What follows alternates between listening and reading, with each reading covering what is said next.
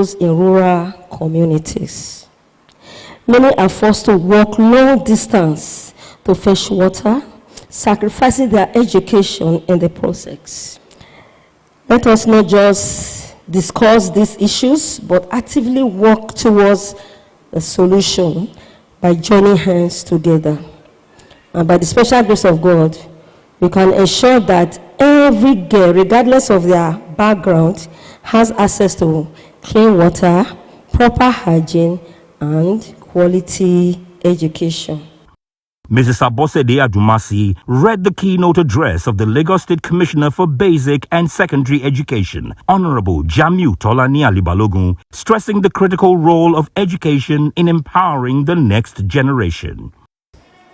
I want to talk about the girls who are vulnerable to sexual exploitation and violence as they search for water and sanitation. And I want to talk about the girls who are denied their dignity and autonomy because they are forced to manage their menstrual hygiene in secret and in shame. But in spite of all this, I want to talk about hope. I want to talk about the incredible work being done by organizations, governments, and individuals around the world to empower girls and women with access to clean water and hygiene supports. Nima Memorial Care Foundation being one, you are inclusive, you are doing a good job. We know that investing in clean water and hygiene support is not only a moral imperative, but also a sound economic investment. Every dollar invested in water and sanitation returns an average of $4 in economic benefits. Girls who have access to clean water and sanitation are more likely to attend school, complete their education, and go on to become. Mrs. Keeler delivered an insightful address on the necessity of access to clean water for the girl child, considering her psychological needs and the long-term impact of proper sanitation on her education and overall well-being. When clean water is scarce, the risk of violence, exploitation, and abductions increases. However, there is hope. Providing clean water and proper sanitation facilities is not only about preventing diseases, it is about creating opportunity for girls to strive. When girls have access to water, they are healthier, attend school more regularly, and have clean chances of completing their education. Hygiene education empowers them to take care of their own health, and it improves their self-esteem and confidence. As a global community, we must work together to ensure that all the girls have access to clean water and hygiene support. Government, organizations, and communities must invest in building water infrastructure, improving sanitation facilities, and providing hygiene education. There's been vehement calls from the various speakers that it's not only about us speaking here, but taking action. But how do we do that? How do we raise the benchmark from where NEMA has placed it now? How do we reach out more to many other young ones out there, particularly the girl child? Because today, as we speak, from today, about 3 million women start to menstruate. So we do have a lot to do for our society and the world at large. Nima. Keynote address by Professor Anthony Keeler, who eloquently dissected the symposium's theme, Empowering the Future, with a strong focus on the sub-theme. He underscored the pivotal role of water, hygiene, and sanitation in the lives of young girls, stressing that empowering them today is key to securing a healthier and more prosperous future for all. The first step that we need to do is to actually train parents and children on the importance of good hygiene and the importance of water in our life. The next step is actually to empower them to be able to do this. It is not enough to know the right thing. You also need the resources, the energy to do the right thing. And therein goes the need to avoid the kind of experience Mrs. Killer went through, where you have to go miles to get water. It is actually doable. We just need those who plan schools and community to know that just as when you want to go out, you need to wear a pair of shoes, just when you want to go out, you need to wear a top and a bottom or a dress that needs belt or something to tie, that when you build a school or when you design any community or when you evaluate any community, there should be some, I have a list of 7 things, but let's stick to one here, of some things that every community must have. So you must have a radius. To say within a certain radius, there should be water there. We are actually setting the bench very low because in reality, water should be flowing in every house. Honorable Adedamola Kasim, representing the Speaker of the Lagos State House of Assembly, reaffirmed the commitment of the legislature to promoting policies that enhance hygiene and access to clean water for the girl child. However, we acknowledge that more needs to be done. We continue to work together to ensure that our girls have access to clean water, sanitation, and hygiene facilities. This is crucial for their empowerment and for building a healthier and more prosperous society. In line with the United Nations Sustainable Development Goals, SDGs, specifically Goal 6, which aims to ensure universal access to clean water and sanitation, we must intensify our efforts. We must also recognize that the critical role that hygiene plays in preventing diseases and promoting overall health is very, very important. To achieve this, we need a multifaceted approach that involves government, civil society, the private sector, and individuals. We must invest, however, in infrastructure, promote hygiene, education, and support community-led initiatives. As the representatives of the people at the State House of Assembly, we will continue to strengthen the existing laws in our statutes that make clean water and hygiene accessible to the girl child and the general populace. In a heartfelt vote of thanks, Hajia Zainab Mohammed Abdulmalik expressed profound gratitude to all guests and stakeholders for their unwavering support. The symposium concluded with the ceremonial cutting of the cake, a moment expertly coordinated by the Master of Ceremonies amidst an atmosphere of warmth and camaraderie. And the second one, I, another one, M, and the last but not the least. And that's Nima, ladies and gentlemen. She lives on. As the event drew to a close, guests enjoyed a delightful dinner, reflecting on the impactful discussions and renewed commitments made towards empowering the future.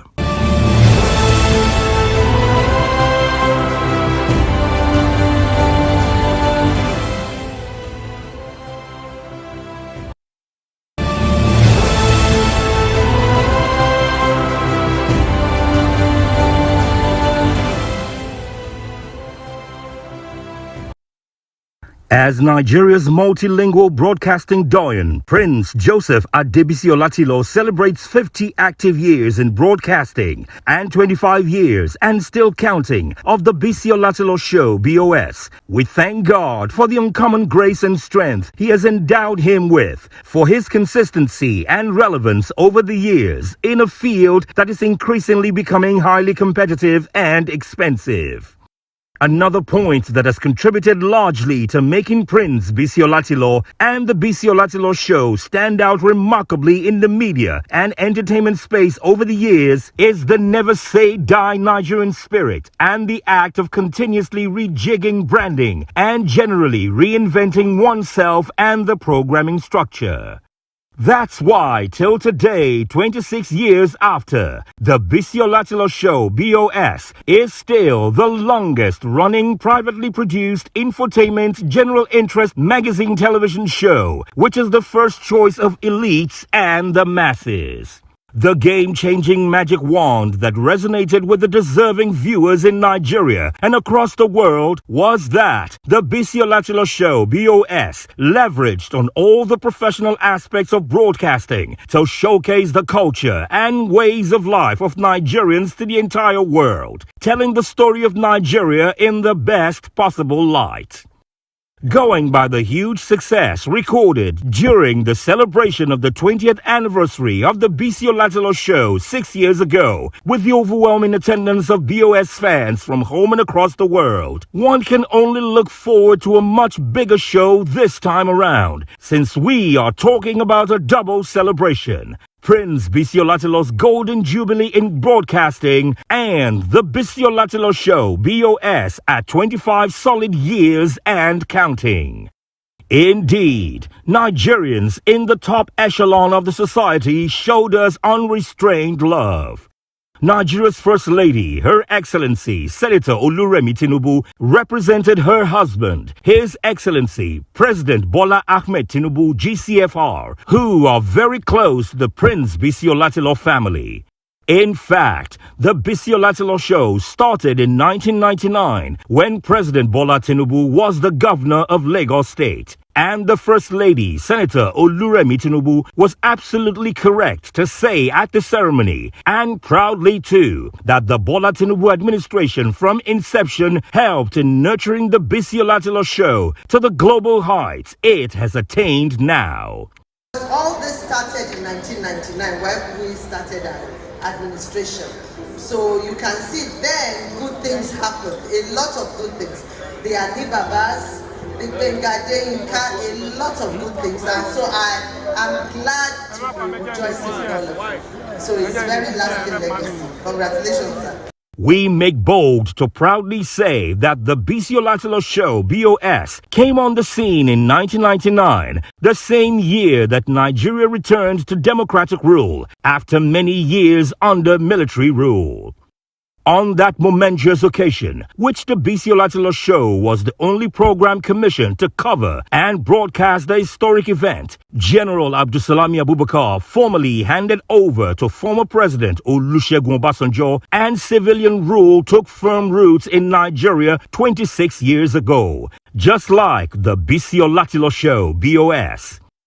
Still talking about the heavyweight dignitaries that honored the 20th anniversary of the Biscon Show 6 years ago. These include Her Royal Highness Olori Dr. Nike Akonde, CON, Her Highness Erelu Abiola Dosumu, Hajia Bola Shagaya, Chief Mike Inegbese, who will be 80 years next year by God's grace.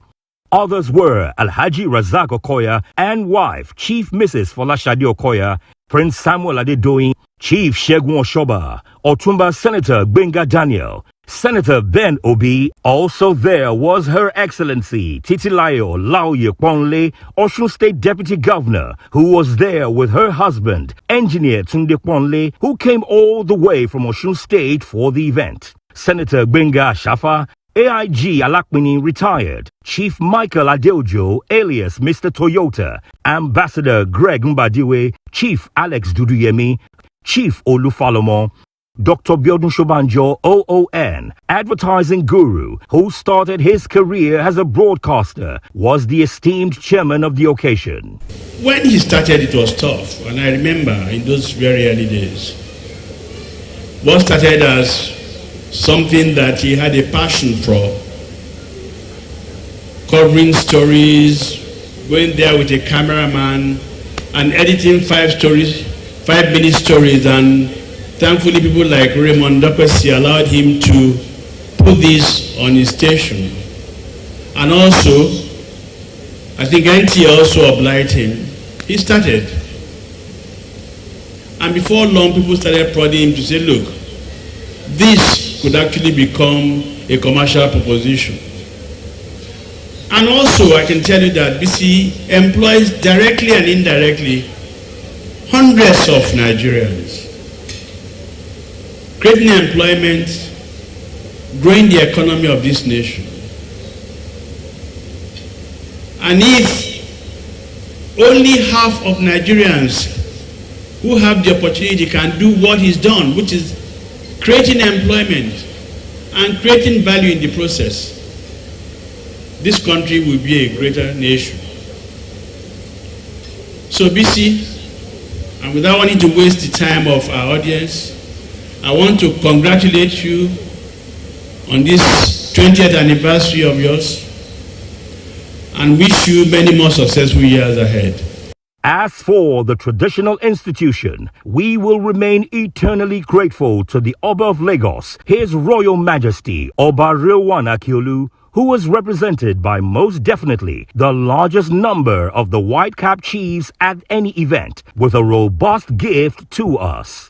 The Oni of Ife was represented by the Ashoya of Ishoya, Ile-Ife, Oba Moreno Adedini, who, by the will of God, celebrates his 15th coronation anniversary on the throne this year.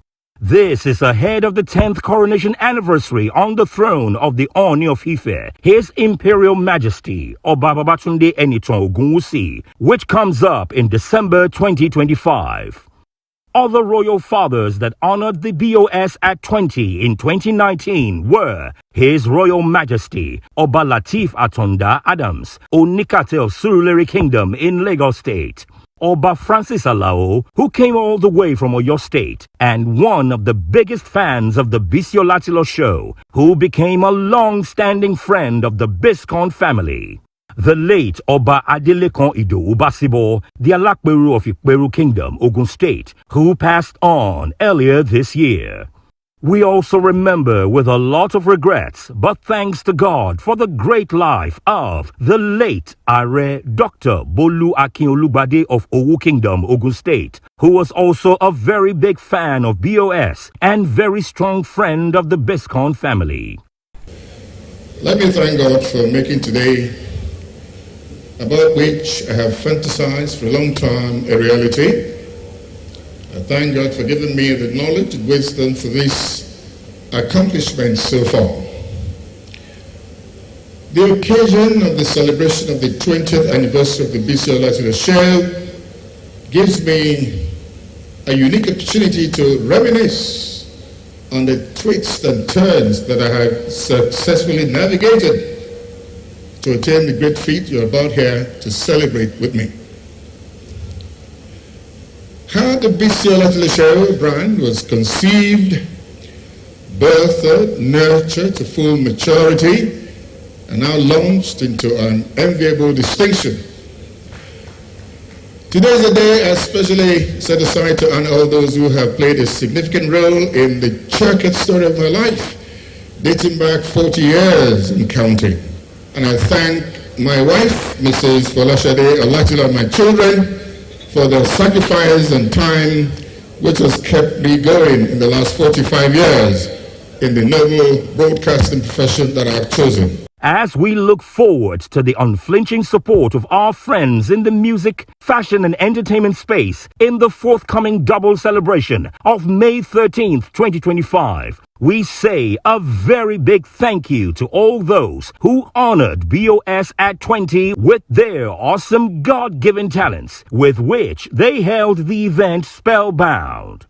For honors, Ara, Africa's first female talking drummer and percussionist of note. Ego Kimono, the extremely talented daughter of the late king of reggae music, Ras Kimono, of blessed memories, who is fast building on the legacy of her father.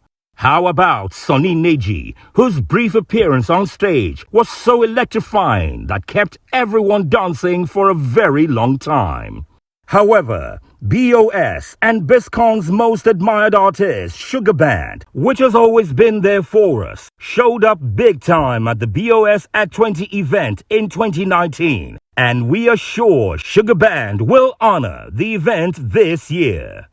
Another great supporter of the BOS and Biscon TV indefatigable backbone, whose presence was conspicuous throughout the BOS at 20 event, was Engineer Chief Raymond Dokbesi, founder of Dark Communications PLC, who was there with his wives and a very strong team from Dark Communications PLC. May God bless him. The three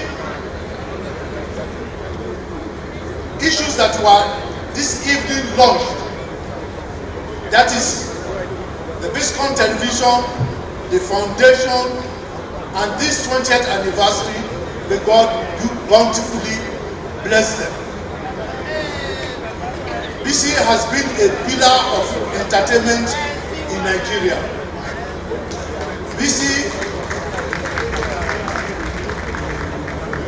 like every one of us, without any silver spoon, started the very hard way. It was not difficult for me to appreciate and understand his talent and the need to support him to achieve his dreams. May our leaders have sympathy on the children of the poor like us to enable us achieve their own goals. We thank each and every one of you for coming. Biscon, we are very grateful for this honor, and we wish you quite a lot of success in the years ahead. Thank you very much. Chief Gabriel Igbenedion and Sir Kessington Adebutu were very adequately represented by their children, who received their awards for them. We're here this evening as part and parcel of the family of the BOS group. Indeed, Bisi Olatilo is part and parcel and the son of the house of Igbenedion. And my father wanted me to say out loud and clear that he is blood in the family. And looking at the crowd today, he is somebody that crossed a court. When you look at the crowd, you think that it's all to do with all the oldies but goodies. But Bisi is a man that cuts across the divide. Bisi is a man of entrepreneurship skills that's able to bring everybody together, both the youth, the young, and the old. And on this auspicious day, we want to say a big, big, big congratulations to you. More grease to your elbow, and may you continue to strive and lead the way in entertainment. A big congratulations, my big brother, Bisi Olatilo. We also thank Governor Babajide Sanwo-Olu for his great support for us during the 2019 edition of the BOS at 20 event, as we look forward to his esteemed presence to grace the event this year. As for His Excellency Alhaji Gboyega Oyetola, who was the governor of Osun State at the time, he bent over doubly backwards to support the event, which he publicly claimed with pride that the Bisi Olatilo show is the product of a great son of Osun State, Prince Bisi Olatilo. I'm elated and honored to be invited as a guest and an awardee at this momentous event of the 20th anniversary celebration of the Bisi Olatilo show. I congratulate Prince Bisi Olatilo, his lovely family, and the crew of the Bisi Olatilo show on the 20th anniversary of an initiative that has transformed into a brand and a household show.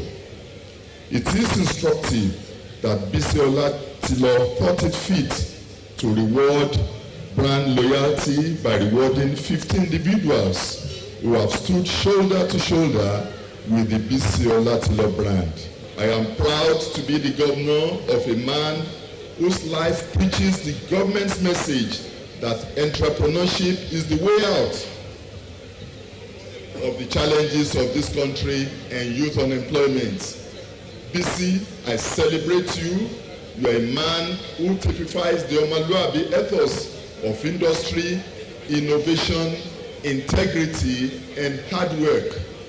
I thank Bisi for the privilege of the award of BOS Special Award for Good Governance conferred on me today, even as I assure him that the elements that qualified me for this award today shall be improved upon to catapult his dear state to uncommon heights that his children will be proud of.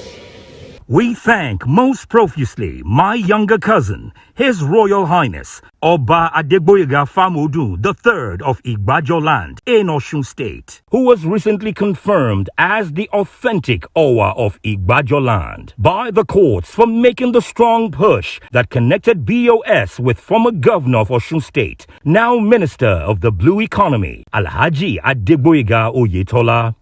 As we end this package, let's assure all our esteemed fans and followers that the double celebration of the 13th of May 2025 at the Muson Center, Lagos, will be the best show ever packaged by us, by God's grace. The awards to be taken away by deserving personalities who have supported the BOS and Biscon brand over the years are well thought out. These include BOS Ultimate Supporters Award, Good Governance Award, Symbol of Democracy Award, BOS Pillar of Support Award, which Chief Raymond Okwesi won last year and will still be given to him posthumously. Other prospective awardees at the event this year are Governor Babajide Sanwo-Olu of Lagos State and Governors Doye Diri of Bayelsa State and Governor Hope Uzodinma of Imo State and the FCT Minister, Barrister Chief Nyesom Wike, who have gone over and above in terms of infrastructural developments in their areas of commands. However, the biggest awards of the Biscon show this year go most deservedly to the #1 citizen of Nigeria, His Excellency President Bola Ahmed Tinubu GCFR, and Nigeria's First Lady, Her Excellency Senator Oluremi Tinubu CON, who has been on her feet, traversing all parts of the country, north and south, helping her beloved husband to deliver the renewed hope message, which is bringing a lot of succor and empowerment all over the country. We are blessed with very committed friends of Biscon as members of the planning committee to help deliver the message to all those concerned. The committee will be coordinated by Her Excellency Olori Dr. Mrs. Nike Akonde CON and former Governor Donald Duke of Cross River State. Please pray along with us and see you there.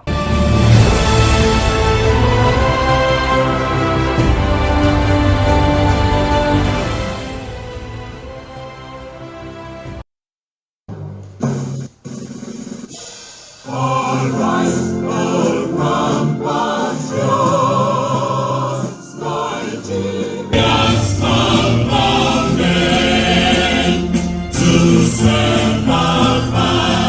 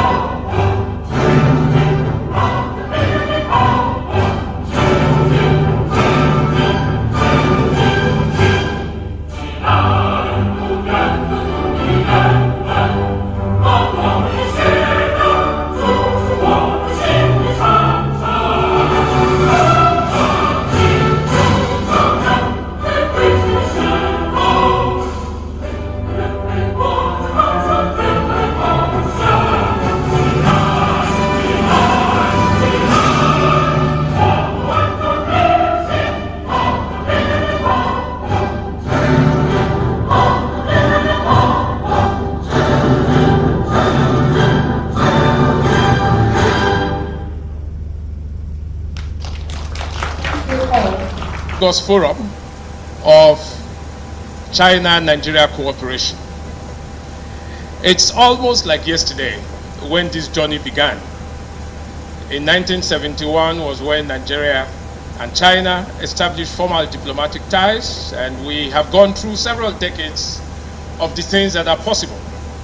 And as I look around the audience today, I see that China is a strong player in the Nigerian economy.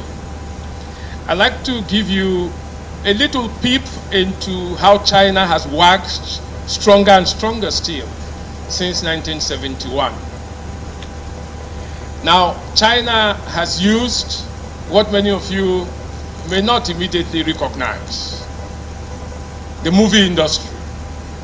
And so one of the first things that brought China home to us in terms of the prowess and the strength and the can-do things that China would have represented was the great iconic Bruce Lee. I hope you all remember Bruce Lee. Bruce Lee was the one who could take on a whole town and destroy everyone there through the martial arts. And so Bruce Lee was a great guy and fired our imagination. I know that many young people, certainly in the 70s, were very Bruce Lee in orientation, and that helped. Second was the Chinese cuisine, Chinese food. And that bore an immediate resonance with Nigeria because everywhere you turned, if you traveled out of Nigeria, the closest to the food that you were used to was Chinese food. And so we used the soft bellies of the soft instrumentalities of power to wax strong and win the hearts and minds of people in our country. Now, it didn't stop there. From a point of not being very sure how to handle China as an emerging great power, China has come fully on as a major economic player in Nigeria. And I'm sure that you all recognize that in the last 20 and 22 years, China has come strongly on the African continent and has come even stronger in Nigeria. Everywhere you turn to these days, when I take the train from Lagos to Ibadan, I see signposts that are in Chinese language. I don't understand what the language says, but it shows me that China has become an important player here. In the course of the presentations, we'll have occasion to put these things to critical perspective, to see what China calls a win-win situation. That's China's diplomatic overture in Nigeria and in Africa. And we hope that we will have good explorations. At this time, Nigeria is at a critical juncture in her national development. Many say that we have witnessed recessions of different categories across the broad spectrum of not only our economic life, but also our social life and even our political life. This is the time to begin to reset the agenda of our diplomatic catalog, to begin to reinvent and reinterpret and re-energize existing relations that Nigeria has with several countries in the world. And we believe that China, is a window to that future. So on behalf of all of us at the Nigerian Institute of International Affairs, the NIA, I'd like to welcome you all. I'd like to thank you for coming and urge you to be part of this robust engagement and discussions and the book launch and all the things that we'll be doing over the next couple of hours. Welcome and thank you.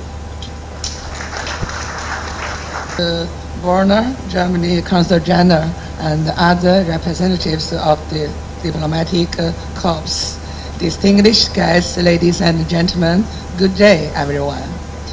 I'm pleased to attend the first Lagos Forum, and I want to thank all partners who have contributed to its successful organization. I think that this is a good start, and I believe it will become an important platform for in-depth exchange between China and Nigeria. The theme of Lagos Forum 2024 is the Chinese in the Nigeria economy, deepening development cooperation towards a shared future a better world. We live in a world full of uncertainties, and mankind is in an era of major development as well as profound transformation and change. People are asking the question of the times: what has happened to the world and how should we respond? At the end of 2023, Chinese President Xi Jinping delivered an important address at the Center of External Work as building a community with a shared future for mankind.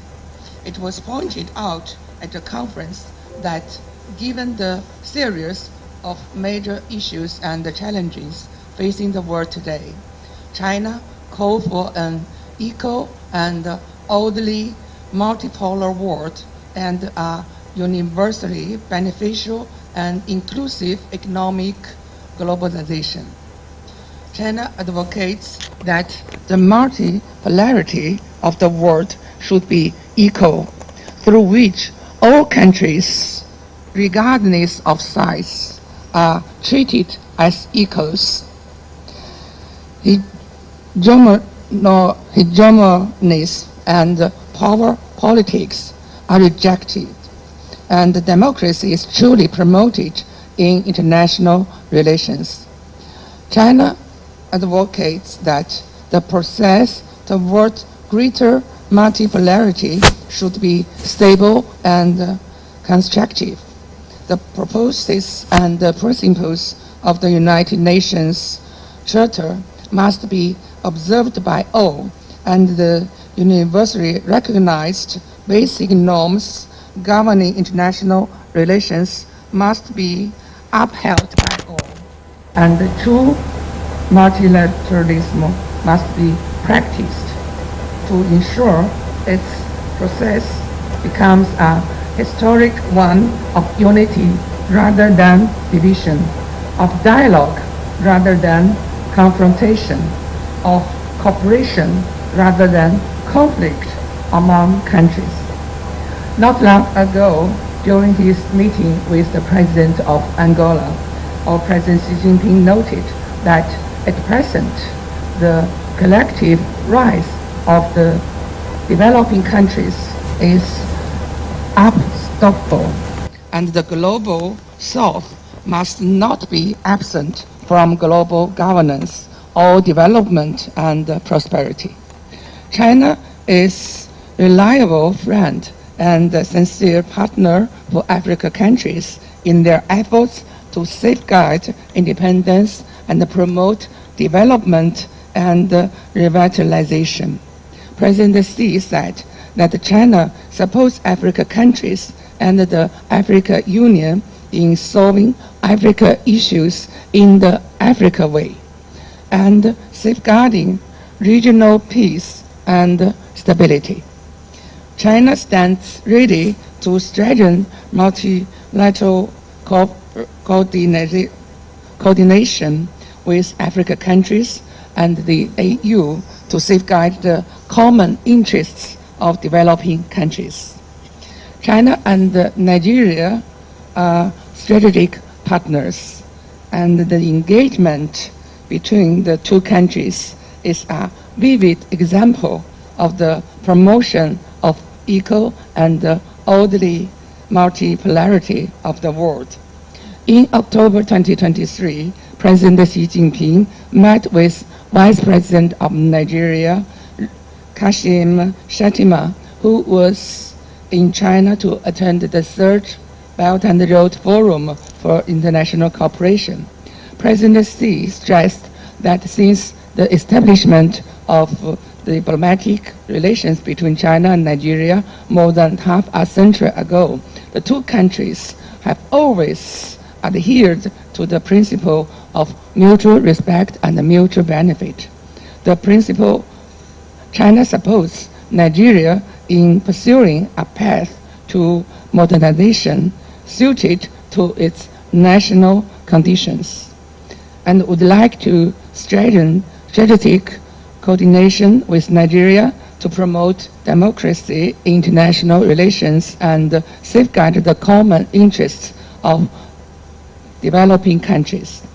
Vice President Shettima noted that Nigeria and China are good friends who have shared will and woe and supported each other in times of difficulties.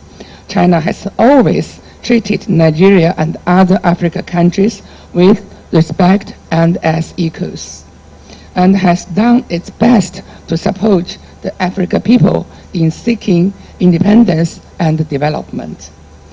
China calls for a universally beneficial economic globalization, one that meets the common needs of all countries, especially the developing countries, and properly addresses and development imbalances between and within countries resulting from the global allocation and resources. China supports countries to follow the path of development in accordance with their national conditions, while joining hands to create common development for all humankind.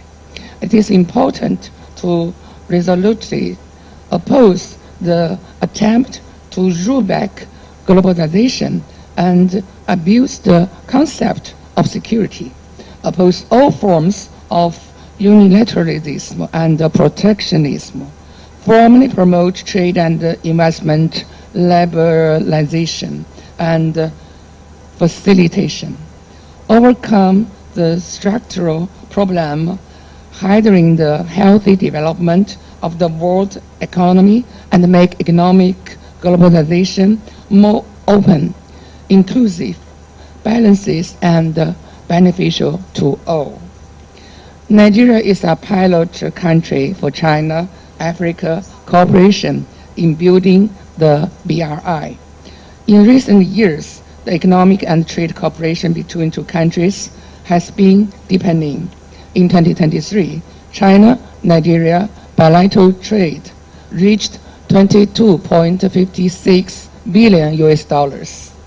The opening and commissioning ceremonies of Nigeria's Lekki Deep Sea Port and the Lagos Blue Line and Red Line light mast constructed by Chinese enterprises have been held successfully, which have not only promoted local economic and social development, but also made outstanding contributions to the deepening of bilateral economic and trade cooperation.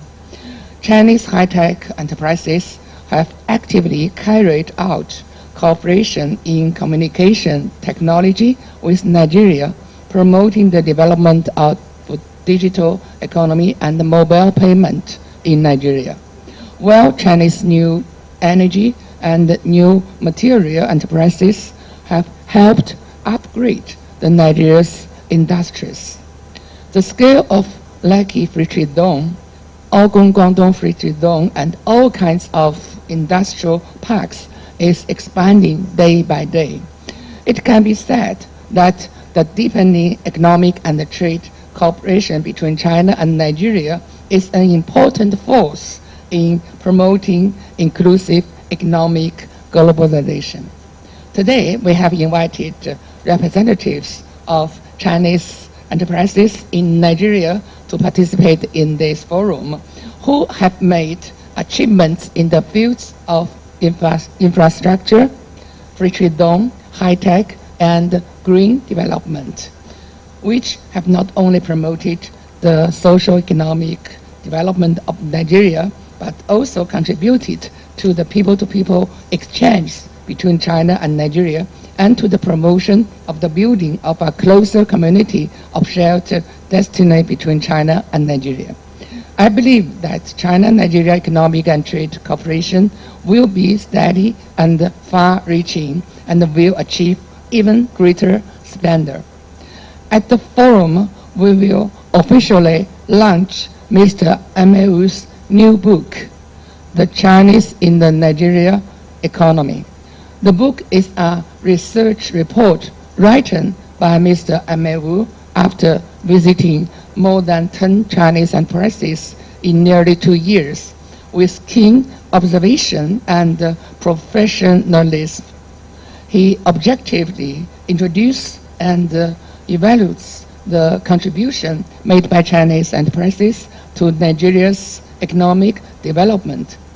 I would like to take this opportunity to thank Mr. Emewu for his efforts and support more scholars to draw the picture of China-Nigeria friendship and cooperation with colorful brushes like him.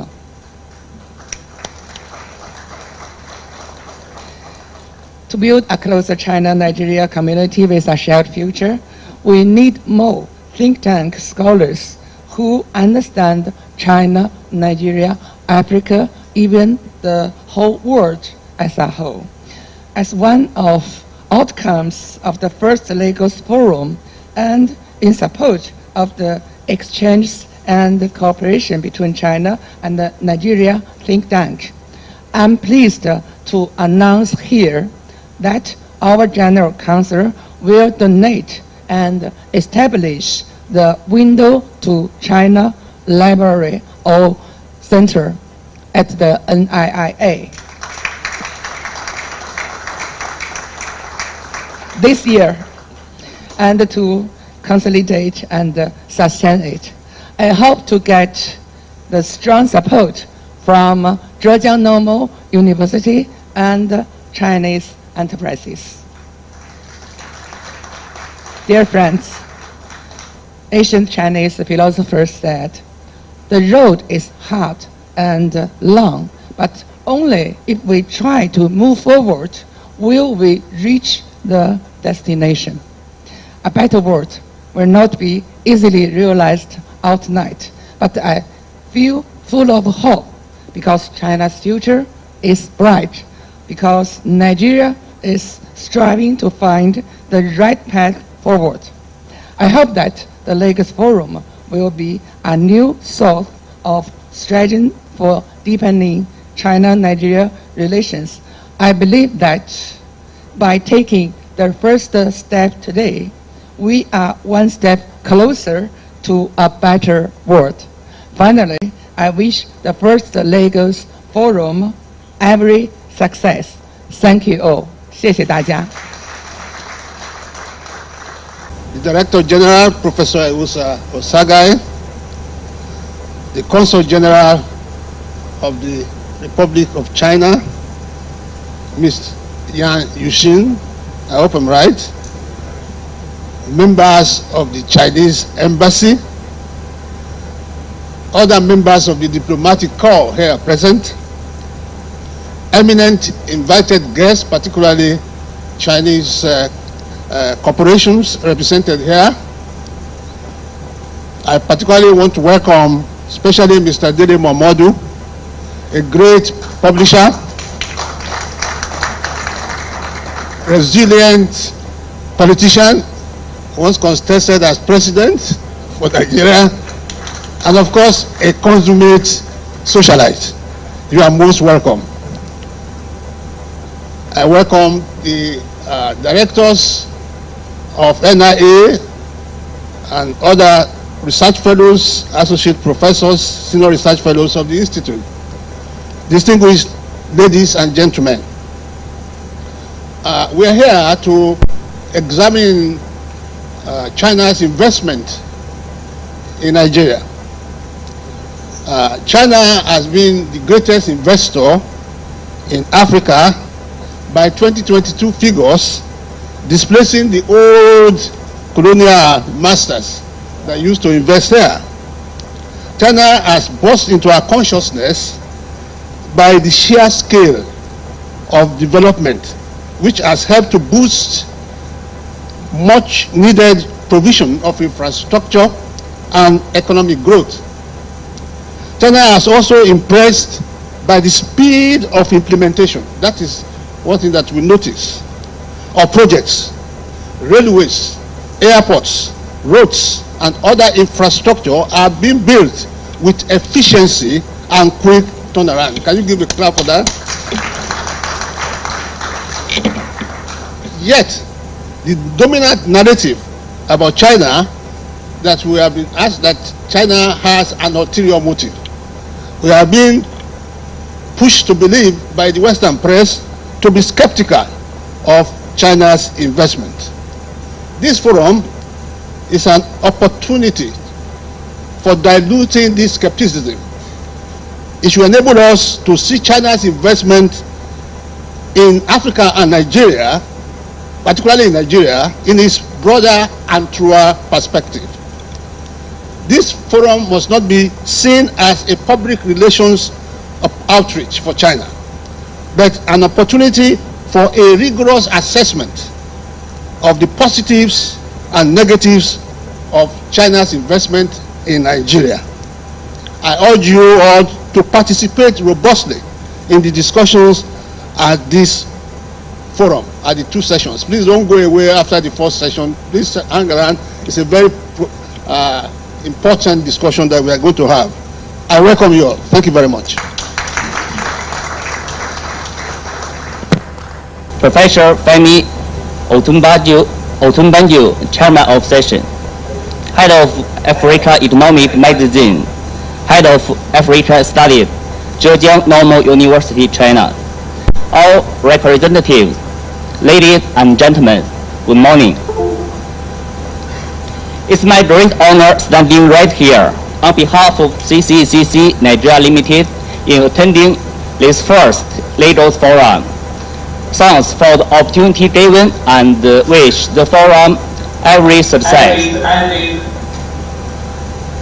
First of all, I want to introduce CCCC via a short video, please.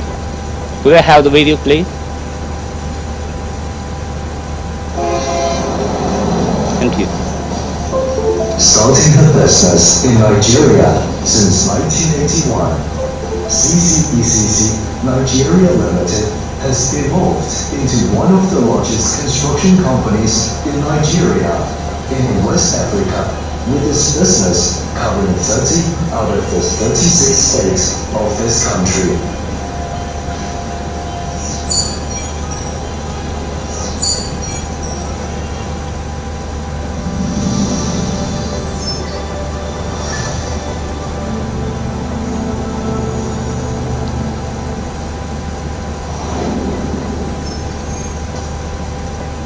As a contractor, CCECC Nigeria Limited has successfully completed various projects in different sectors. In railway sector, aligned with the National Development Plan on railway, CCECC fulfilled the country's hope to have a modernized railway network by completing Abuja-Kaduna Railway and Lagos-Ibadan Railway, which provides safe, comfortable, and time-saving traveling experience to passengers. In urban light rail sector, light rails completed in Abuja and Lagos offered passengers a more convenient way to commute from home, workplace, without suffering from congestion on the road. In road and bridge sector, specialized in road and bridge construction, CCECC Nigeria Limited has carried out multiple projects involving federal highways, state roads, flyovers and super bridges, linking people to their houses, workplace, market and other facilities, significantly promoting regional economic development.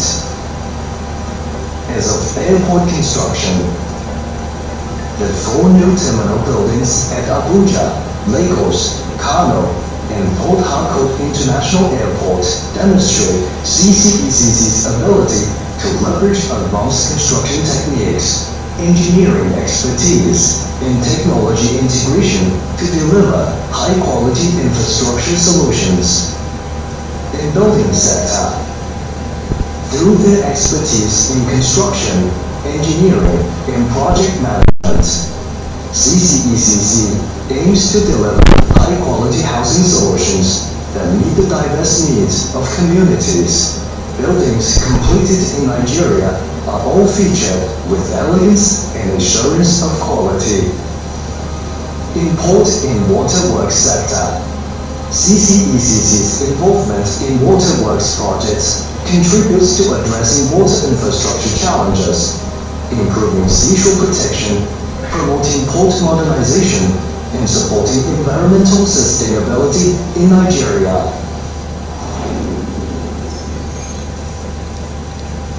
CCECC Nigeria Limited provides excellent operational and technical services for the Abuja-Kaduna Railway, Abuja Mass Transit, and Lagos-Ibadan Railway. Local businesses driving the growth of local industries and related sectors. They work towards improving the livelihoods of communities by digging wells, repairing roads, building schools, and donating necessities. It recognizes its role as a responsible corporate citizen and strives to make a meaningful impact on the communities it operates in, aligning its activities with the Sustainable Development Goals of Nigeria. CCECC Nigeria Limited will always strive with Nigeria.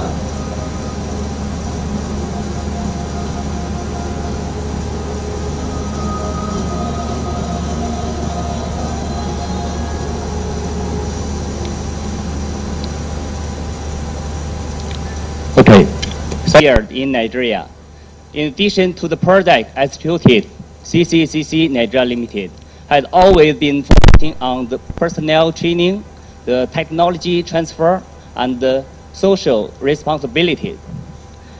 Since the inception of Belt and Road Initiative in 2013, CCCC Nigeria Limited has driven more than 300,000 local employment opportunities, cooperated with 1,438 local subcontractors and suppliers, constructed 700 kilometers of railway, and more than 1,000 kilometers of road in Nigeria.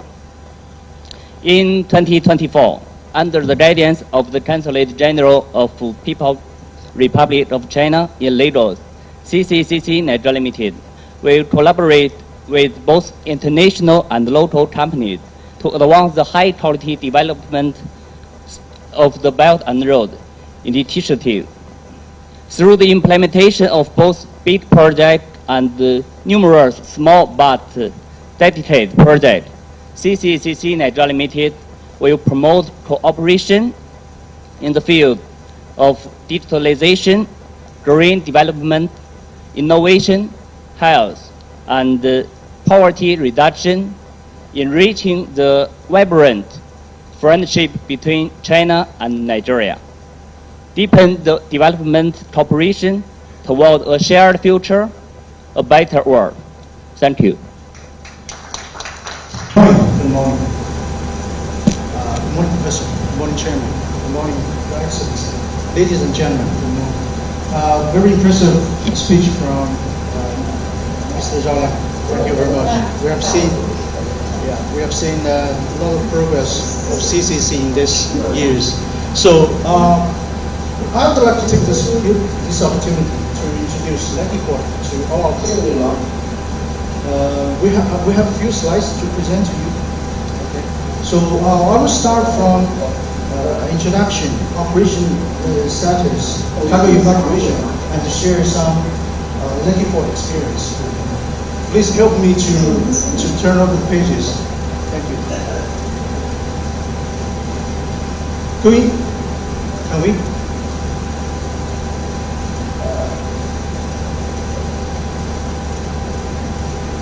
Yeah, just move on. I will let you next slide, please. So please move on. The project summary. So Lekki Port is based in Lagos Free Zone, which is 65 kilometers from TEUs to 14,000 TEUs vessel, which that Nigeria has the ability to catch up with other international countries to do business with other international countries. Speaking of the shareholding structures, Lekki Port, thank you. Lekki Port is a PPP project. So we have 20% shares of Lagos State government, 5% shares of Nigerian Port Authority, and 75% of the private consortium, in which China Harbor holds 52.5% in total. So we have the heavy assets company for this project. So then the question becomes, why China Harbor decides to invest Lekki Port in this country? So speaking of China Harbor is one of the biggest maritime infrastructure company in China. So it builds almost 70 to 80% of the seaport in China. Also, as well as in West African countries, China Harbor builds Abidjan, Tamar, and also Lekki, Kribi, and Angola. A lot of seaports are built by China Harbor. But we see the opportunities in Nigeria, and Nigeria is the biggest market in West Africa. And we see the demands of this country and the shortfall of infrastructure. So that is the initial driver of China Harbor to invest and build Lekki Port in Nigeria. Okay, to move on, we have some microeconomic impact analysis. So Lekki Port will have estimated to aggregate impact of $361 billion over this 45 years. So the project cost will be around $1.5 billion, which the impact will be 230 times compared to our investment. Okay, so some direct economic impact, that is about 170,000 jobs will be to be created during and from the construction and the port operation. The revenue to the state and federal agencies from taxes, royalties, and duties we estimate will be amount to $200 billion. To move on, we would like to tell you how is Lekki Port right now. Okay, so in terms of the equipment, we have RTG cranes, we have STS cranes. STS crane is international standard, which meets the gap from Nigeria, from previous existing port and the international port gap. We have bridge stackers. Unit selling point is among the largest. Those cranes and the equipment are the world latest and advanced equipment compared to other ports. Okay, we also have to fast track our process, we also have our scanner system, which means you don't need to have the physical scanning from opening your container, wait physical scanning. All you need to do is get the scanner, go through our scanning machines. Within less than 1 minute, like you go to airport, within 1 minute, you will have the good clearance to check out what is inside of the port. That will bring the efficiency to Lekki Port. To move on the cargo clearance, we also Lekki Port is one of the automated port in Nigeria. So, which means from the gate controlling system, you don't have to be manual controlled to check your paper, to watch who you are. All you need to do is to register on our website to declare before you come in, and our booking system will see you from the automatically to verify your identity and let you go through. So the whole process, there is no man control, is totally automatic from the merchant. It will also bring the efficiency to the cargo clearance of our clients. To move on, some key figures of our operational performance. Now our burst productivity has already become 51 burst movement per hour. Okay, so all you need to know is a pretty high efficiency compared to other ports. Now our container dwell time is within 10 days. As you may know from the existing port, especially in this COVID period, sometimes you need 1 month or 2 months to get your cargo evacuated from the port. But now we can control this within 10 days, and this number is keep reducing. So our truck turn time is 45 minutes, like what I said. If you have your car into our port, you don't have to be a manual checking. Everything you need to do within 1 hour, you can get your container out of the port. So that is the efficiency we bring to Nigeria. Okay. Speaking of evacuation management system, so we see the port is just one portion of the whole logistic chain. No matter how efficient we are, we're still facing the problem of congestion of the roads. We know what Apapa, the experience in Apapa. Even you get out from the port, you cannot evacuate from the roadway. So, Lekki Port, we have railway in the future plan, and we also have barge to help us to evacuate our containers. Speaking of the roads, Lekki area with the huge development of infrastructures. After completion of the port, we see the government has contributed and determined to improve the road infrastructures. So we would like to invite you to Lekki Port, and from that trip you will see the development of the development of that area. So before it's a country road just for that villages. Now it become a heavy road, and it's still in the progress of upgrading. So we will expect that Lekki Port area will become, I would say, next Shenzhen in China, to compare with China. So in the end, I would like to share some experience of Lekki. So how we achieved so far. So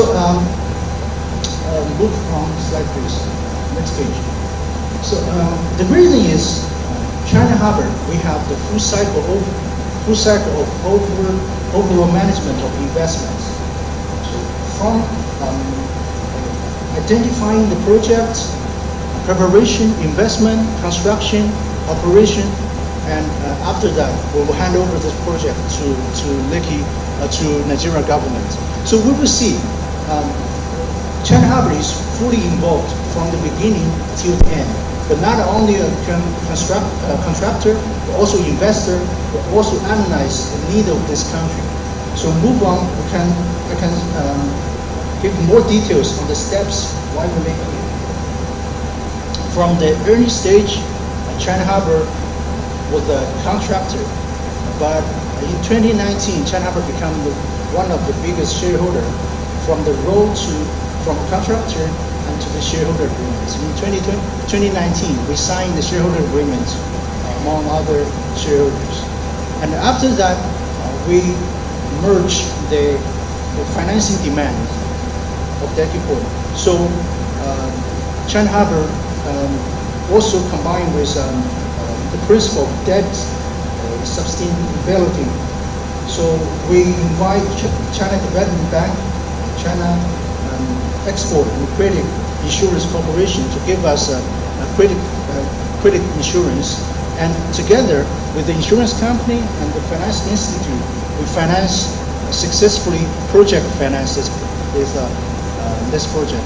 So this project is purely private finance project. It will not bring debt to Nigeria governments. I mean, so the whole risk is the market risk is buried by the project company. And after that, after accreditation, we face to the construction period.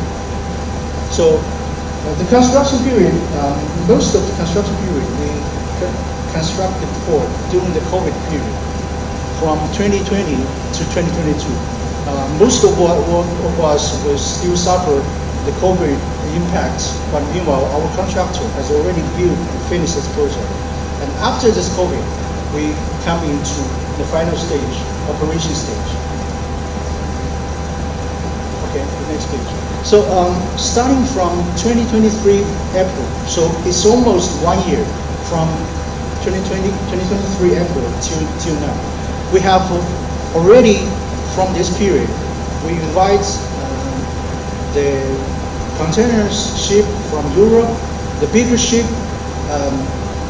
upgrade from China, from Far East. So we also open at the first transition port of Nigeria. Okay, so let me tell you a fact. Nigeria is the biggest. Okay. Yeah. Sorry. So it's the end of my project. So the last sentence I want to make is, before Nigeria, most of the containers go to other ports. They came to and transshipment to Nigeria. We want to turn it around to let all the containers in West Africa come to Nigeria and go to other countries. So that is the target of the landing port. Thank you very much. On the other hand, through its economic reforms, transformed from a state-dominated planned socialist economy to a mixed economy, and the country saw significant productivity increases, which became the driving force behind its economic boom to the fastest growing economy in the world during this period.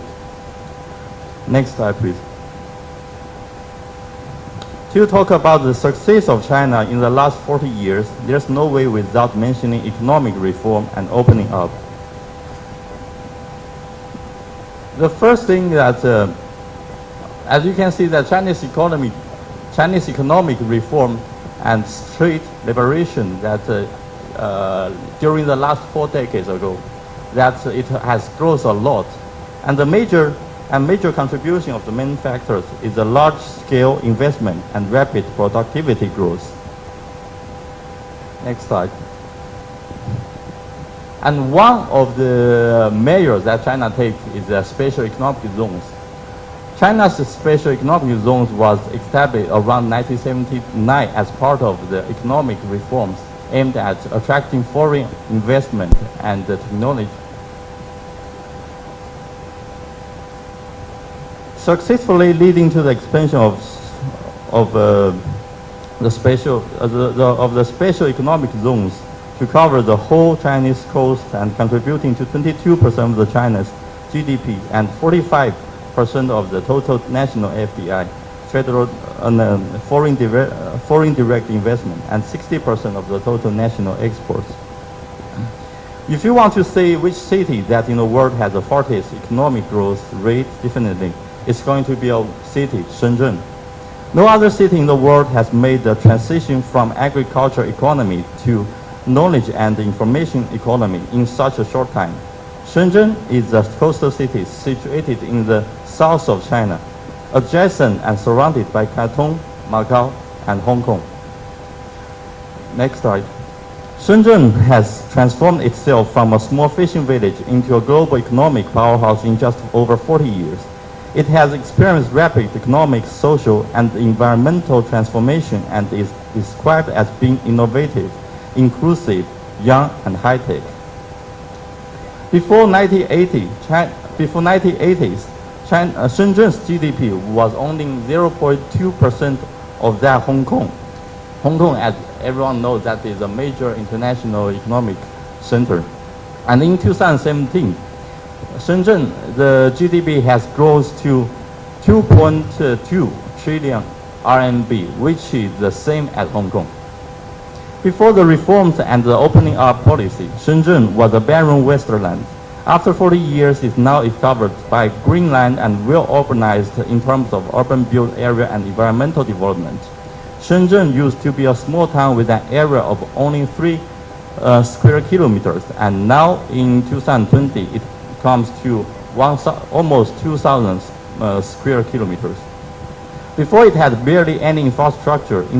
By 2017, there were 8 metro lines with a total length of 285 kilometers, making Shenzhen one of the top global cities in terms of subway length in operation, connected with more than 36 overseas cities by air, and handling capacity of Shenzhen port has grown to 25 million TEU containers per year. If we look at the development of Shenzhen in the last 40 years, it can actually be regarded as 4 stages. And through the measures and the stimulus policies undertaken by Shenzhen, we notice that it leads the success. Over the 40 years from 1979 and 2019, following the laws of urban development and given full play to the interaction of 4 development engines, Shenzhen has created a miracle in which a traditional small agricultural fishing town has risen to a global technological center. So let's look at the stage 1 about the labor-intensive development stage. This stage, Shenzhen joins the global industrial chain from the bottom. In this period, the dominating drive forces were labor and institutional innovation. This stage featured innovation in the economic system and inflow of population, infrastructure construction, and the development of the labor-intensive and export-oriented economy. The second stage, capital-intensive development stage, Shenzhen moves up to the lower medium position of the global industrial chain. In the second phase, the socialist market economy system, Shenzhen built first provided better powers and conditions than other regions of the world. They provide the local government provide human resources and business development opportunities for Shenzhen. The increasing promotion of the hardware and software environment of the city attracts massive inflows of skilled labor and investment for technical projects. About the third stage of Shenzhen, the scoring lands coast forcing economic transformation, and Shenzhen moves up to the middle and global industrial chain. 1 minute. Okay, thank you. About the last stage to Shenzhen, then we can look at. In this period, by successfully carrying out the transformation to innovation-driven development, Shenzhen attracts the gathering of high-end innovation factors like global investment, talent, and technology, by further creating and fostering institutions and policies for the innovative economy. In conclusion, the fundamental driving forces for Shenzhen's leapfrogging development from a fishing village to a technological center as follows. First, keep on deepening reform and opening creates conditions for the massive inflow and effective use of internal production factors, markets, and industries. Continuous institutional advantages attract external resources for development and innovation. Choose the suitable industries at the beginning and create conditions for the combination of production factors and unleashing of driving engines. Third, improving hardware environment creates conditions for urban development and innovation, and forces the city to keep on developing and innovating. The first one is by improving hardware environment creates conditions for urban development and innovation, and forces the city to keep developing and innovating. The last one is that by actively participating in and take full advantage of fierce market competition, force itself and market entities to involve regularly upgrade. So at the end, I would like to say that here, as we are all gathering here together to talk about the first Lagos film, I propose that Nigeria and China, we can have more conversation to have, and more collaboration we can do, and more success we can achieve to overcome our both economic challenges and embrace growth, prosperity to a higher stage. Thank you, everyone. Thank you.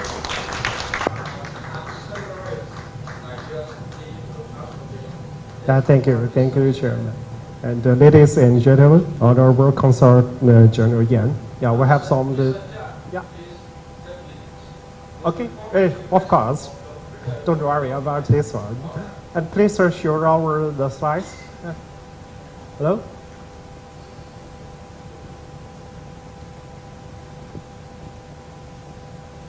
Yeah, today I just want to introduce our Huawei business and contributors in Nigeria. And my topic is the Accelerate Nigeria Digital Transformation. And as we know, digital transformation is the direction of the futures.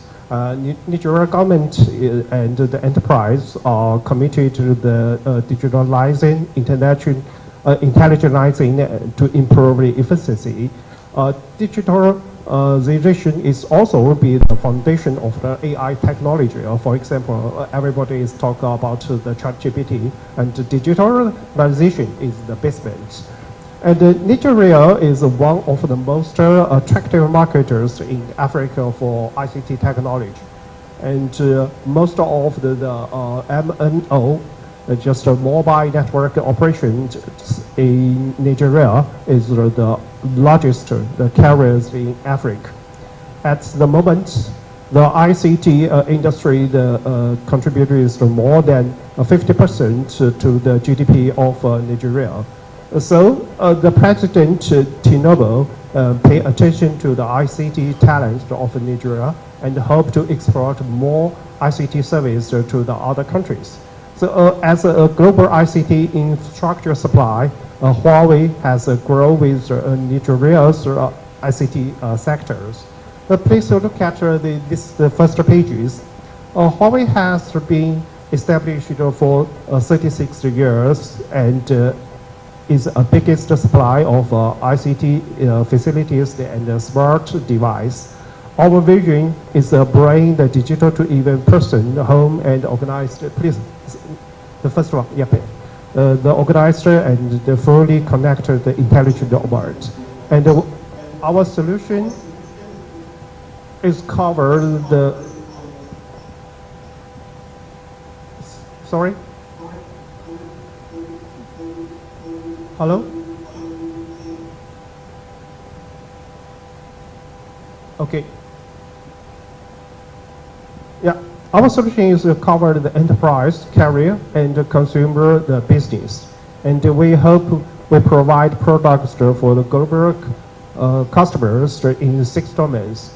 And our has been in the Nigeria almost during the last 25 years. In Nigeria, we built, please, the previous, no, yeah.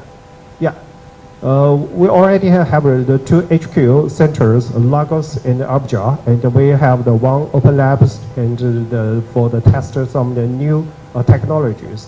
And we built our training center and RENOC, and we provide our training service for almost 10 countries in the Africa regions. And we also have 6 the branch office in Nigeria. And Huawei has contributed to accelerate Nigeria digital economy development in the 3 domains. The technology, please, next. Yeah, 3 domains, technology, social, and talent. We brought about 3G, 4G, 5G technology in Nigeria and built the first tier 4 data center, and which is built the completely fault tolerant and has the redundancy for every component and the highest protection level in the world. And we also training a lot of Nigeria engineers. We provide almost 1,000 and 300 direct jobs and 8,000 indirect jobs in Nigeria. And we cooperate with 150 suppliers and the subcontractors with us. And we provide training for almost 20 or 50,000 ICT professionals in Nigeria. So next page. And this is our we provide for the ICT engineers and experts and managers in Nigeria. And since 2018, we already training about 20,000 ICT talents in Nigeria, and we trained 3,000 government civil surveillance, 18,000 college students, and 30 telecommunication engineers. And we also provide some of the jobbers to the local people. And we hold the job fairs and invite our partners attend it for our college graduates. More than 2,000 young people get the opportunities to join Huawei and our subcontractors. The Minister of Communications, Innovation and Digital Economy, Dr. Buster TJ, proposed that the world largest talent development program, 3MTT, and Huawei will participate in the 3MTT to train more high-end ICT talent and accelerate Nigeria's digital transformation activity. So please look at the next. We have some video just to show our job fair. Yeah, please.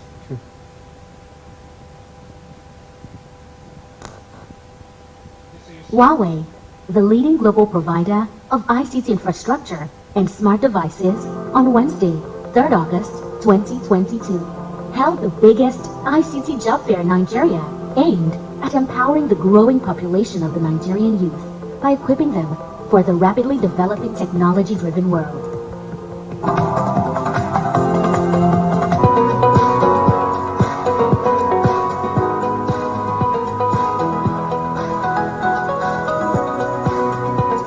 This particular program is designed particularly to train a lot of people, especially around graduates, so that when they enter the job market, they're prepared for anything.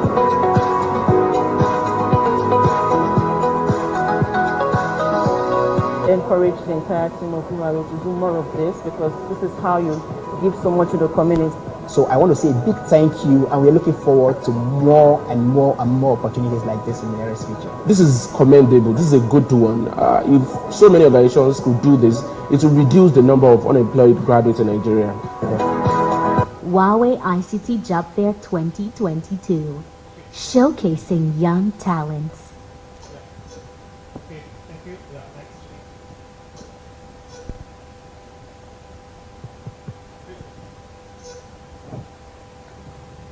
Okay, thank you. Yeah, Huawei also committed to follow the Nigeria's acts and regulations. This is some of the award we get from the government. So please, next page. As for the word, I think it is next page. Yeah. Yeah. Okay. As for the words. Okay, as for the world's largest ICT supplier, we also provide some of the advanced communication technology for the Nigeria, and we also cooperate with the government and smart city and smart grid and digital finance solution for the Nigeria. So this is, we hope we can cooperate with the Nigeria's carrier and the government and the other enterprise. Technology are the challenge. The changes all aspects of Nigeria. Huawei will continue to invest in the ICT talent and the training and infrastructure in Nigeria. We will bring the broadband and the new technologies for Nigeria and accelerate Nigeria economic purpose through the digital technology. Thank you. Consul General, members of the diplomatic corps, captains of industry here present, gentlemen of the press, distinguished guests, ladies and gentlemen. I consider it's a privilege and indeed a great honor to present to you this morning in this industrial activities of lead group companies in Nigeria, spanning over a long period of successful business operation, starting from 1962 to date. Well, thank you for inviting our group to witness and participate in this very important but unique event. Permit me, Your Excellency and DG and the Chairman of the section, to carry you and our esteemed guests through the historical industrial development of our group in Nigeria. Okay, let's start from the part one, the introduction of our group. Next page, please. Originating from Hong Kong, Lee Group were founded by Mr. Lee Guangdi, the grandfather of our current group chairman, Mr. Li Xiaofeng. He saw the potential of Africa's, sorry, let me use my own page.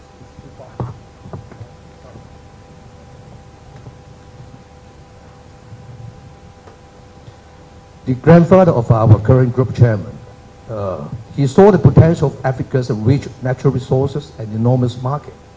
He decided to bring over the enamelware popular in Hong Kong, then he set up his first factory in Port Harcourt in Nigeria in 1962. Nowadays, our group has become one of the largest manufacturers in Africa. With core business focusing in Nigeria, the sales network covers more than 20 countries across the continent, employing over 26,000 local employees. With more than 40 functional factory complexes spreading in Nigeria, our group produces diversified products for daily needs.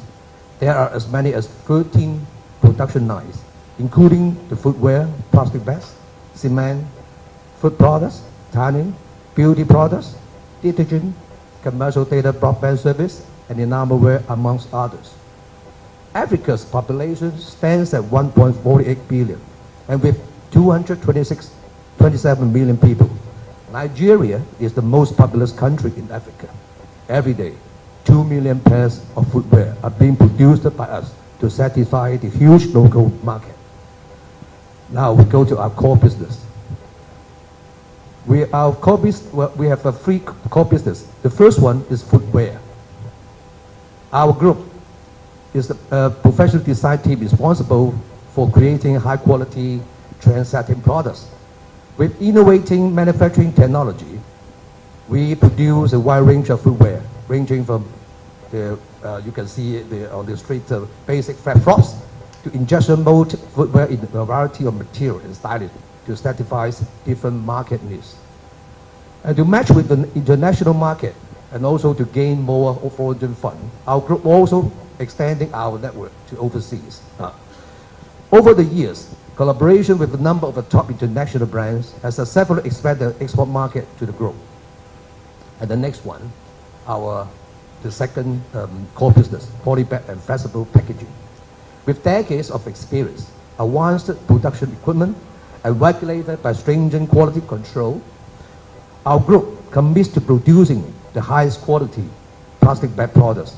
For instance, in 2023, we generate more than 100,000 tons annually of plastic bags in a variety ranging from hygiene fruit storage bags to packaging film required in food production. Adoption of effective and efficient production control results in minimal waste.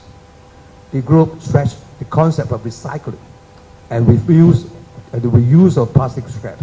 Scrap material were routinely collected, and after strengthening sanitary treatment and levels of processing, all waste material were able to be reused for production. In line with our strategy, now we go to our the third core business, our agri business. The group is looking forward to strengthening our existing sectors of operation, while also further diversifying our investment portfolio into agriculture sector. As part of the strategy of the group to venture into agriculture and agribusiness, our group has now established 3 agro-allied companies. The first one, GNA. This company, we was operated in January in Nigeria in 2014. The core business we focus in this area is sugar. We plan to build 100 metric thousand tons a year refined sugar in Jigawa. And then the second one is Sunshine Limited. This is a joint venture company. We cooperate with Yuan Seeds Company, a pioneer producer of hybrid rice from Hunan province of China. We set up this company in Nigeria in 2016. Now, we already completed more than 4 years experiment in the north. The average yield of this hybrid rice per hectare is 10 tons. So we believe this hybrid rice is very suitable for expanding in Nigeria. And the last one is Suncorp Limited. This is the third company. We focus in the peanut, cotton, sesame, and other commercial crop production and processing. Apart from these three core business, we also doing some other business like leather tanning, beauty and cosmetic, data IT service, enamelware, and we also sole distributor of Sanghi construction and heavy duty machinery. And also we have an assembly plant in Lagos for this FAW truck. It's also joint venture with Chinese biggest automobile company. Okay, let's go to the part 3, our commitment in environmental.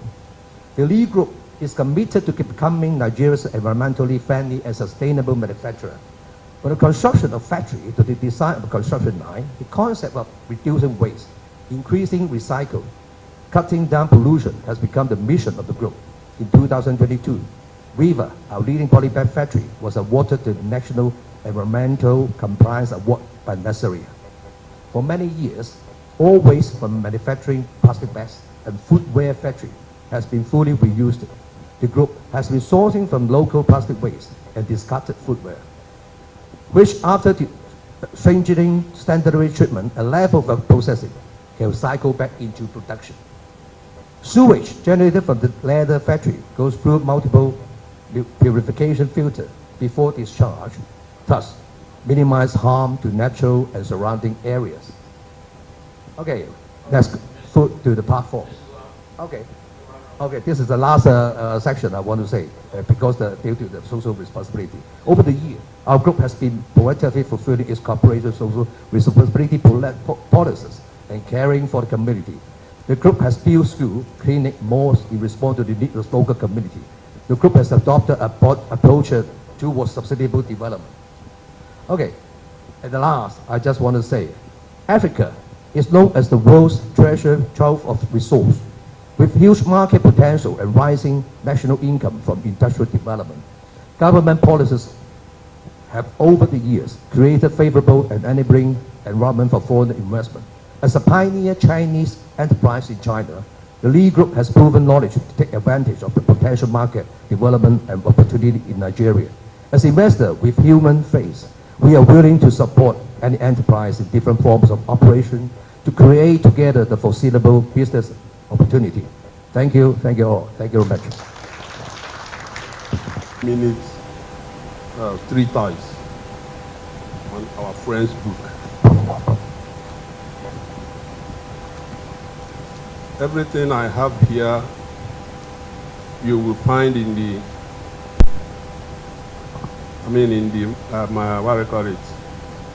the phone and other electronic gadgets I will send.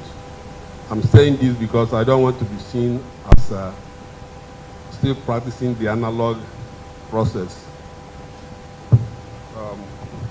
especially when I'm within the premises of an institution or a country that drives a whole lot of technology in this very world.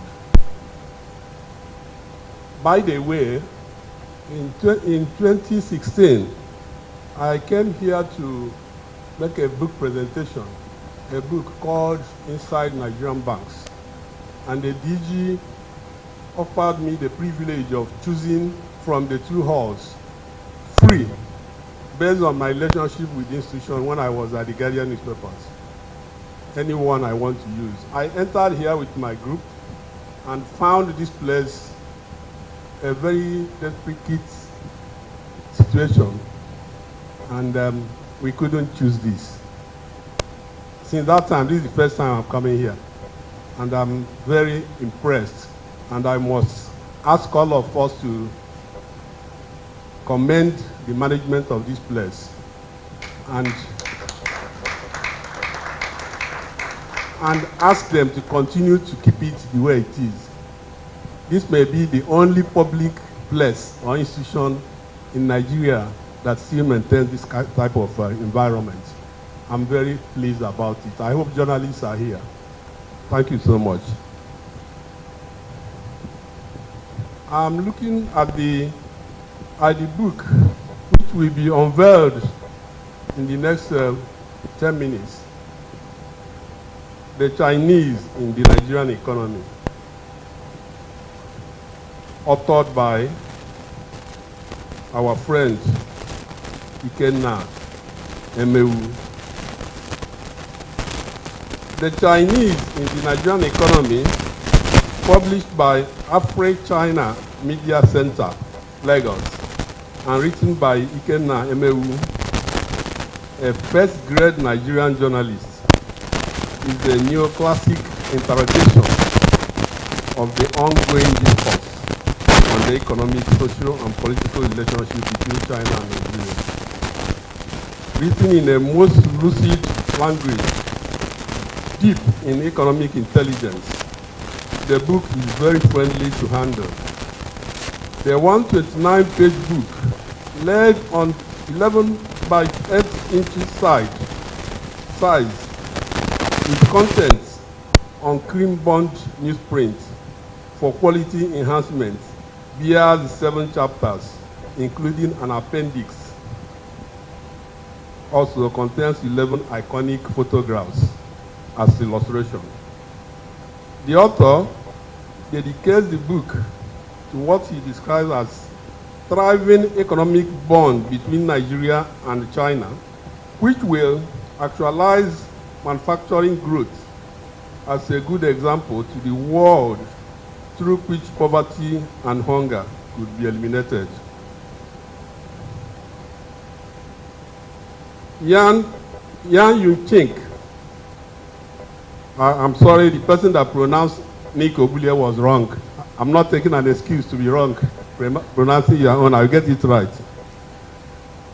Consul General of the People's Republic of China wrote the foreword and laid emphasis to the various economic development supports our country and the Nigerian and Nigerian citizens have extended.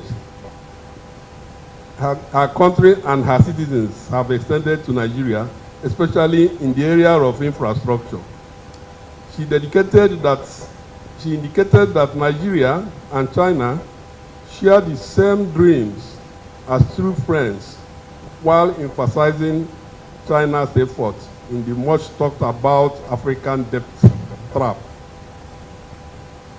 She made a deep reflection so far on the journey between Nigeria and China, while praising the author for providing a platform for discussions and more revelations on the things the two countries share. In his introduction, the author feels that China's desire to invest in other worlds, is hot, unpretentious, and voracious, while standing on his conviction that China remains the largest investor in Africa in terms of total capital since 2014. He indicated that China has invested more than $72 billion in the continent, that is Africa, between 2014 and 2018. Those investments created more than 137,000 jobs across 259 projects. In 2020, China was recorded as providing 200,000 direct employments for Nigerians. About 10,000 Chinese companies were in operation in Africa in 2018, and almost 10% in Nigeria.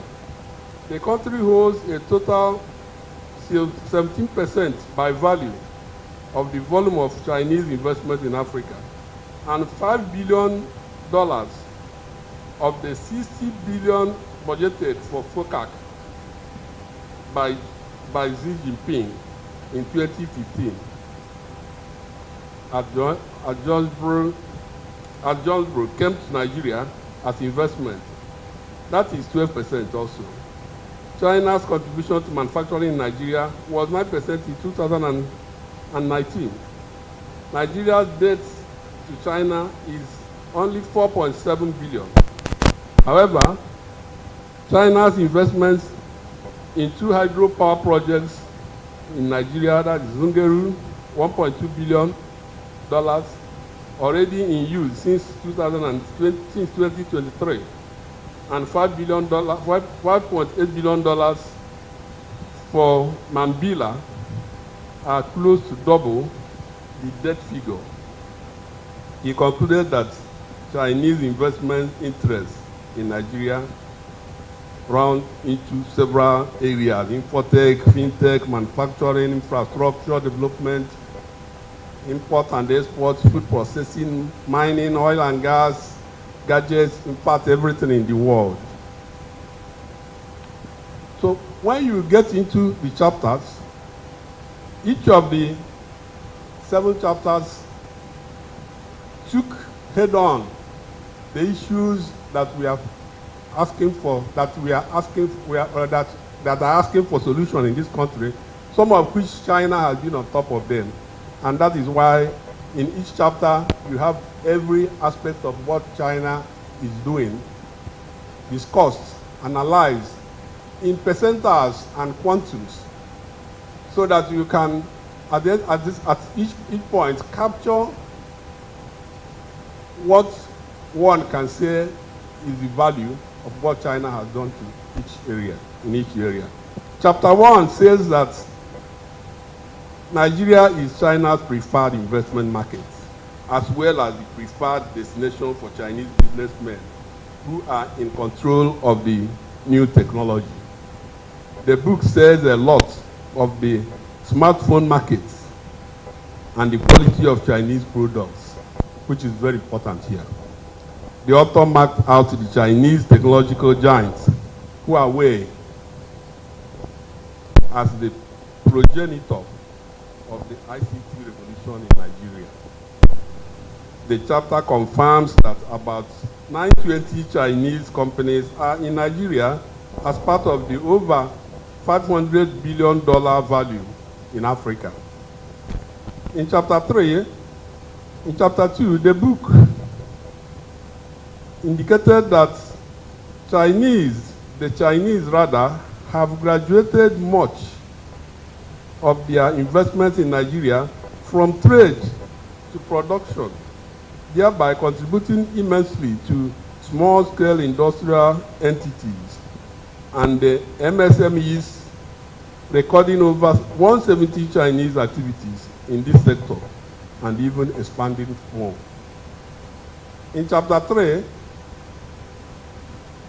which he tagged busting negativity, a lot of other things that may not have found the truth are contained as they were disbursed in that chapter. This chapter deals with the criticisms ranging from trade imbalance, debt issues, electricity investments, and China's definition of what the difficult issues are in Nigeria. You go to chapter 4, you talk about economic diplomacy as they relate to debt, the relationship as they relate to the economic development between the two countries. China had in 2018 set a specific task for Chinese investors in Africa to target the industrialization processes. What is going on in here between Nigeria and China in terms of economic relationship is a matter of diplomatic decision. The government is head-on to developing Nigeria near Africa economically. How is the government doing this? A lot that I cannot say within the 15 minutes allotted to me will be seen here. What is happening is a deliberate and a strategic effort by the two governments to sustain mutual relationship, which everybody comments, even the writer comments it here.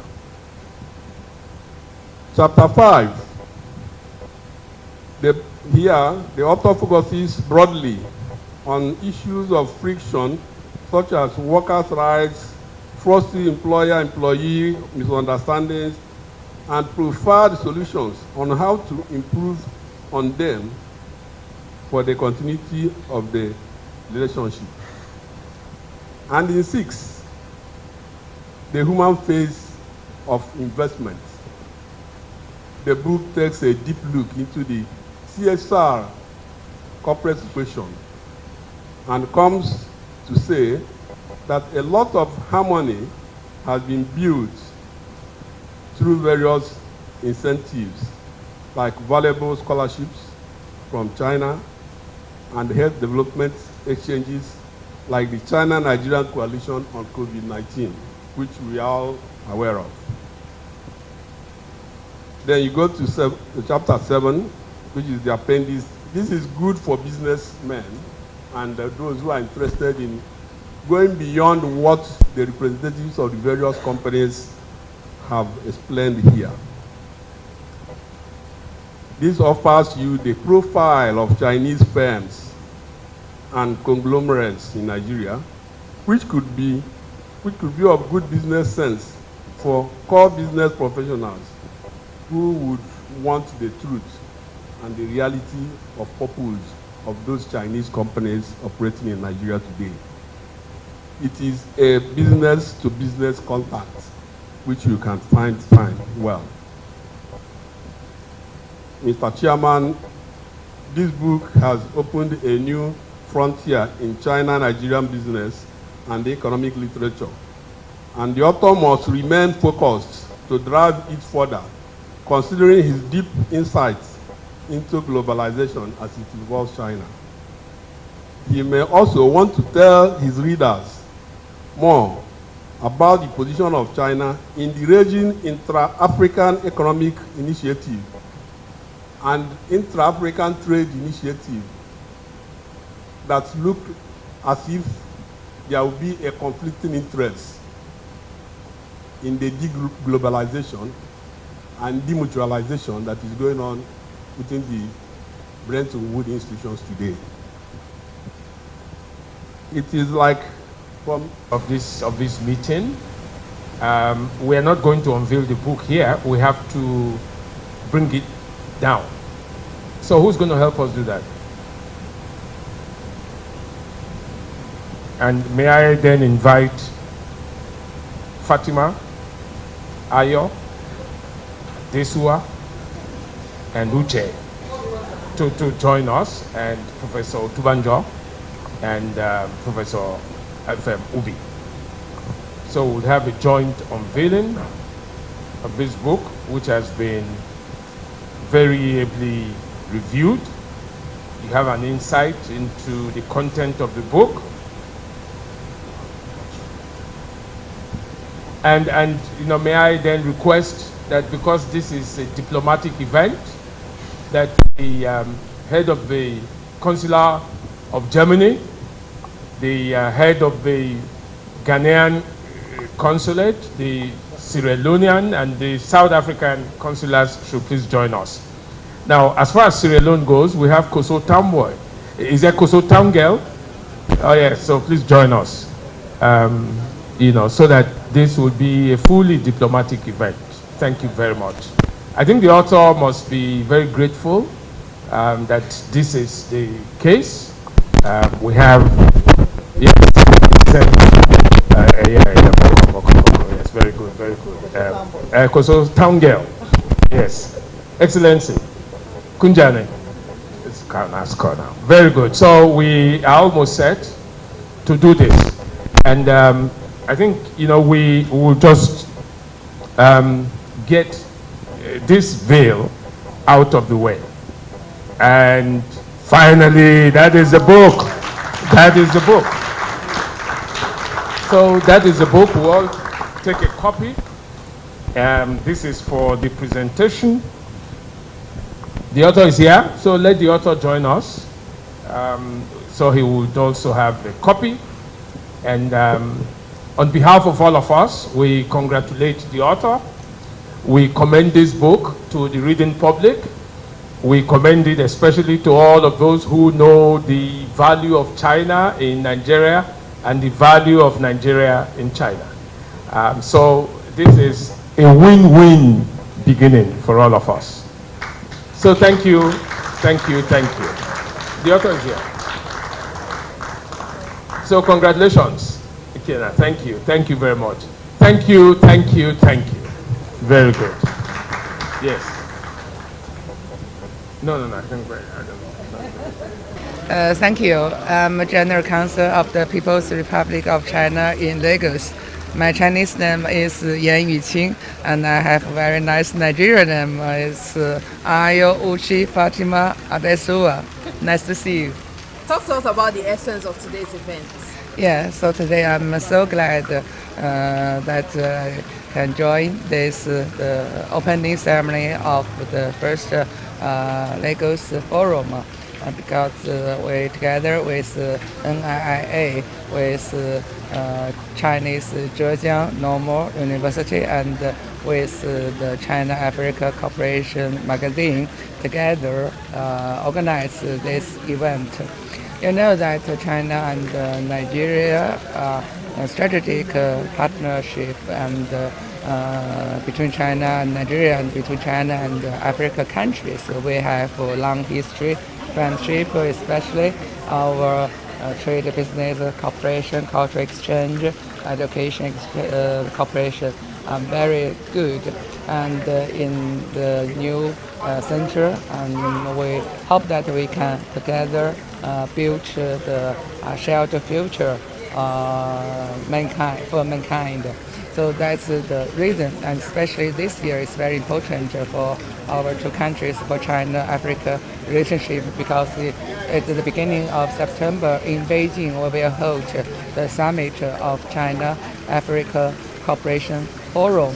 We invite the heads of African countries to take part in. Of course, we hope that His Excellency Nigeria President Mr. Tinubu will hold a delegation to take part in this forum, and we think that support the cooperation between China and Africa countries think tank scholarship can achievement very important responsibility. So that's the reason why today we hold this forum. I'm so glad that so many audience have been here, especially representative of Chinese enterprises who have achievement the development for the social and the economic development of Lagos of Nigeria have been here, introduce their information, and especially the plan how do they want to do more work for our mutual benefit to the people. So yes, thank you. So talking about trade relations between Nigeria and China, we're aware that the Nigerian market is predominated with the China products, and of course we would like to see a reflection of that also in China. What is being done to ensure that there's a balance between these trade relations so that we can have more Nigerian products also in China? You know that China is the biggest trade partner of Nigeria in the world. Nigeria is our third largest trade partner, and we, especially 10 years before, when our President Xi Jinping proposed the Belt and Road Initiative, and Nigeria have been the landmark of realizing this initiative. You can see that here a lot of infrastructure products like Deep Sea Port, or like Lagos Ibadan railway, and light way, blue line, red line, and so many, and international airport and so on.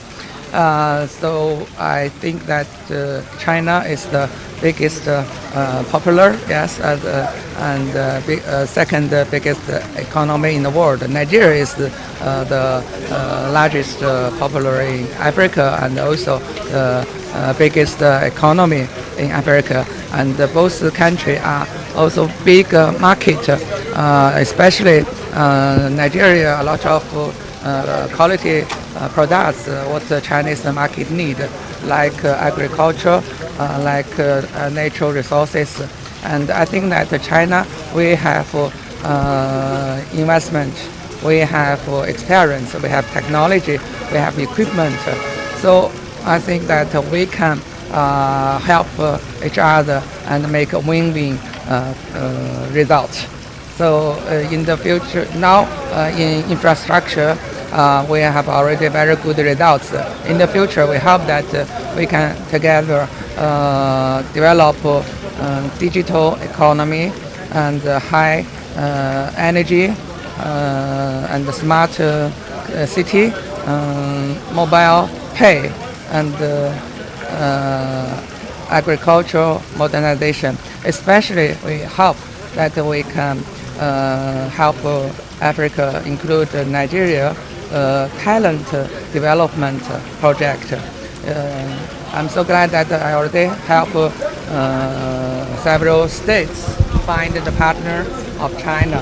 So in this case, very important is education, vocabulary education, cooperation. So every year we can invite Nigeria students go to China to study. And you know that in my district, we have two Confucius Institute. One is in Lagos University, another in Anambra Azikiwe University.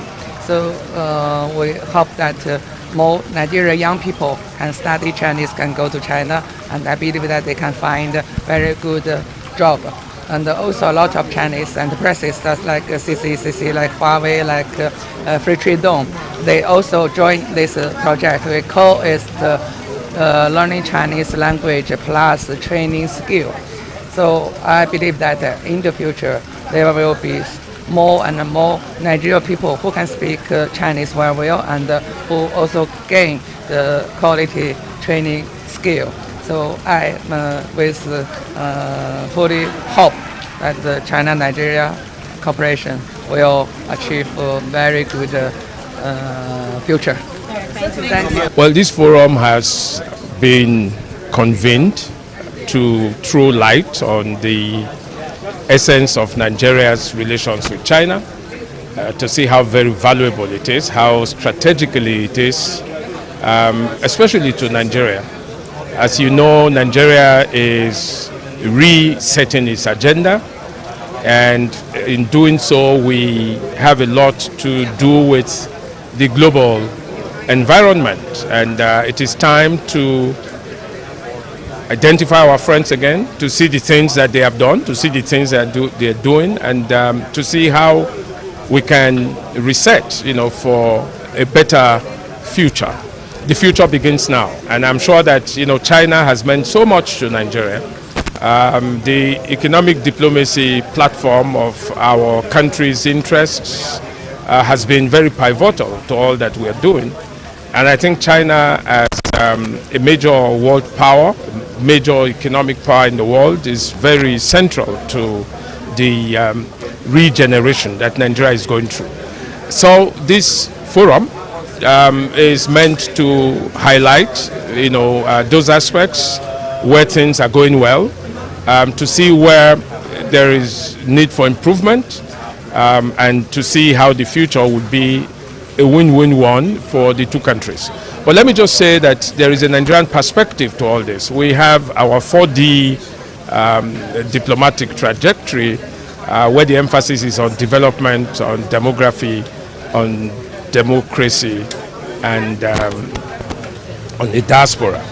And so in all of these four essential areas, we are engaging not only China, but in this instance, especially China, to see how we can leverage, on the platforms that already exist to do these things. But on the whole, I think that China is a close friend of Nigeria, and will continue to encourage discussions, citizen-to-citizen engagement, and the strengthening of our economic ties. China's interest in Africa and in Nigeria in particular. Is this forum? Of course, we have to bring that, under the searchlight. We are critical where we should be of all relationships everywhere. It's unfortunate that China been the focus for some time. It's historically located because China is an emerging power, and people, when you have to, you do so using all kinds of instruments. But I think, the whole point about China's interests in Nigeria and Africa would always be something to scrutinize. We must talk critically about that because the whole essence is to ensure, that these things are not, relationships of unequal partnerships. We must, as Nigeria, benefit as much as China itself hopes to do. Yes, so another issue, this issue of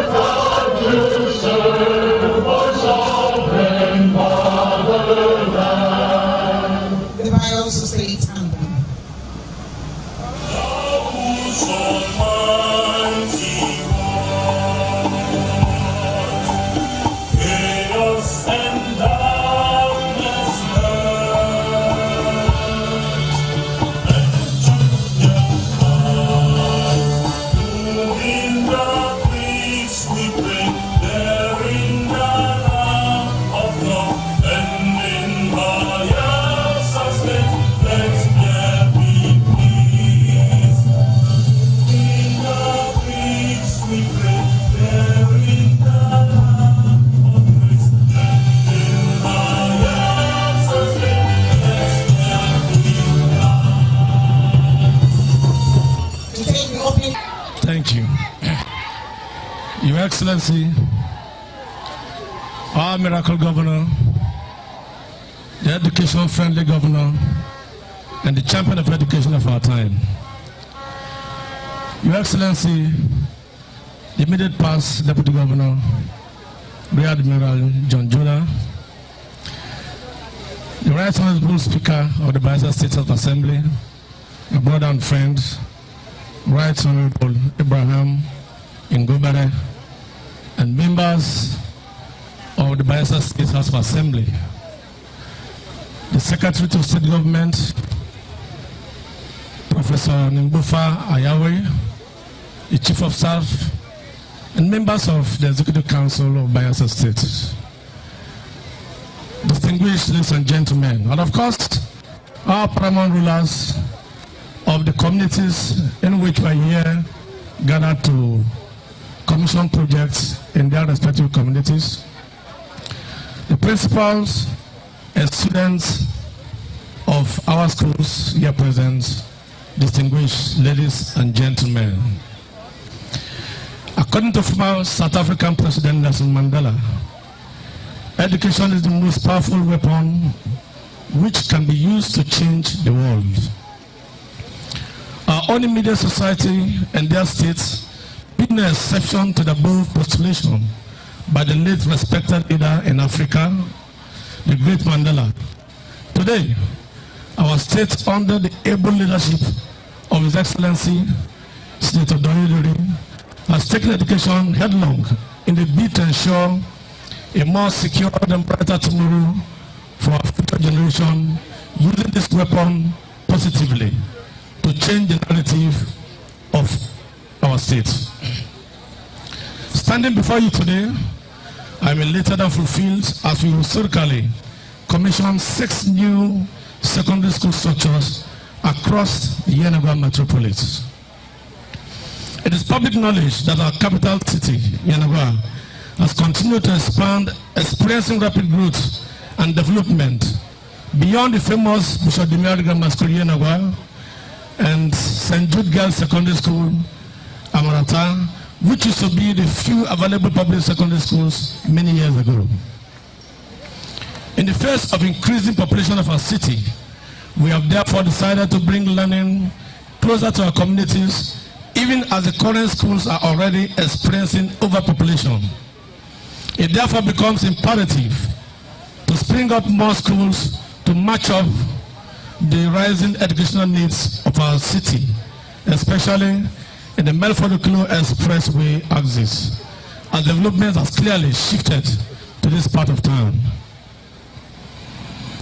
Today, His Excellency, the Miracle Governor of Bayelsa State, Senator Doyedori, will before us commission 6 new secondary school structures spread across the city in order to serve our communities better. The schools are Government Secondary School, Uvum, Government Secondary School, Yenagoa, as the Jasper Borough College of Education Demonstration Secondary School, Ekeki, Government Secondary School, Bebolo, Community Secondary School, Akefa, Government Secondary School, Igbogene. These schools are well equipped with offices, toilets, and other amenities. It is worthy of mention that Yenagoa community before now have not had any primary or secondary school cited in her domain since inception.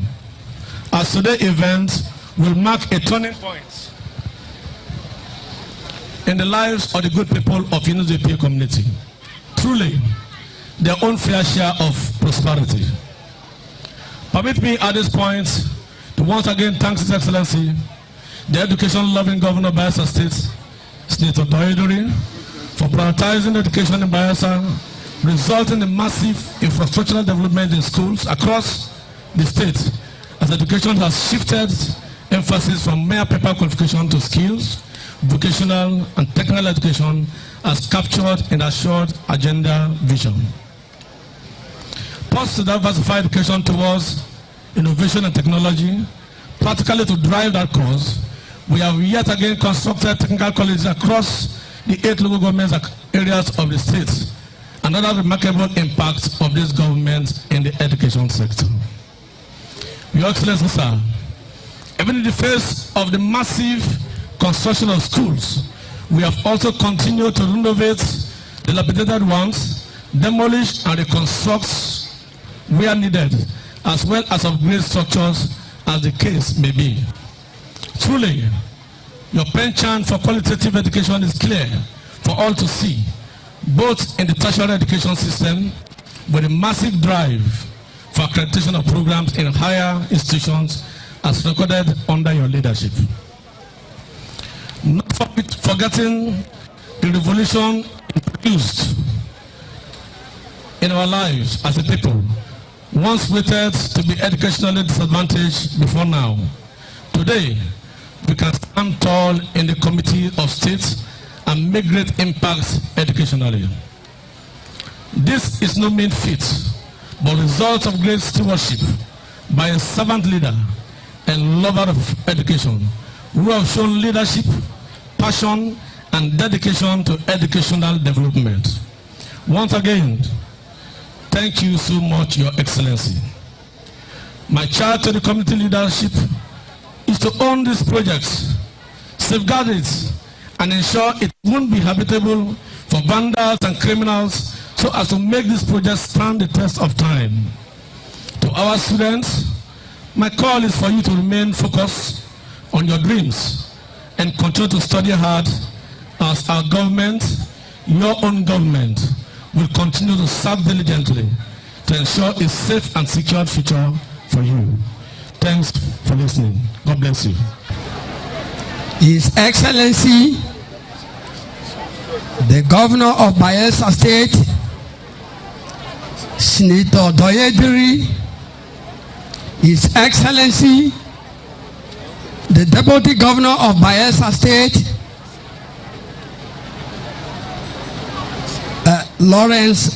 Senator Lawrence Orijakpo, ladies and gentlemen,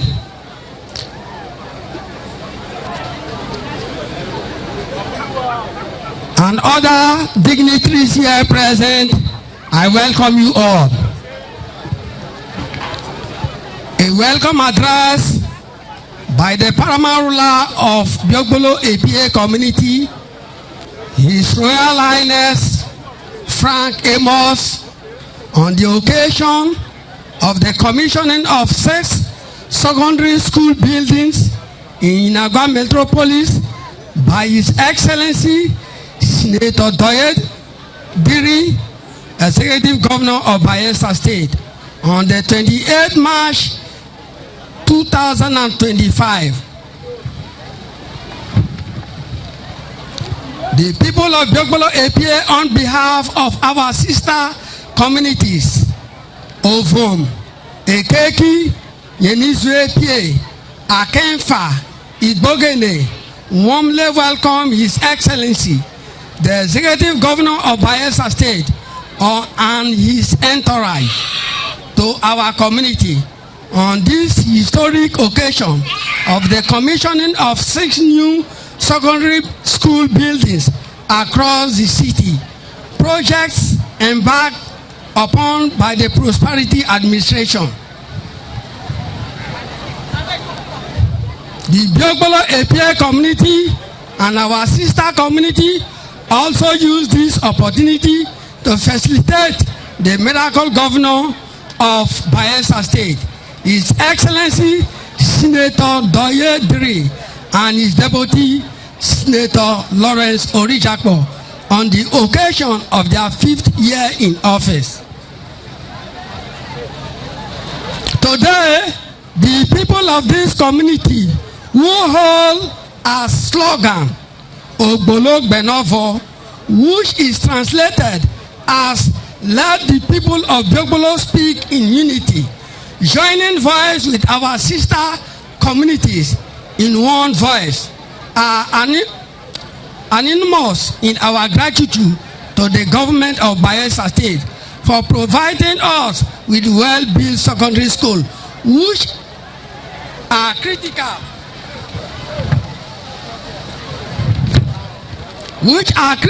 infrastructure for the capacity development of the children, youth, the non-indigenous, that resides in our various communities.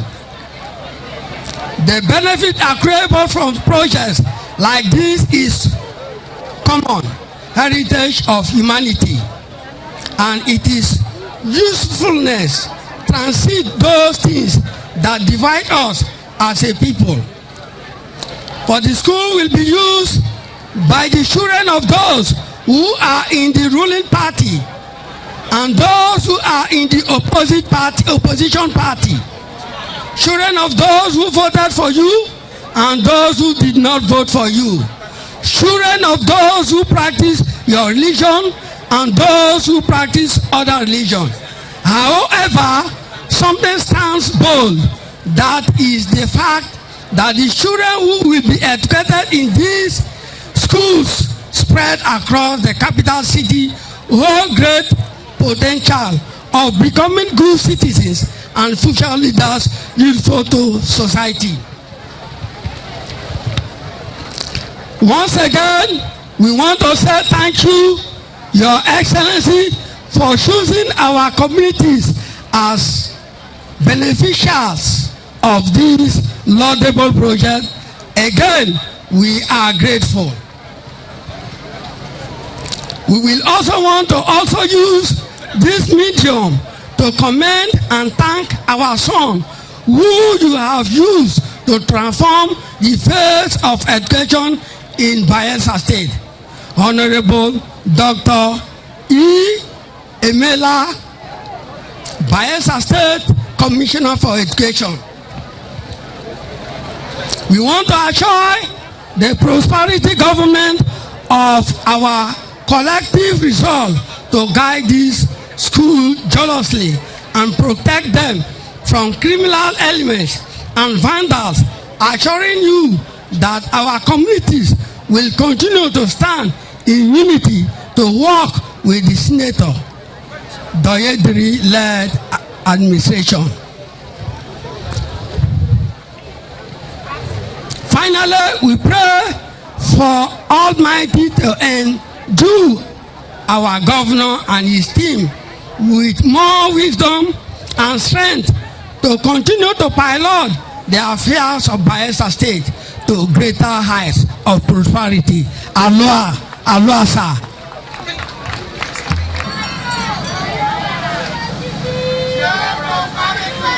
Thank you, thank you, thank you. Easy band of Villaminio, easy band of Somze. Easy band of Villaminio, easy band of Somze. Easy band of Villaminio, easy band of Somze. Easy band of Villaminio, easy band of Somze. Easy band of Laminio, easy band of Somze. Easy band of Laminio, easy band of Somze. Easy band of Laminio, easy band of Somze. Thank you, thank you, thank you.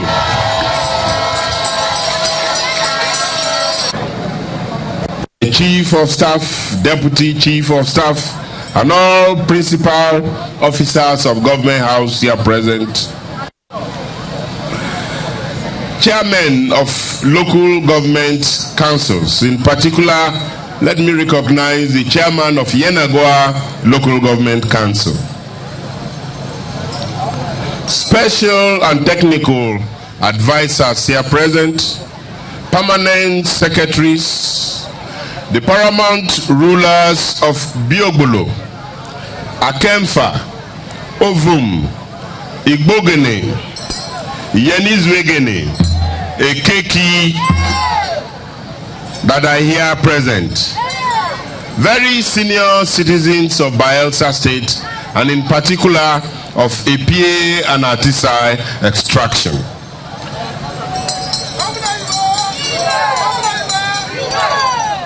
And our children and our younger ones, the great students of these new colleges, the principals, and all the teachers of these colleges, invited guests, members of the fourth estate of the realm, very distinguished ladies and gentlemen.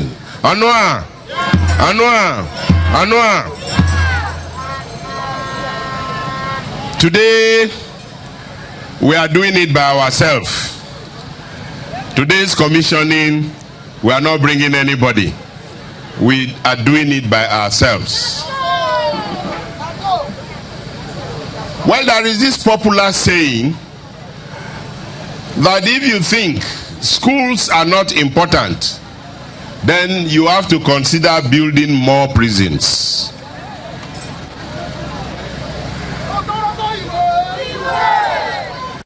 And all of us that are where we are today, once upon a time, we were like these children. Most of us without hope. Most of us didn't see a beautiful edifice like we are seeing here today. Some of the schools we attended were made of mud and thatch houses. But by the grace of God, most of us from those type of schools are today professors, medical doctors, engineers, teachers, and mention them. And that's why for this prosperity administration, the number one thing is education. Number two, education. Number three, education.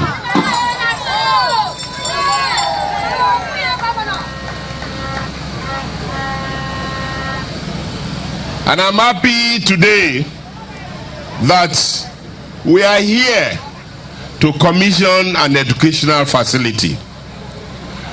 We can build all the roads.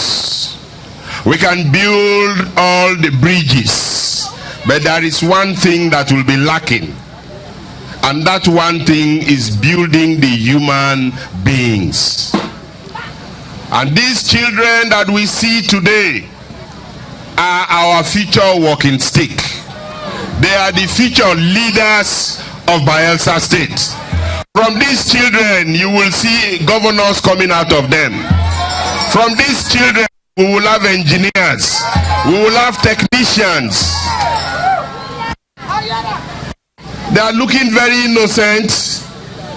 And so this is the time to tap into them and bring them up with the necessary skills, necessary values, that they will be useful not only to themselves, but be useful to Bayelsa State and be useful to Nigeria.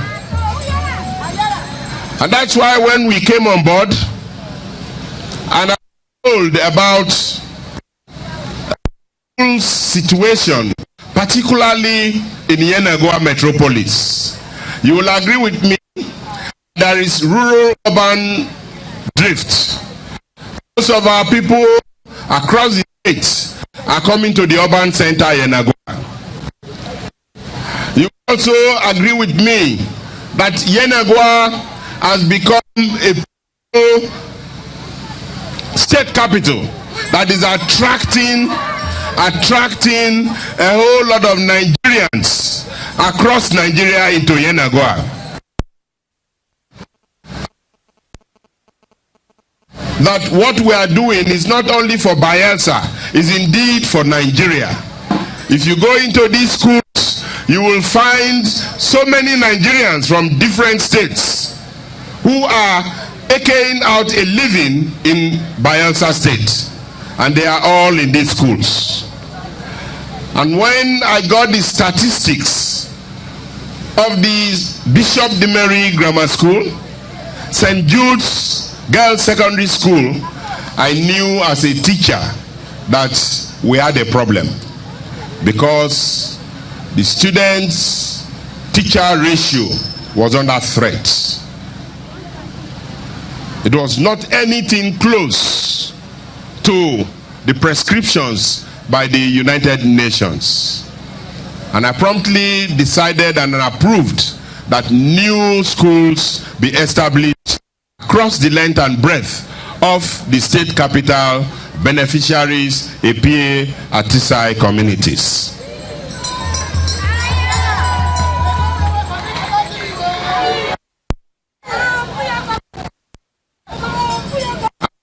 We are here to commission 6 of such schools. I remember that we had already commissioned one at come. Huh? No, not on this one.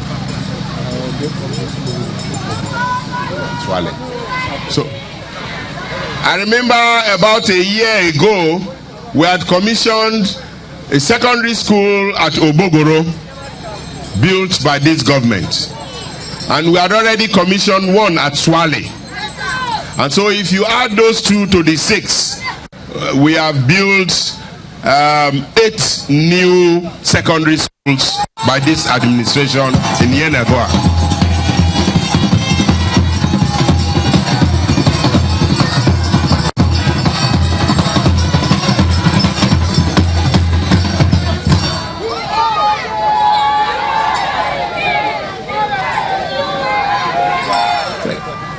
So clearly, what we have done is not misplaced. And I asked for the student population of these new schools that we are commissioning today. And it's going to shock all of us here. In Biobolo, this new school has a student population of 1,000 students.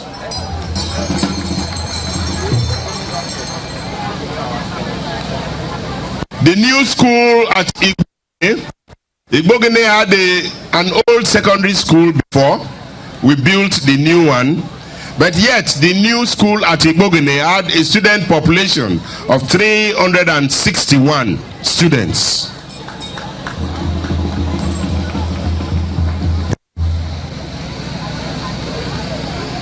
And the College of Education Demonstration Secondary School at Ekeki has a student population of 450 students.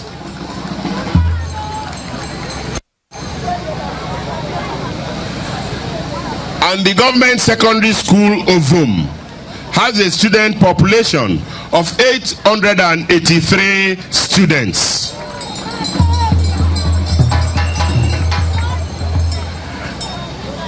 CSS Akemfa has a student population of 1,237 students.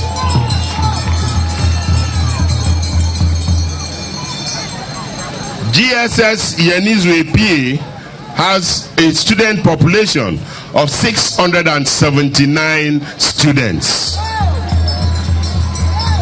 Now ask yourself, if these schools were not constructed, does it follow that these our children, most of them may not have access to education? Or they would have been wilding themselves out, playing away, pretending that they are going to school in very far distances. Or some of them, the parents cannot even afford the transport to take them to those schools.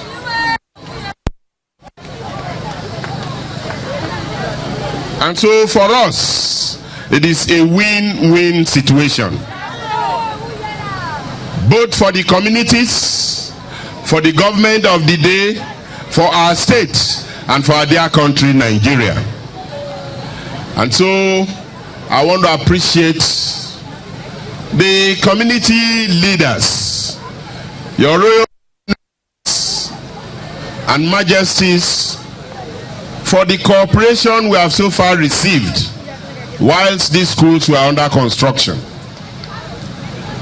The communities were very cooperative. The communities needed these schools, and they showed that they truly needed these schools. Let us clap for them.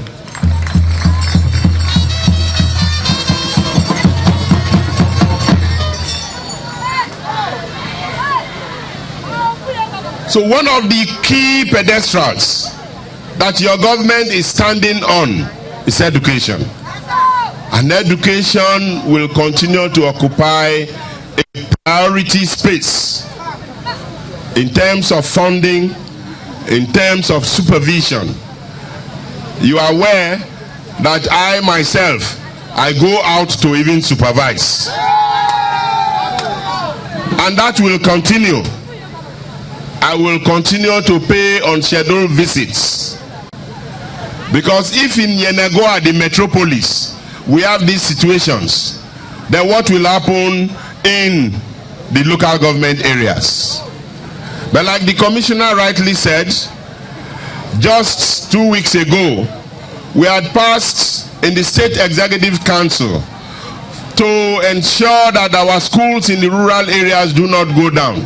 So reconstruction and renovation of our schools, the State Executive Council had passed about 16 billion to address the renovation of schools across our state.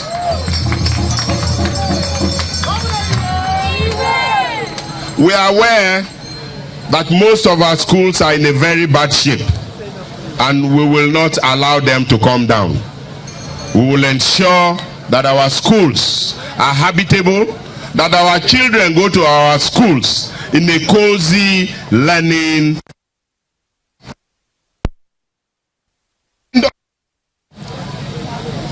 Has signed the bill into law in the retirement age of our teachers. When teachers are well built and they become very professional, and as they grow older, they are like, an old wine, they become sweeter. But when you retire them at age 60, you discover that that's when you need them most. And so, in line even with the federal government of Nigeria, about 3 weeks ago, I signed into law increasing the retirement age of our teachers from 60 years to 65 years.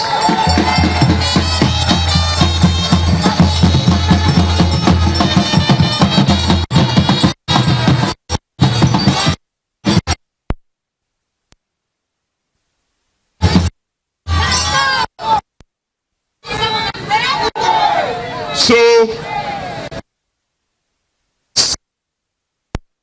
will be on new ones that we are recruiting. Not only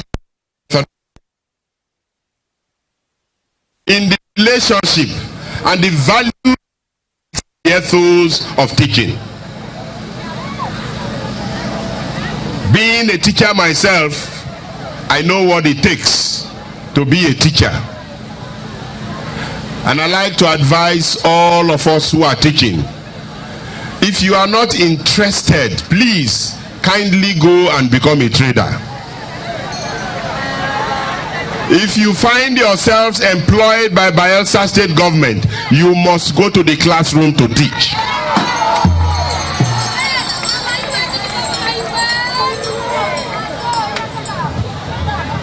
In our days, jobs were everywhere. So the moment you complete your school, whether education is there or not, they were looking for you to be employed. But today things have changed. Teaching profession is a well-sought profession. Even those who read education do not have the opportunity to be employed. And so out of the thousands, if you are lucky to be employed, please dedicate yourself to the training up of our children. And most of us who are teachers, in those days we said your reward was in heaven. Today your reward is here.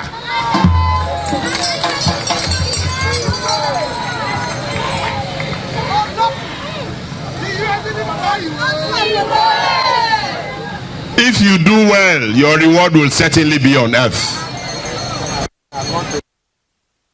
us be committed to the job that we have accepted to do, and doing so by training the future leaders of Bayelsa State. Every leader, a boy, a girl, in various professions that you find themselves, was once taught by a teacher. And so we don't joke with you. You will also be committed to do the needful to allow the growth of Bayelsa State.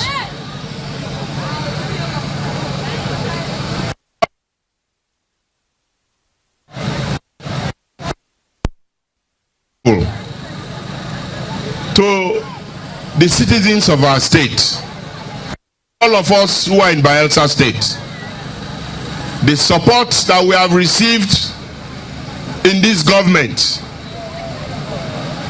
the legislative arm of government, the executive arm of government, the judicial arm of government, we have worked in unity, and we have that enormous support from the Bayelsa people and all those resident in Bayelsa.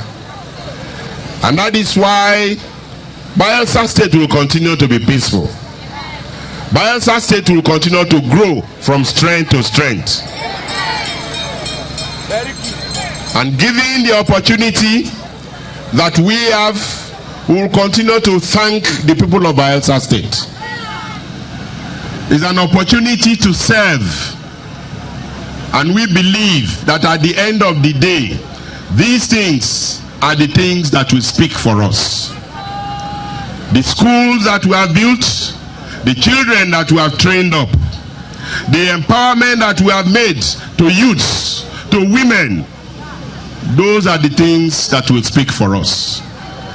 The roads and infrastructure that we are going to leave behind, the stadium that we are going to leave behind for the sports-loving people of Bayelsa State,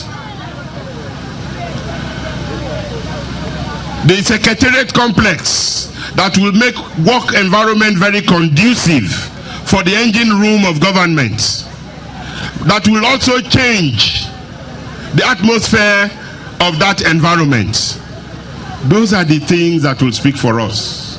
And as we keep going on, the gas turbine that we have announced, that by God's grace, that at the end of this year, we are going to have an independent power supply.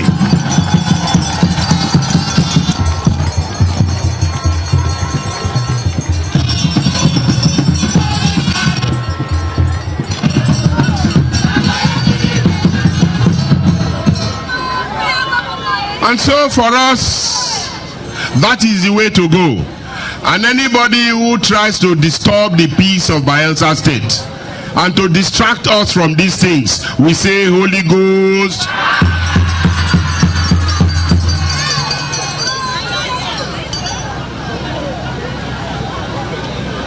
We will never be distracted. We will focus on the goal. And the goal is to deliver to Bayelsa people development unperturbed. Is to deliver to Bayelsa people, our younger ones, to grow up future leaders. Our goal is to ensure that we have a thriving private sector in Bayelsa State, that businesses can thrive in Bayelsa State, that Bayelsa State will become a tourist attractive state for tourists to continue to come into Bayelsa State. So on behalf of all of us, we want to say thank you to the communities, thank you to the beneficiaries, our little ones, and thank you to our women, the great women of Bayelsa. Thank you to our youths. Thank you and God bless you all.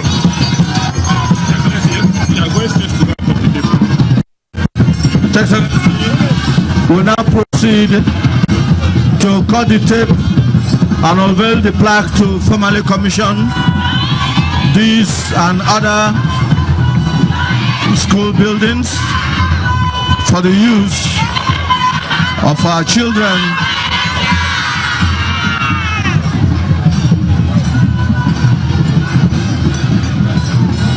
His Excellency will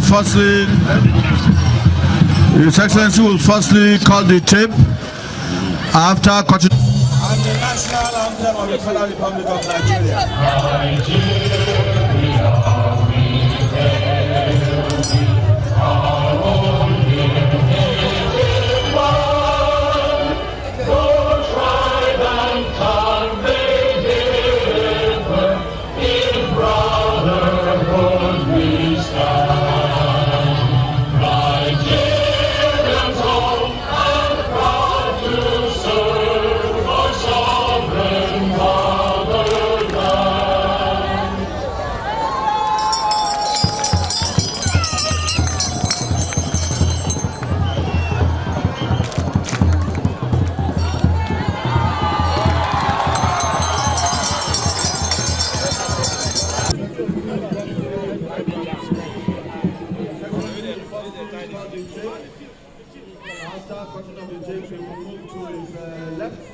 Unveil the plan, then embark on a guided tour of the facility.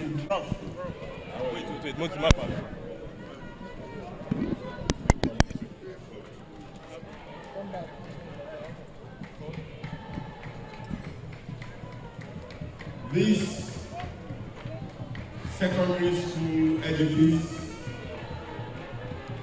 constructed by the Prosperity Administration of the government of Bayelsa State, represents other secondary schools that have also been constructed by this government in 6 other communities within the Yenagoa metropolis. And I hereby commission an inaugurating secondary school for the purposes of learning, and that our students will be here to learn and understand and become future leaders of our state and of our country. In the name of God, the Father, Amen. The Son, Amen. And the Holy Spirit. Amen. Excellency, you now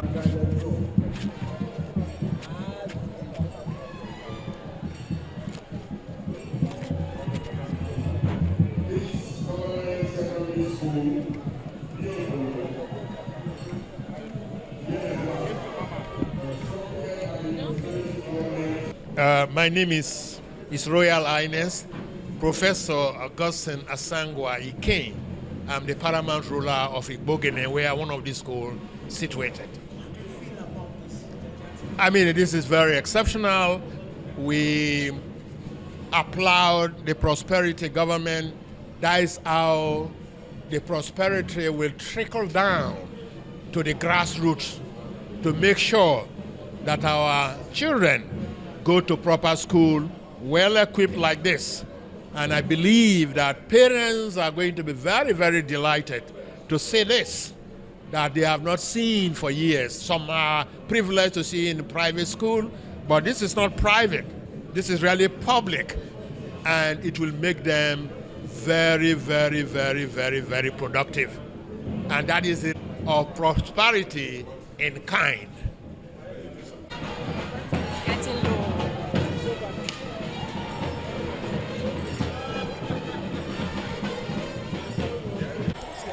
I'm so excited. You can see the excitement from my face without telling you. A honorable member representing the Yenagoa constituency 1, and all this is happening in my constituency.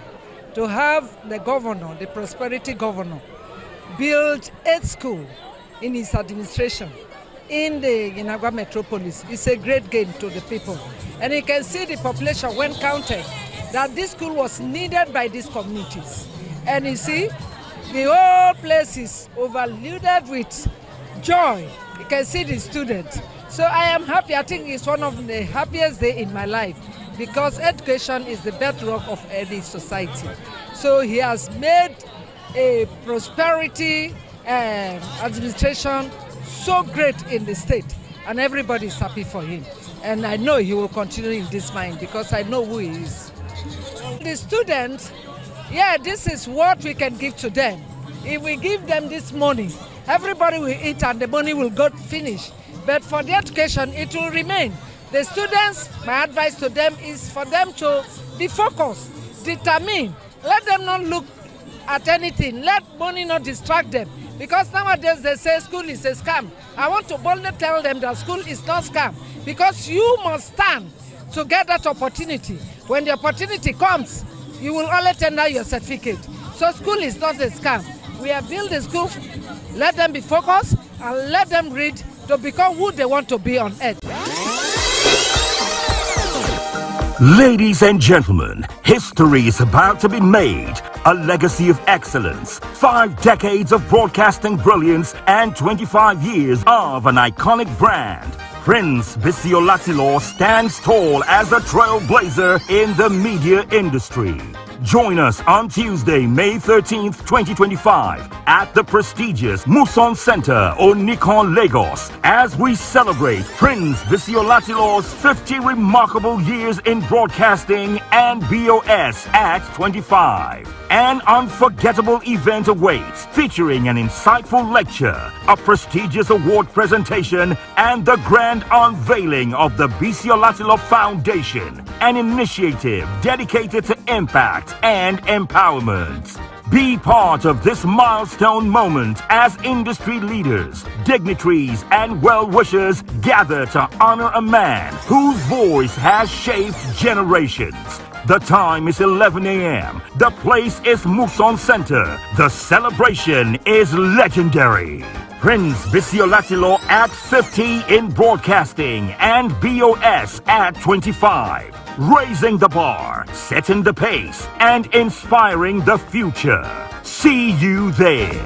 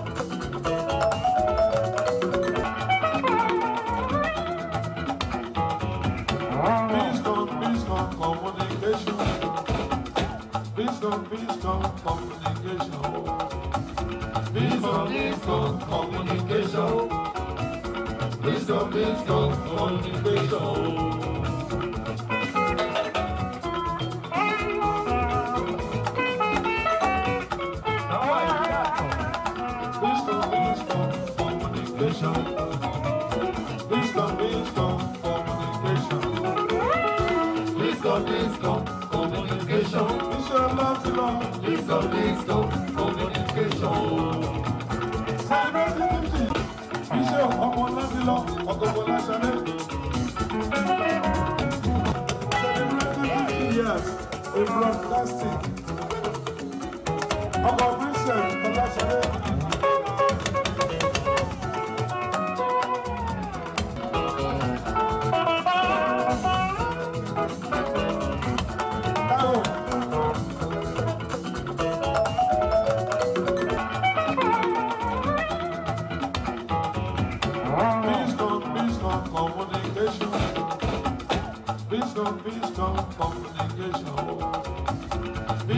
Biscon communication.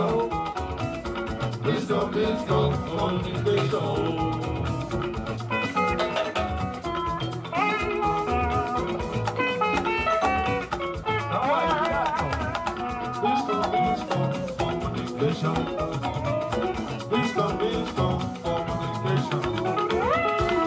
Biscon communication. Biscon communication.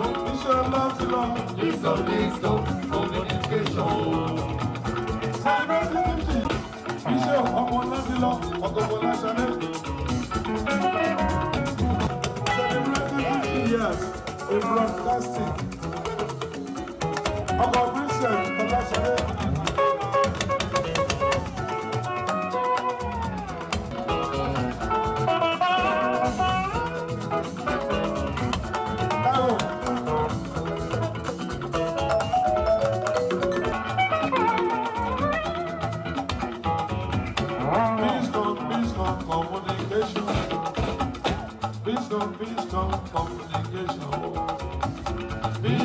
Biscon communication. Biscon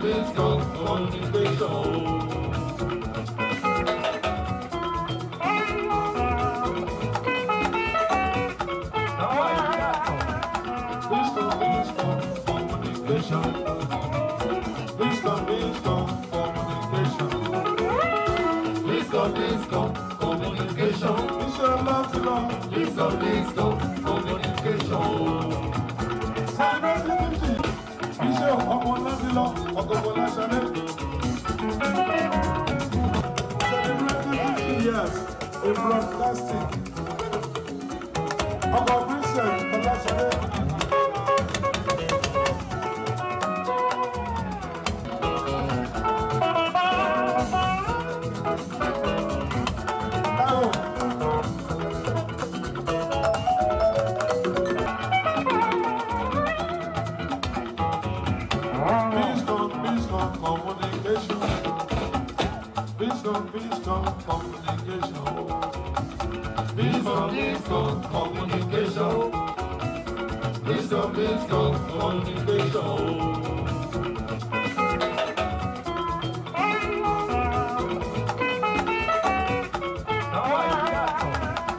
Biscon communication. Biscon communication. Biscon communication. Biscon communication. Biscon communication. Celebrating Bishop Omoladilo Ogobolashade. Celebrating years in broadcasting. Ogo Vincent Olashade.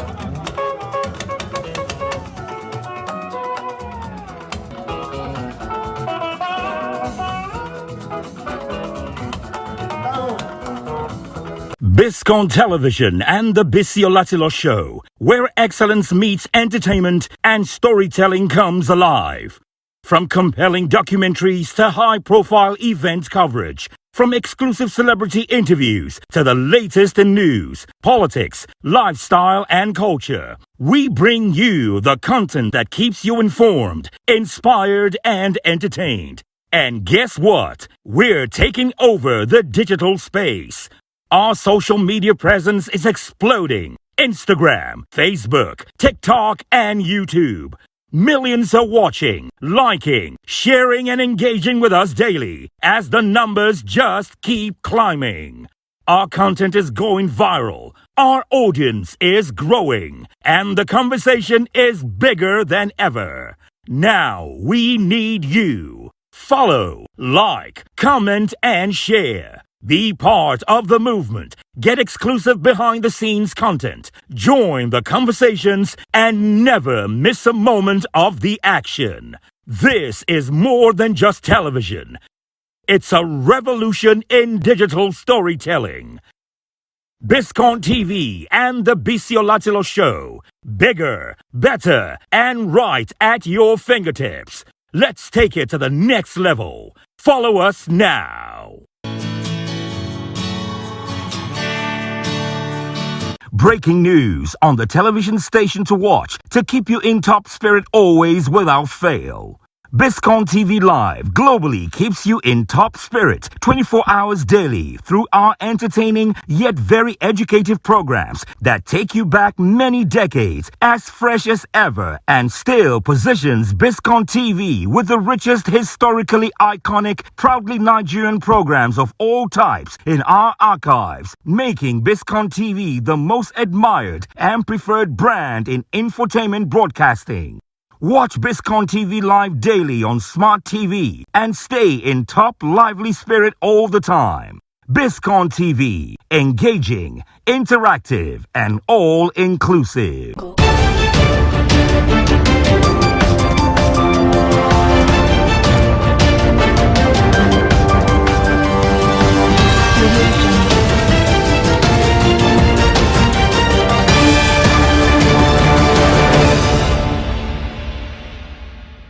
Thank you for joining us again on Biscon Television News. I'm Stella Papara.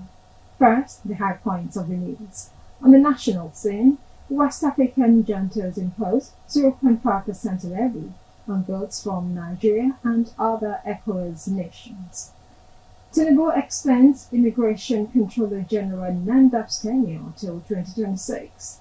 In business news, stock market gains 437 billion naira on dividend declaration. On the foreign scene, Marine Le Pen convicted of fraud, banned from office for 5 years. And in sports, Arsenal to meet Tottenham outside of UK for first time. Now the news in full. Mali, Burkina Faso and Niger have announced a new 0.5% levy on imported goods from Nigeria and other Economic Community of West African States member nations. The development comes as they seek to fund a new three-state union after leaving the larger regional economic bloc, they said in a statement. According to an official statement by the trio, the levy was agreed on Friday and will take effect immediately. It will affect all goods imported from outside the three countries, but will not include humanitarian aid, the statement said.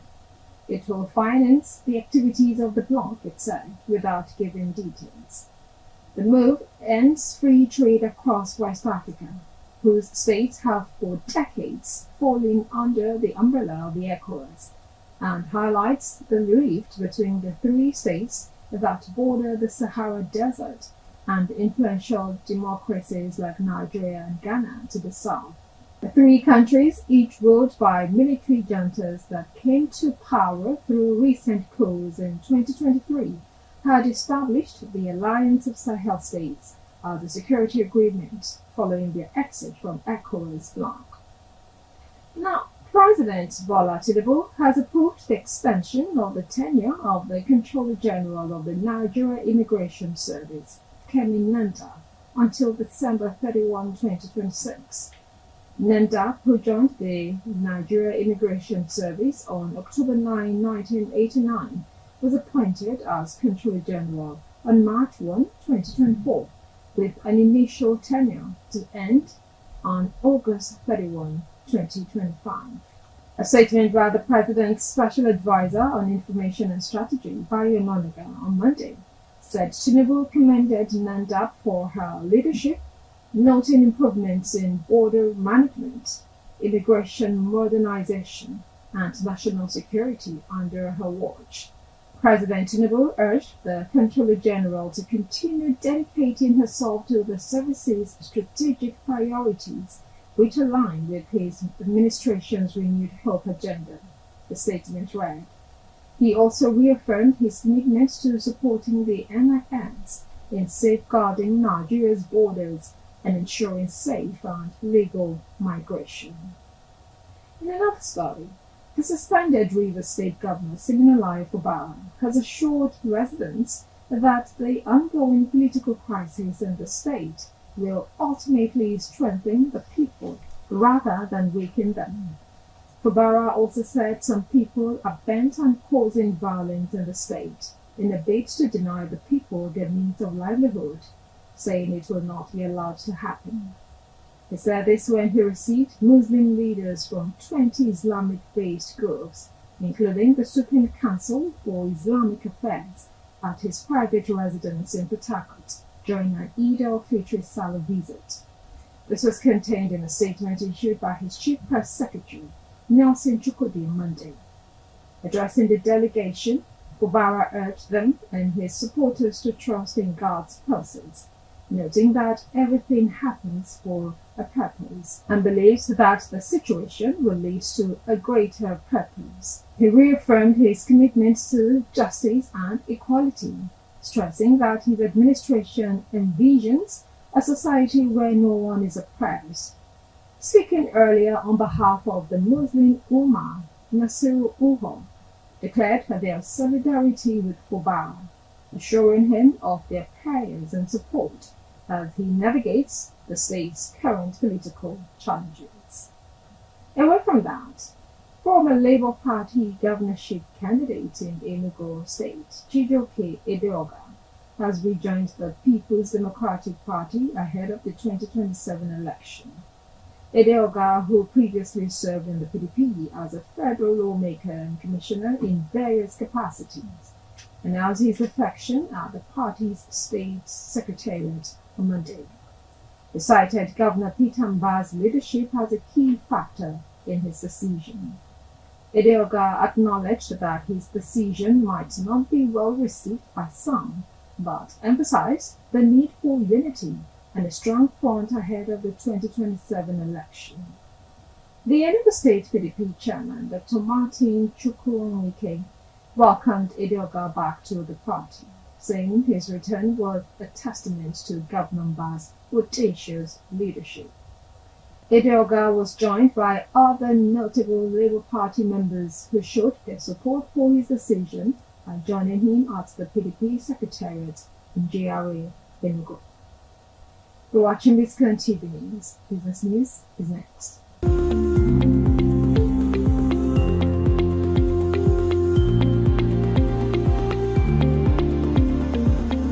Welcome back. Now to Business News. The announcement of dividends for the 2024 financial year by corporates reversed the downward trend recorded on the Nigerian exchange to deliver a 437 billion naira gain to investors. In the past week, several financial institutions released their audited reports for 2024, showcasing strong performances and attractive dividend declarations. Additionally, analysts say that quarter-end portfolio rebalancing and window dressing activities contributed to the bullish sentiment, lifting investor confidence on the local bourse. At the end of the week, the NGX All-Share Index and market capitalization appreciated by 0.66% to close the week at 105,660.64 and 66.26 trillion naira, respectively. Similarly, all other indices finished higher except NGX Oil and Gas and NGX Commodity Indices, which depreciated by 1.65% and 0.76% respectively, while the NGX ASM Index closed flat. With the bulls dominating 3 out of 5 trading sessions, the year-to-date return for the ASI improved, reflecting renewed optimism among investors. Market participation remained robust, as evidenced by a positive market spread of 1.19 times, with 43 stocks advancing outpacing 36 decliners. We take another short break. When we return, we'll bring you foreign news. Join us again.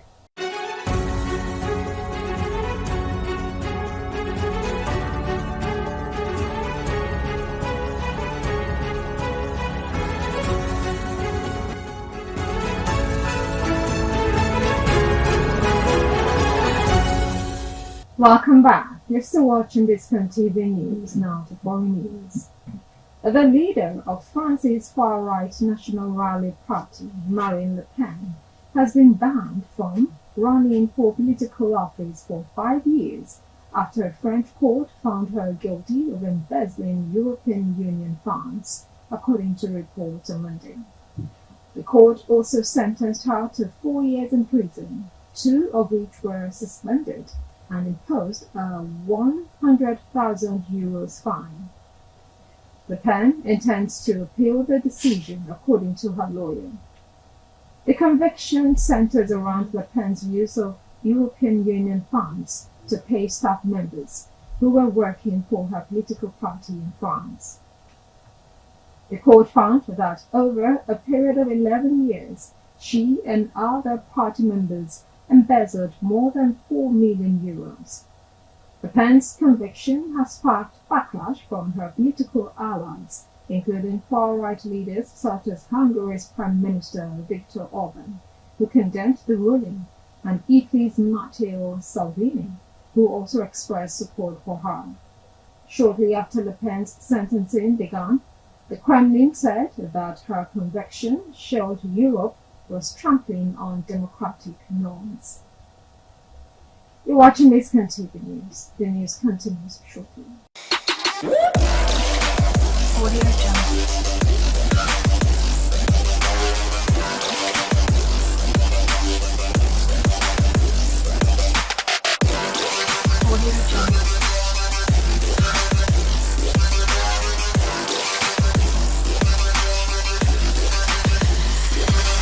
Hello and welcome to Sports segment on Biscon TV News. Arsenal and Tottenham will contest the first North London derby to be held outside the UK, when the two teams face each other in a pre-season friendly at Hong Kong this summer. The London rivals will play in a newly opened Kai Tak Stadium on the 31st of July as part of their preparations for the 2025-26 season. The match will be the first time that the two teams have met outside the UK. The fixture is part of Hong Kong Football Festival, which will see Premier League rivals Liverpool take on AC Milan on the 26th of July. Arsenal last toured Hong Kong in 2012, while Spurs visited Japan and South Korea in 2024. Manchester United are set to play 2 post-season friendlies in Hong Kong and Malaysia, where they are one of a number of Premier League clubs set to tour the United States as part of their pre-season preparations. Finally, Real Madrid are reportedly planning to make a massive bid for Manchester United midfielder Bruno Fernandes. Fernandes has been on the books of Manchester United since January 2020 when he joined the club from Sporting CP. The 30-year-old has gone on to establish himself as one of the best and most important players for the Red Devils, scoring 95 goals and providing 82 assists in 277 appearances and winning the FA Cup in 2024 and the EFL Cup in 2023. The midfielder, who is under contract at Man United until the summer of 2027 with an option for a further year, has scored 16 goals and provided 16 assists in 44 matches in all competitions for the Red Devils so far this season. According to reports, Madrid are planning to offer $90 million to Manchester United for Bruno Fernandes. The defending Spanish and European champions have been present at every Man United game recently, both at home and away, to scout the 30-year-old and have been impressed with his performances. That's all on sports.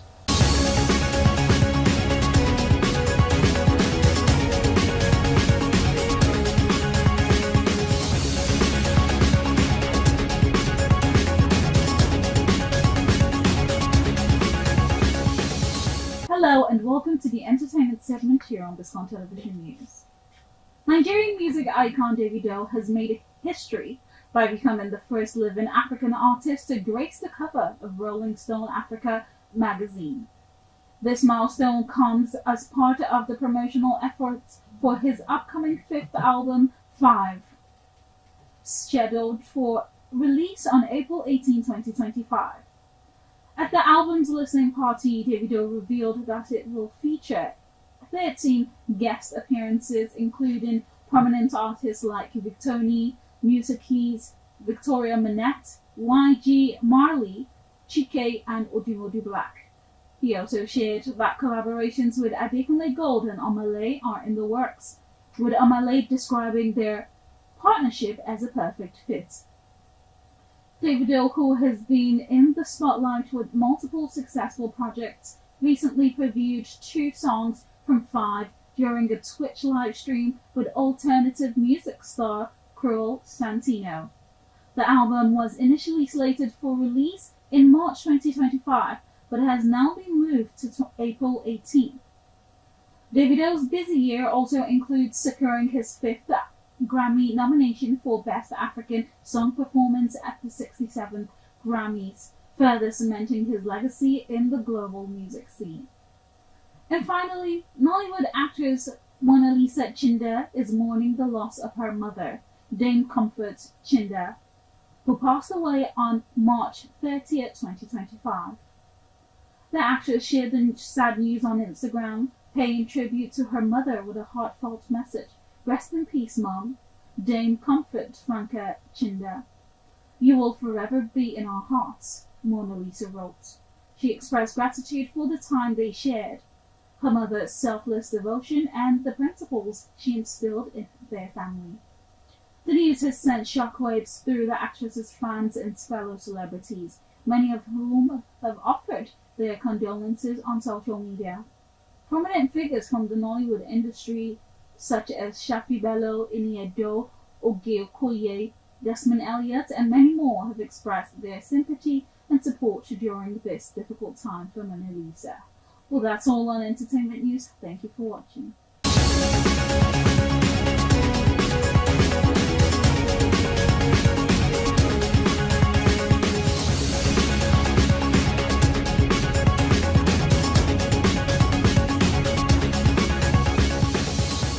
Welcome back. You're watching Biscon TV News. Now to the major points of the news. West African juntas impose 0.5% levy on goods from Nigeria and other ECOWAS nations. Tinubu extends Immigration Controller General Nanda's tenure till 2026. In business news, stock market gains 437 billion naira on dividend declaration. On the foreign scene, Marine Le Pen convicted of fraud, banned from office for 5 years. And in sports, Arsenal to meet Tottenham outside of UK for the first time. And that's the news on Biscon Television. Now the last line. Nelson Mandela said, "It always seems impossible until it's done." I'm Stella Opara. Thank you for watching.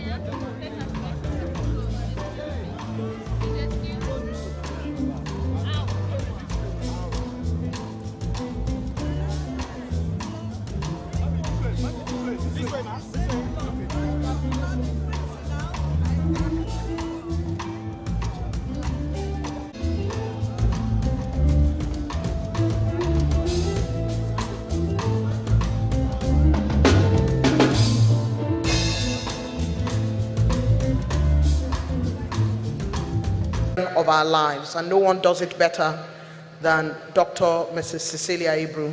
Please help me welcome to the podium for the opening prayer, Pastor Ogogo of RCCG Olive Tree Parish to deliver the opening prayer. Pastor Ogogo, please. Father, we want to say thank you. Thank you because your word tells us that a man devises his ways, but your counsel always stands. Thank you today because we celebrate your mercies in the life of your daughter and her sister as they celebrate their birthday. Lord, we ask that you who gives good and perfect gifts and there's no sorrow added to them, that you will give them a good and perfect gift in the name of Jesus. Father, we ask, Lord, that everything will be done decently and in order. That as we go on, Lord, you will be with us. Take complete absolute control, have your way, and let Jesus be exalted. Thank you, Father.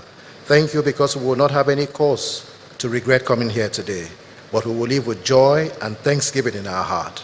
Blessed be your name. In Jesus' mighty name, we have prayed. You're all highly welcome. Ekpakumemigwo. Robowado. Robowado. Robowado.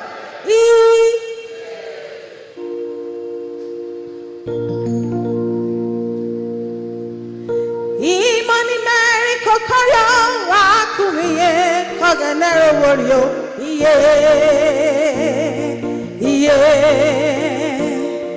Imani Mary Kokoyo Wakumiye Koganero Warrior.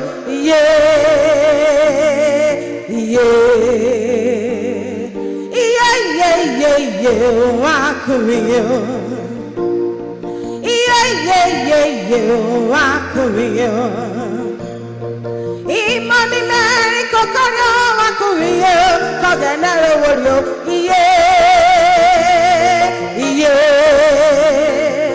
Imani Mary Kokoyo Wakumiye Koganero Warrior.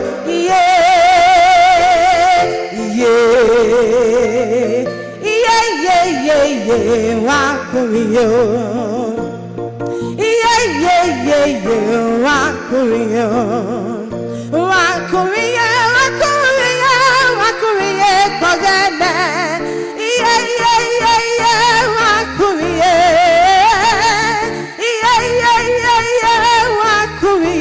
Wakumiye Kogana. Wakumiye. Wakumiye Kogana. Wakumiye Kogana. Wakumiye Kogana. Mani me de perise we wo minyowe me na no me we wo mekere o gana wuriri to dewe wo siwe na boy we re me pe onwe o magene we rowe me brana mayo me de perise we wo minyowe me na no me we wo mekere o gana wuriri to dewe wo siwe na boy we re wo kera pa o magene we rowe me brana mayo Mani, oh magenevero man, oh magenevero man, oh magenevero man, le brana mayo. Imani Mary Kokoyo Wakumiye Koganero Warrior.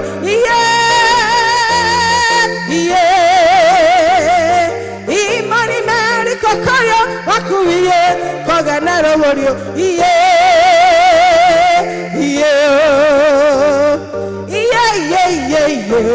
Wakumiye.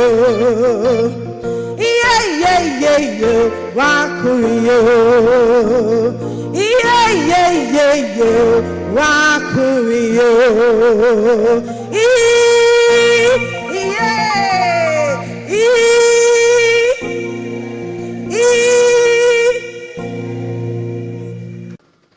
I'd like to invite you all to please be on your feet for a 1-minute silence for Olorogun Michael Onojirebe Ibru of blessed memory, the husband of our celebrant.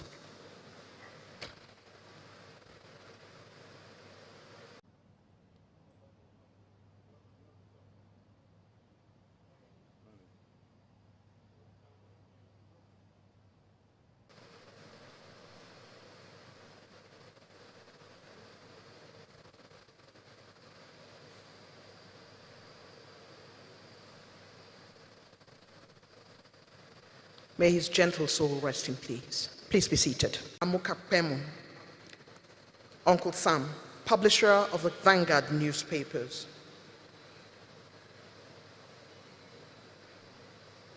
The representative of the governor of Delta State, who is his chief economic advisor, we sincerely welcome you. Nothing more distinguishing, more powerful, more soul-lifting than writing your own story, deploying your memory, and opening up oneself to many persons when you give from your heart for people to see who you are. The story of your beginning, your forebears, your ancestry, the very core of your life, triumphs, trials, and insights known and unknown about you. It is hard work, and it is a courageous thing to do, but above all, it's a beautiful rendition of birth, beginnings, rebirths, family, and lessons learned, as well as a worthy moment of celebration. Indeed, this moment in the life of our celebrant, Dr. Mrs. Cecilia Abreu, is a moment worthy of celebration. Let's hear a round of applause as we do that. The woman we have all gathered to celebrate today is a woman who is truly a child of God. It shows up in everything that she does and every part of her life. A woman whose love of God is in every pore of her body and every word, and indeed, every move. Within these books she has written, she gives us a kaleidoscope of her oceanic journey, and you would see that in the second book. In the first book, Cecilia, the autobiography of Cecilia Abreu, is a book that I've spent most of last night devouring. Once you pick it up, you can't put it down. The story of her birth, her very magical grandparents, and I will not steal the thunder of the book reviewer by telling you about it. I shall just keep that to my chest until we wait and we see inside the book. Dr. Cecilia Abreu would speak of the grace of God over her life more than 6 times in 10 sentences. The book is truly the testimony of who she is and the fact that she constantly believes, as Cecilia does, that she is a lily of heaven. And to this and to the woman we are gathered to celebrate, she's born of the Holy Spirit and filled with the fear of God, as by her name, Cecilia, though not in the Bible, history shows that there was a Saint Cecilia, a semi-legendary figure in the 2nd and 3rd century who refused to worship Roman gods. And so it's showcased in her personality and everything that she does. She bears her name well and carries it with great aplomb. On behalf of the celebrants and the organizing committee, I warmly welcome you to the book launch of not 1, but 2 books, each powerful in its demeanor, each worthy. Not 1 read, but 2, and we shall return to that. My name is Eugenia Abu. I'm a multimedia strategy expert. I'm a national broadcaster and a writer. It is time now for me to do the honors by bringing the man who will truly welcome you to this event. Permit me to speak of him in perhaps 15 seconds to place him in the position in which he truly belongs. I'd like to welcome to the podium our indefatigable chair, a man of many parts, legendary in every sense of the word, mentor, publisher, media manager, and mogul of uncommon proportions, known to many of us as Uncle Sam. Described by many as the man who gave impetus to some of the very finest top media personalities of our time. Described by the Nigeria Labour Congress as a man with indomitable spirit and the Midas touch. Co-founder Punch, founder Vanguard newspapers. He's considered one of the most consistent newspapers on the street. As the publisher, Vanguard has remained consistent. Please help me welcome columnist extraordinary, our chair for today's occasion, Uncle Sam, Prince Sam Amukakwemu, a true godfather of Nigeria. Congratulations.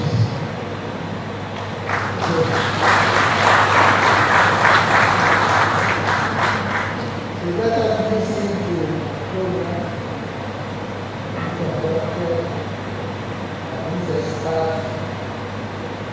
Virginia. This is a very asset. Thank you all for coming.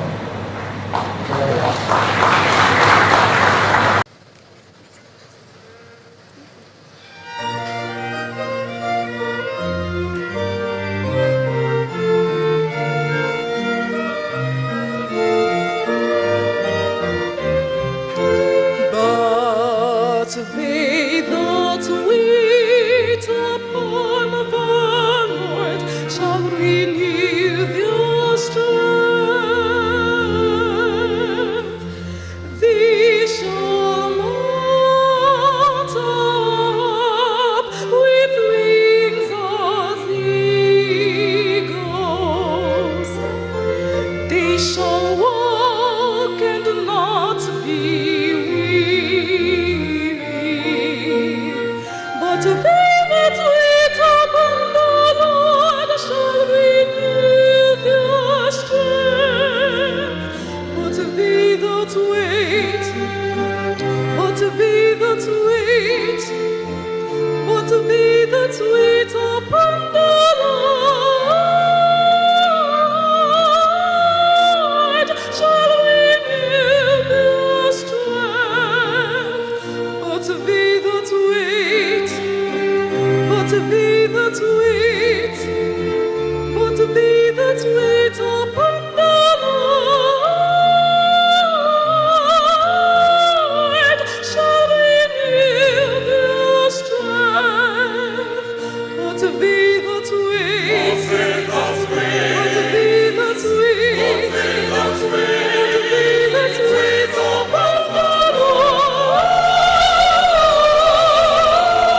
Lord shall renew their strength. But they that wait, but they that wait, but they that wait upon the Lord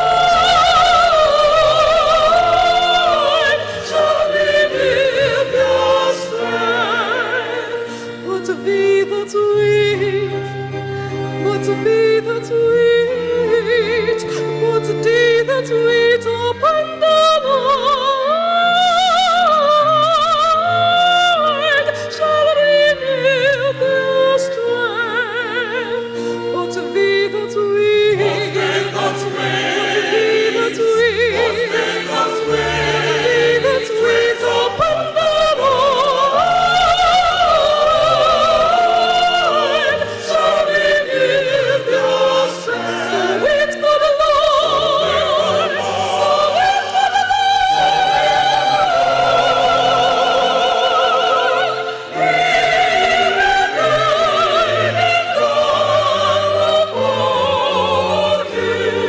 but they that wait upon the Lord shall renew their strength. So wait for the Lord. So wait for the Lord. So wait for the Lord.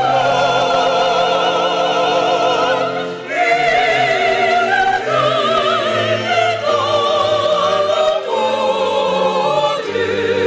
But they that wait upon the Lord shall renew their strength. So wait for the Lord. So wait for the Lord. So wait for the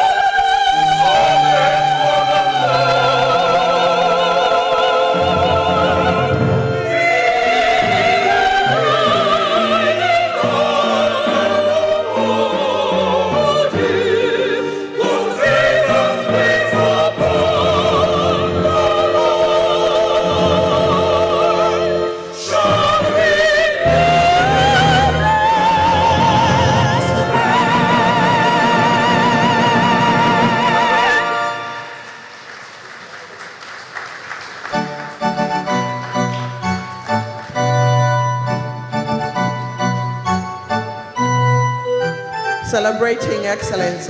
For informed commentary, writing in 2019, 2021, 2022, 2023, and 2024.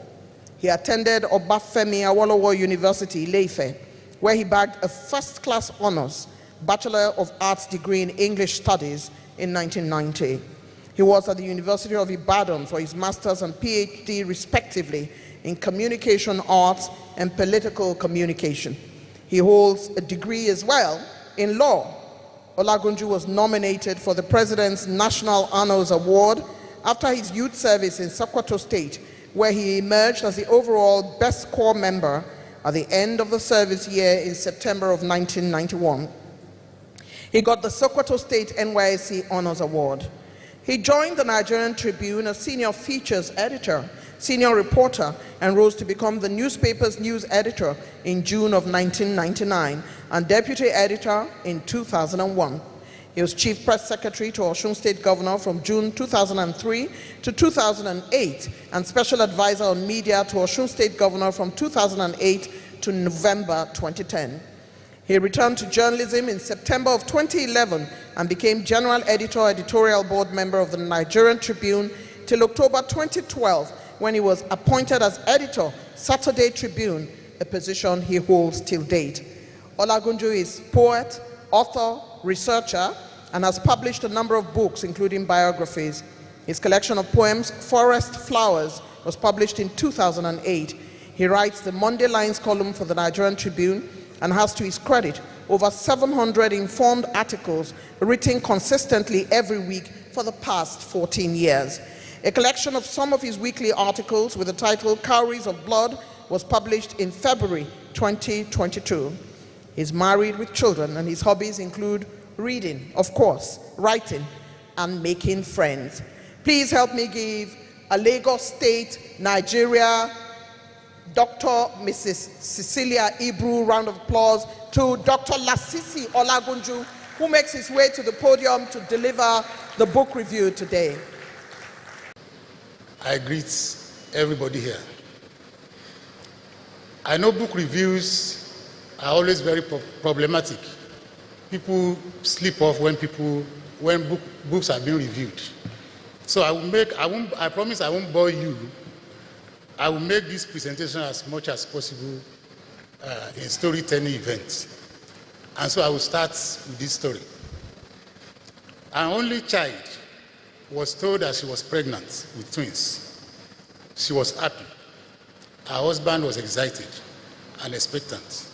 Her father was doubly overjoyed. When her time came, she went into labor in the dead of the night. Her loving husband was away, but her doting father stood by her. As dawn broke with the cry of the rooster, the father heaved his daughter onto a cart and wheeled her to the community's maternity center. At around 8 a.m., the first baby arrived, a beautiful Oyibo girl. The atmosphere turned jubilant. The baby's father arrived at that very moment of joy. He lifted his hands to the heavens and exclaimed, Ogenedu. But a second baby was still expected. 1 hour passed, 2 hours passed, then 3, 4, 5 hours, 10 hours. The baby was still not around. She did not come early. Anxiety set in. The black man is a spiritual being. Torrents of prayers drenched the clinic. News of the first baby spread swiftly. The baby's partner family arrived to celebrate. But upon hearing that a second child was on the way, their joy turned to alarm. They said, twins. Twins? A taboo. A cruel plan took shape. One child will live, the other must die. A tiny coffin, just the size of a newborn, soon appeared at the maternity center. Their intention was clear, to take the weaker child and cast her into one of the surrounding water bodies. History may record that Scottish missionary Mary Slessor ended the killing of twins in Nigeria over a century ago. But here in this community, decades after Mary Slessor stopped the killing of twins, the practice persisted in this community. Among them, the belief remained. In a set of twins, one must be strong, the other weak. The strong will live, the weak must die. These people were not inherently wicked. They were merely upholding tradition. After 12 hours, the second baby finally arrived. Frail, exhausted.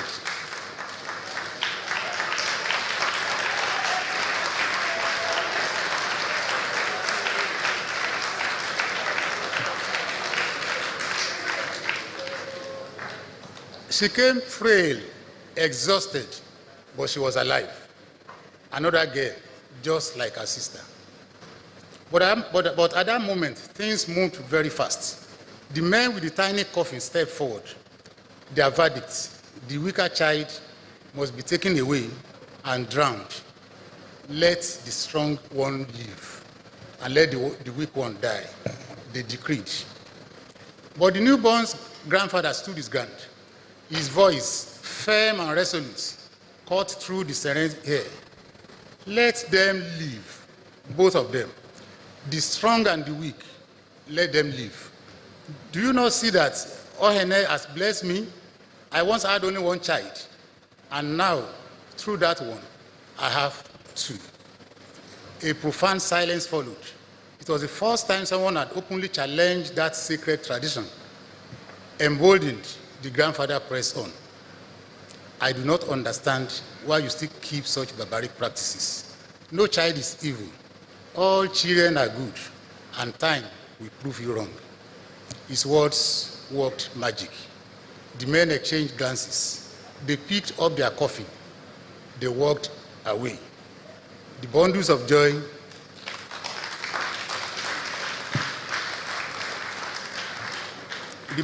joy were left to live their lives, and today, both of them are 79.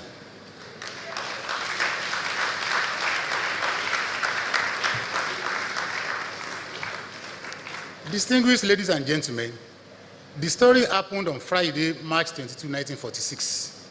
It is the story of the birth of today's celebrant, Cecilia Ofoyantanarumi, and her twin sister, Lucy Orishe-Sentoshan. This account is told compellingly in Cecilia, an autobiography of Cecilia Ibru, which I am reviewing here today. You find the account I just said on pages 19 to 26. Names and identity. Universally, names are mere labels, but in Africa, they hold deep cultural and spiritual significance. When a subject was born, our given name was an Ishekiri name, which means sweet words are exhausted in my mouth. The author offers a possible reason for that choice of name. She said, it's either my father had exhausted all his sweet words in wooing my mother, or he had used them up in admiration when he beheaded me as a child. That's on P25. Our twin sister was Orishe Shentosan. God has done a good thing.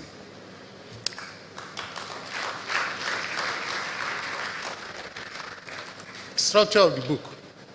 An autobiography is more than a memoir. It is a full-length self-portrait, a comprehensive personal narrative. This book follows that tradition. It chronicles the author's life from pre-birth to the present. However, Cecilia makes it clear from the preface. She said that this is more than just a story. She describes it as a tapestry woven with experiences, influences, and interactions with others. The book extends beyond her life to the lives of generations, families, and people, revealing profound lessons along the way. This book is a work of art, a masterful work in personal revelation. While it is an autobiography, it does not rely on facts alone. Facts require shape. We call this structure in literature. A well-told story, like a well-built house, must have form and coherence. Cecilia, an autobiography, exemplifies this. It is constructed like a multi-story building with 5 floors, each seamlessly connected. It reads like a riveting novel, rich with tension. It has suspense. It has drama. Our love story, spanning pages 89 to 111, evokes the romance of Jane Austen with its wit, depth, and emotional pull. Now, Imagine this cross-examination of Cecilia by a complete stranger. Where are you from? Alaja. What do you do? I'm a student nurse at Idiaraba. Who are your parents? Barrister and Mrs. Bagbeke Sido. What do they do? Papa is a lawyer. Mama is a businesswoman. What do you love to do? Take care of my parents. The complete stranger cross-examined Cecilia on that. Then this dramatic exchange with her uncle a week later. Our uncle Fofa to ask her, you met somebody last week? She said, met somebody.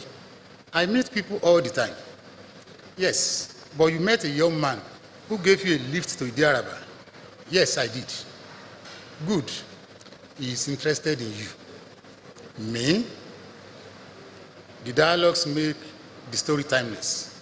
The person who did the cross-examination was Chief Michael Ibru, and that was the beginning of a lifelong relationship. Each chapter of this book introduces well-developed companion characters. The book has poise, it has finesse and elegance.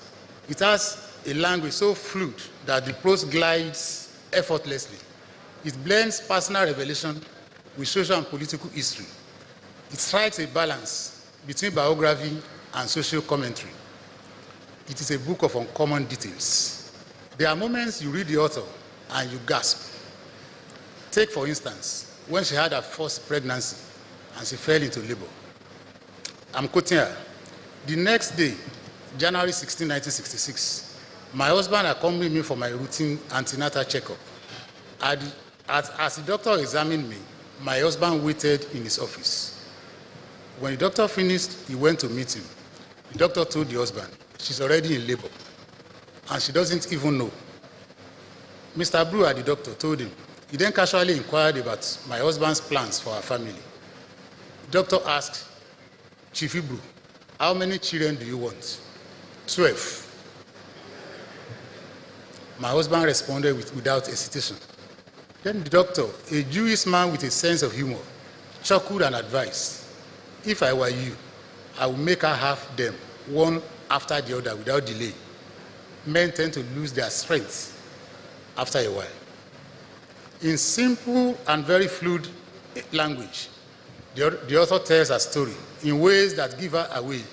As a woman who remembers everything, she remembers every vivor and every hurt, and she tells it all. At times she holds back where necessary, because as we say in Yoruba, soup does not shake in the belly of an elder.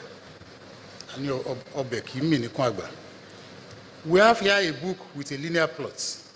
It has signature stories. The language is accessible. It is beautiful prose. Now, let us discuss the Osane Bank story. One of the most striking parts of this book is the Osane Bank saga, a bittersweet tale of a flourishing institution brought down overnight. As Chief Executive Officer, Cecilia was abroad tending to her ailing husband when she received a call from a colleague. The CBN is coming for our banks. You need to return home immediately. Coming for our banks? On what grounds? She asked. Anyway, she faced an impossible choice. Remain with her husband or return to defend her life's work. But return immediately. Her husband was there, ill. What should she do? She says, and I'm quoting her, my husband needed me, but my career and life's work were under siege, unquote. She struck a balance. She returned to Nigeria. She walked straight into a storm. Lagos for her was hot. Abuja was hell. Then she remembered her grandfather's counsel. I'm quoting her, if you are under attack, go home. And she went back home, almost echoing the Yoruba saying that a child that suffers the searing heat of the sun should have the shade of home to run to. We say in Yoruba, so Cecilia returned to the village and she enjoyed the respite. But she had to go back to Lagos. And in Lagos, She was in the hospital. She was in court. She was in detention. Even as she kept her resilience, kept her innocence of these charges, she says she kept asking herself, what have I done wrong? What have I done to deserve such cruel treatment? The ensuing events, court battles, detention, harassment, and resilience are captured on pages 247 to 267. A review can't do enough justice to our account of that moment of crisis. In any case, there is a second book, a memoir, that comes after this one. It is devoted solely to Sonny Bank and its 20-year checkered history. The author divided this book into 5 parts with many chapters. I divided it into 2 divisions. The narrative part of the book is the first division. It has items of history, ethnography, culture, and tradition. The other half of the book is devoted to tributes and appendices, and you would think they would be boring, but they are not. They are as deeply engaging and interesting as the earlier part of the narration. For instance, a piece on who the Yoruba woman is tucked somewhere in there. This half of tributes and appendices takes a whole 290 pages. If I was asked to choose a title for this book, it would be Cecilia, Child of Two Fathers. And if I did that, I would not be suggesting something original. I would just have simply amplified the author's assertion across 2 chapters of the book. In those chapters, she stresses that indeed, while everyone around her called one man father, her own is double. She had 2 fathers, her biological dad and her mother's father, a man she fondly calls Papa Alaja. These 2 men and her late husband, Chief Michael Ibru, come across in the book as her pillars. The author is emphatic about her love and loyalty to her various families. An early chapter that addresses her birth starts with these sentences. I had 2 fathers, my birth father and my maternal grandfather, who nurtured me and ensured I was well grounded and enriched with the wisdom and strength needed to thrive. The next chapter, which has the title My 2 Homes, reinforces her insistence that indeed this lady had 2 fathers. Like the previous chapter, the first sentence says, as she means it, having 2 fathers meant that I had the privilege of belonging to 2 homes.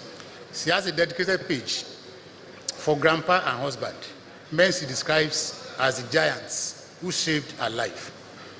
Perhaps nothing demonstrates this more eloquently than the number of times we have the author mention her husband, her father, her grandfather, Papa Elijah, and God in the book. And I urge you, when you get the copy, check the index and count what I counted. Cecilia is a citizen of the world.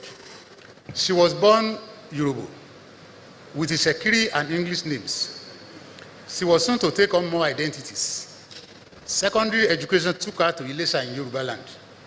By the time she was through with that foundational stage of her life, she says she had become Yoruba. How did she pull through that transformation? At Ilesha, Cecilia says she realized she must speak the language of the people to get the full benefit of her education in that corner of Nigeria. The story of her transition to becoming a Yoruba is better told in her own words, and I'm quoting her. Bolanle's instruction was thorough. She taught me everything, from the meaning of the marks on her face, known as Pele, to Yoruba idioms like Owe Leshin Oro, Oro Leshin Owe. Proverbs are the horses of words, and words are the horses of proverbs. She introduced me to the traditions of the Yoruba people, including Ikoma, naming ceremonies, Igbeyawo, weddings, Isinku, funerals. She patiently guided me through Yoruba grammar, tonamarks, army, and cultural nuances. Over time, these lessons deepened my understanding of Yoruba traditions and language, and with that, my sense of belonging grew. I no longer felt like an outsider. Learning the language was like unlocking a new part of myself. I remained Yoruba, yet I became Yoruba. That's on page 84. Cecilia believes in the inherent powers of the African woman to be independent, but under the umbrella of her husband. So the story here is both of feminism and pragmatic realism. For instance, if you are a woman here and you are married to a handsome, wealthy man, and you are worried that your husband is not averse to be in the midst of ladies, please read this book. The author, in practical ways, has a solution. Our solution is patience, and patience and more patience with prayers. What will put other unions asunder strengthened Cecilia's own marriage. Many of the events that are significant about the author are products of deliberate, well thought out actions by someone outside of her. Look at her. Look at her complexion. It was somebody's decision that she must come as Oyibo. And she tells the story, and I'm quoting her. My maternal grandfather, who had a harem of women, 4 wives and several concubines, had, at the time of my birth, only 1 child, my mother. Despite his wealth and influence, for a long time, she remained his only offspring. So when the time came, my grandfather was determined that she would bring forth many children. She did all he could to ensure she married well, not just any man, but one whose virality was unquestionable, one who would give her children. But that was not all. He had a vision for what his grandchildren should be. He wanted them light-skinned.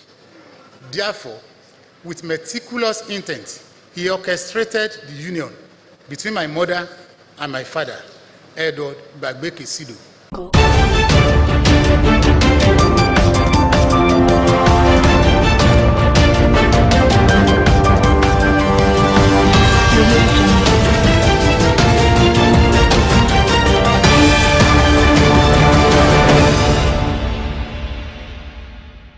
Hello and welcome to Biscon TV News. I am Jones Hussein. First, the headline stories. Natasha defies Kogi rally ban, confirms Salah visit. Nigerians laud Edo governor over handling of Uromi killings. In business, Lagos government begins removal of illegal structures as amnesty ends. In foreign news, US imposes sanctions on Hong Kong top cop and Justice Secretary. And in sports, Nigeria and Ghana disagree over late boxer's medical clearance. Now the news in detail. President Bola Tinubu has extended the tenure of the Comptroller General of the Nigeria Immigration Service, Mrs. Kemi Nana Nandap, until December 31st, 2026. This extension was announced by Tinubu's Special Advisor on Information and Strategy, Bayo Onanuga, who highlighted Nandap's contributions to border management, immigration modernization, and national security. She was initially appointed in March 2024 and was expected to serve until August 2025 before this new approval. The presidency commended Nandap's leadership and reaffirmed its commitment to supporting the Immigration Service in fulfilling its mandate. Tinubu emphasized the importance of her role in securing Nigeria's borders and aligning with his administration's renewed hope agenda.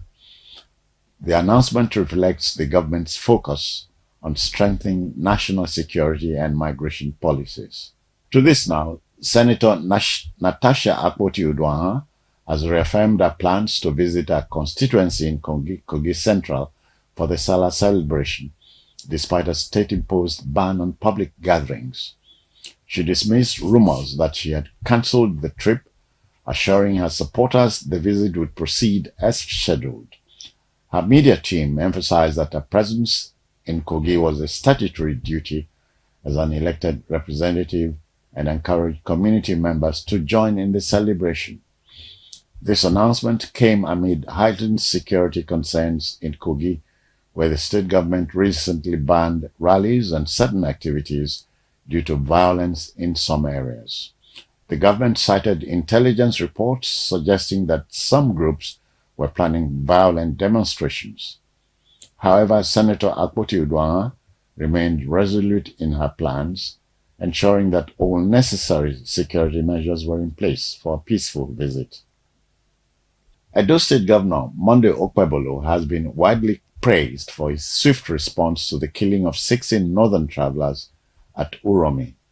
The governor quickly condemned the violence, visited the affected community, and ordered the arrest of those responsible. Additionally, he suspended the state's illegal vigilante groups and the commander of the State Security Corps, who was later taken into custody by the Department of State Services. His actions have been described as a strong commitment to justice and security. Leaders across political and social sectors commended Okpebholo's leadership, noting his efforts to restore calm in Edo. His visit to Kano to offer condolences and his announcement of a support committee for the victims' families further reinforced his dedication to maintain peace. The governor's decisive actions, including the arrest of 14 suspects, have helped stabilize the situation and reassured the public of government's commitment to justice. We'll go on a break and return with business news.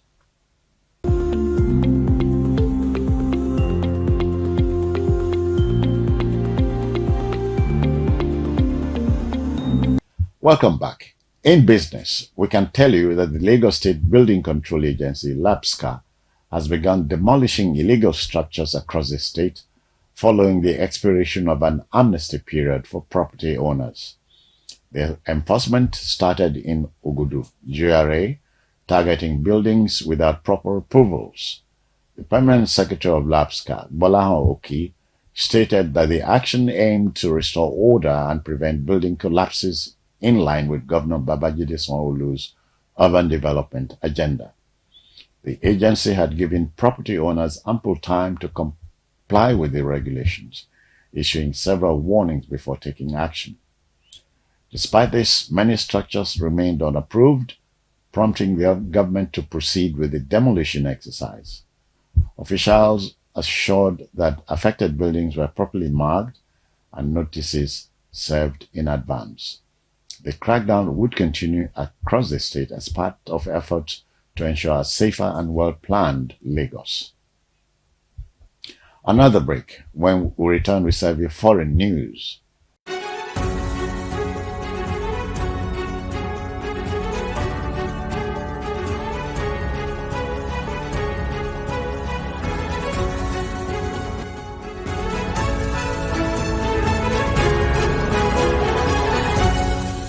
Welcome back.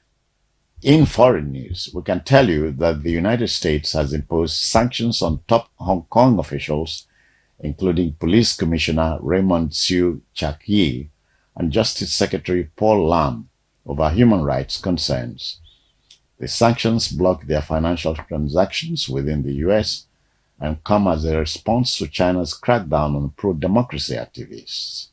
U.S. Secretary of State Marco Rubio stated that the move reaffirmed America's commitment to holding accountable those responsible for suppressing freedom in Hong Kong. Hong Kong authorities have commended the sanctions, calling them attempts to intimidate officials working to safeguard national security. The Chinese government has also vowed to retaliate, accusing the U.S. of political interference. This development further strains the U.S.-China relations as Washington imposed visa restrictions on Chinese officials over Tibet-related human rights violations. Let's go on another break and return with sports news.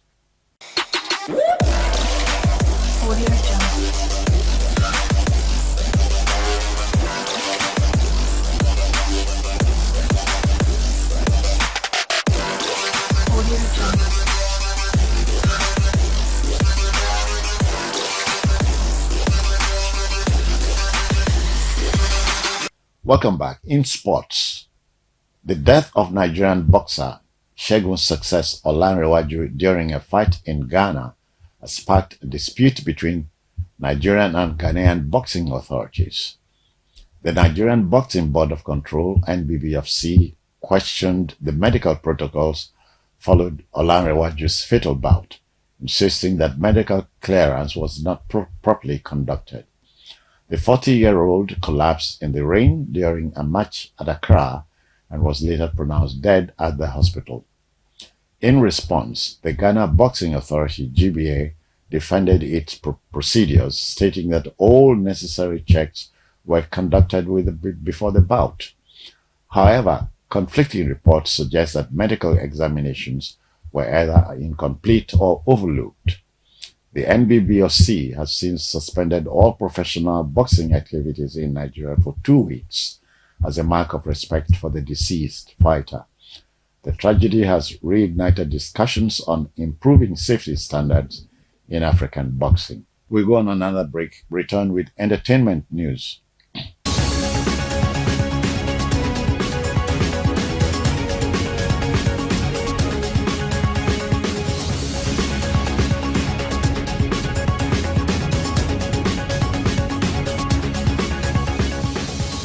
Welcome back. In entertainment, let's tell you that a senior member of the Redeemed Christian Church of God, RCCG, City of David, Quincy Ayodele, has refuted claims that former parish pastor Idowu Iloyomade rebelled against the church. She revealed that after serving a 3-month suspension, Iloyomade was unexpectedly barred from returning to the church. According to Ayodele, church elders had appealed to RCCG General Overseer, Pastor Enoch Adeboye, but received no response. Iloyomade, who was once seen as a close associate of Adeboye, was reportedly shocked by the decision. Ayodele stated that the church members were left curious about the reasons behind his exclusion. She emphasized that Iloyomade did not leave on his own accord, but was instructed not to return. The controversy had stirred discussions within the church community as many await further clarifications from the Redeemed Christian Church of God, RCCG, leadership. That's all on Biscon TV News for now, compiled and produced by Favor Ajagbe. I am Jones Hussein. Many thanks for watching.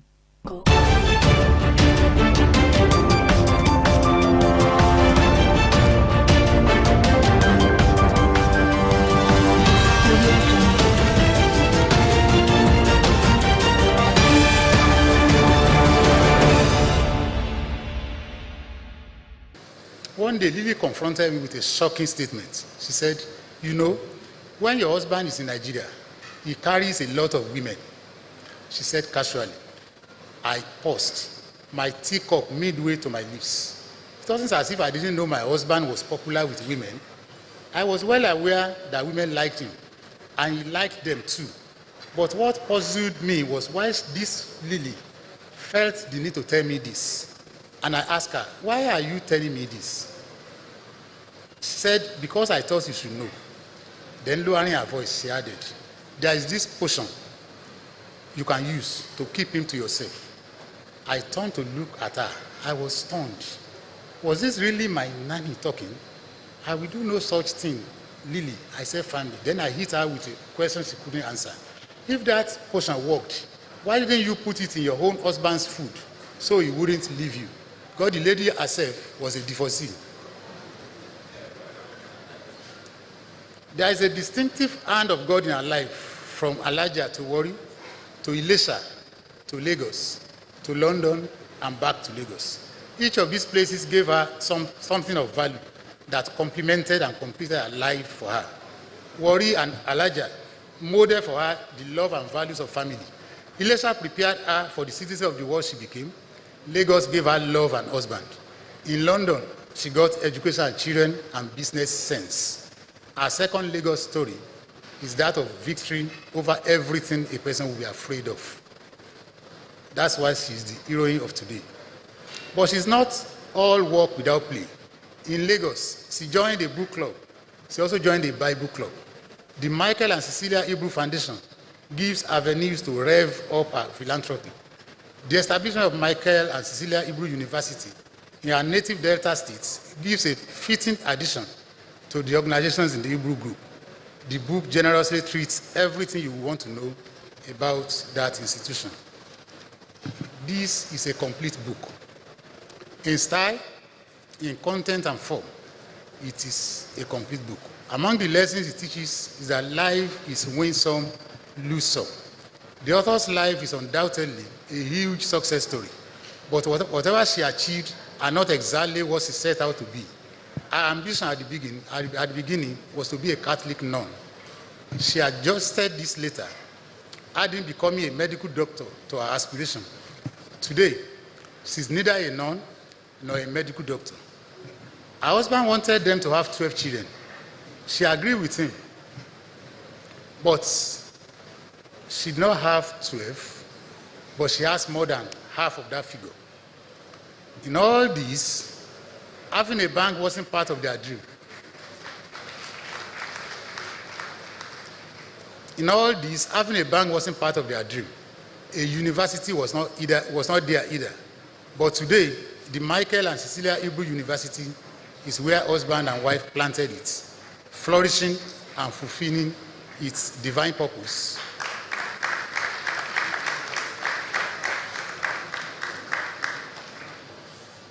So, in conclusion, let me say this is a deeply layered book.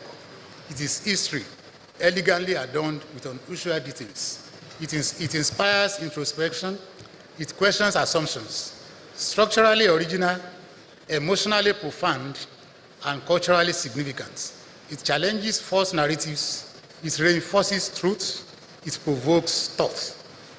Dr. Cecilia Ibru states in the preface that she wrote this book to inspire women and young people, urging them to believe in their dreams, embrace hard work, and remain steadfast in their convictions.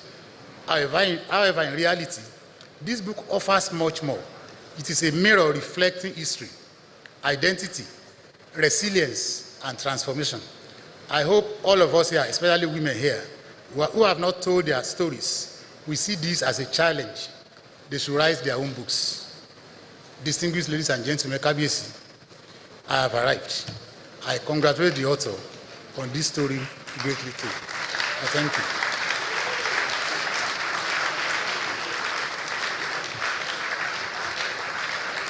A man who is not just an author, but also a book reviewer, but also a journalist. As we all say, we are all Uncle Sam's children, who also happens to be the chairman's son and the son of the celebrant. Let's give a resounding round of applause to the gentleman, Dr. Olagunju, who has done an excellent review. Thank you very much. Dr. Olagunju will now make his trajectory, having told us all the wonderful things in this book, including 12 children. And then Dr. Mrs. Ibru now has a nation of people, from oceanic people to the people she has mentored, to the charities that she works inside. Her dream of 12 children has more than quadrupled, doubled in hundreds, and she's now the mother of many children. Having spoken to that book, my favorite part of the book is the fact that her maternal grandfather, whom she's very fond of, decided that he wanted Oyibo in his family, and he succeeded. At this point, please let me reintroduce Dr. Olagunju for the review of the second book.